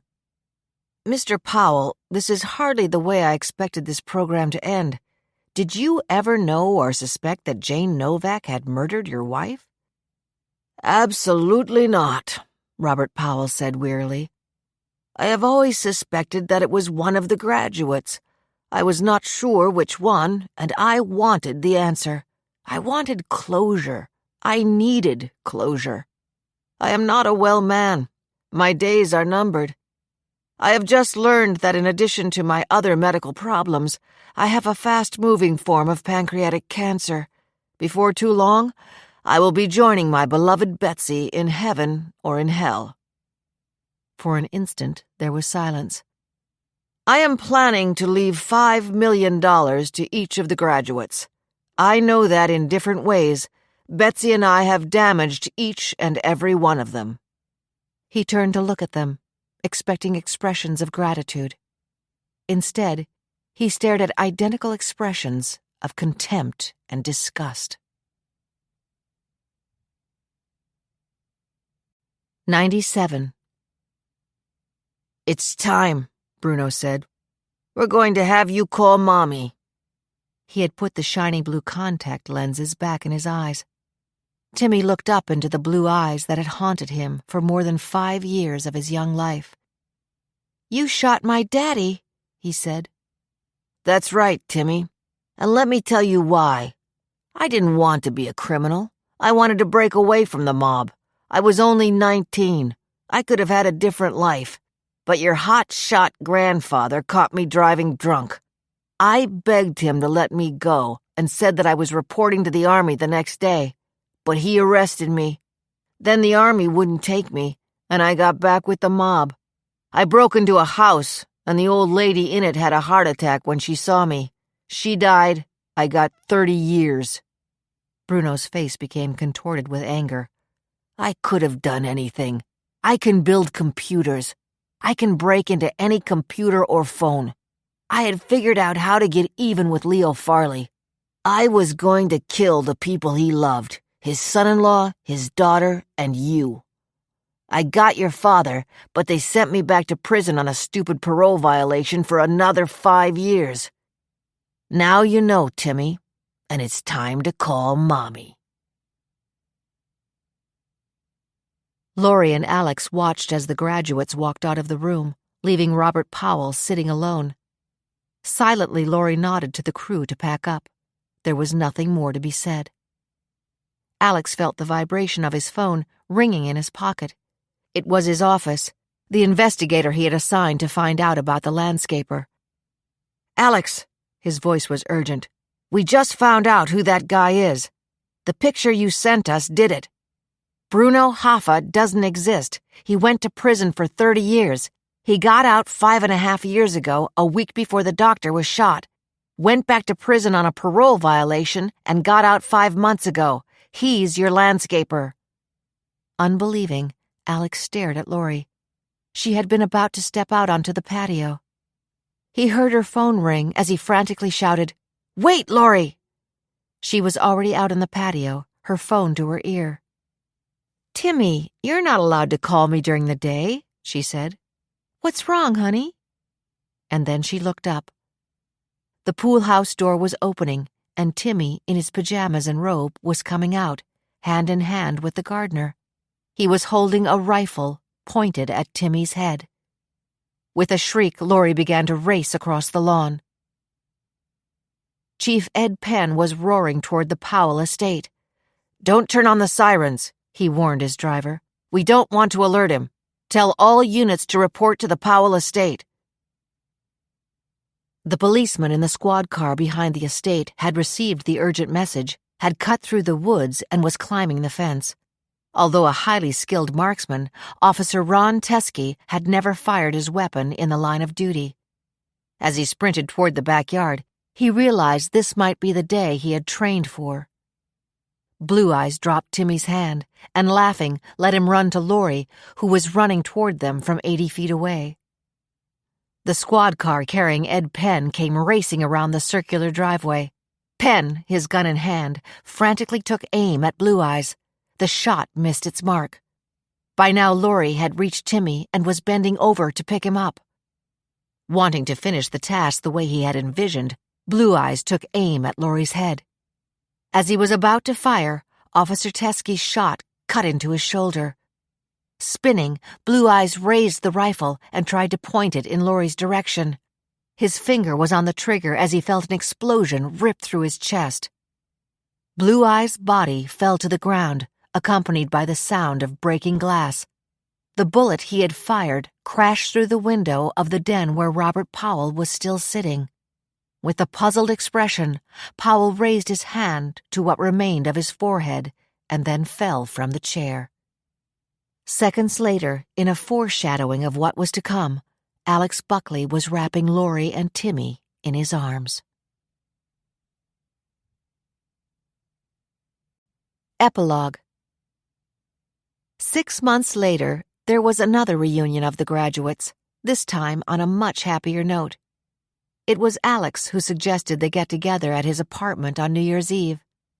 The developments in their lives had been extraordinary, and he said it was time to share them. They sat together and compared notes over cocktails while Ramon prepared dinner.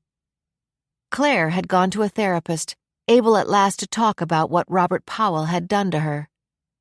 "It wasn't my fault," she was now able to say with conviction. She had started to use makeup again and was quietly content to no longer conceal her resemblance to her mother. Now she sat, a very pretty woman, laughing with her old friends and telling them about her new social life. Regina's first action when she received the money from the gala reunion had been to return the commission Bridget Whiting had paid her. The real estate business had picked up, and a bigger home with an office attached was within her grasp. It gave her enormous pleasure to know that her ex-husband and his rock star wife were in the midst of a bitter divorce. Zach spent almost all of his free time with her. Nina was engaged to Grant Richmond. She had willingly turned over her share of the Powell and production company money to her mother, with the proviso that they never have any contact again.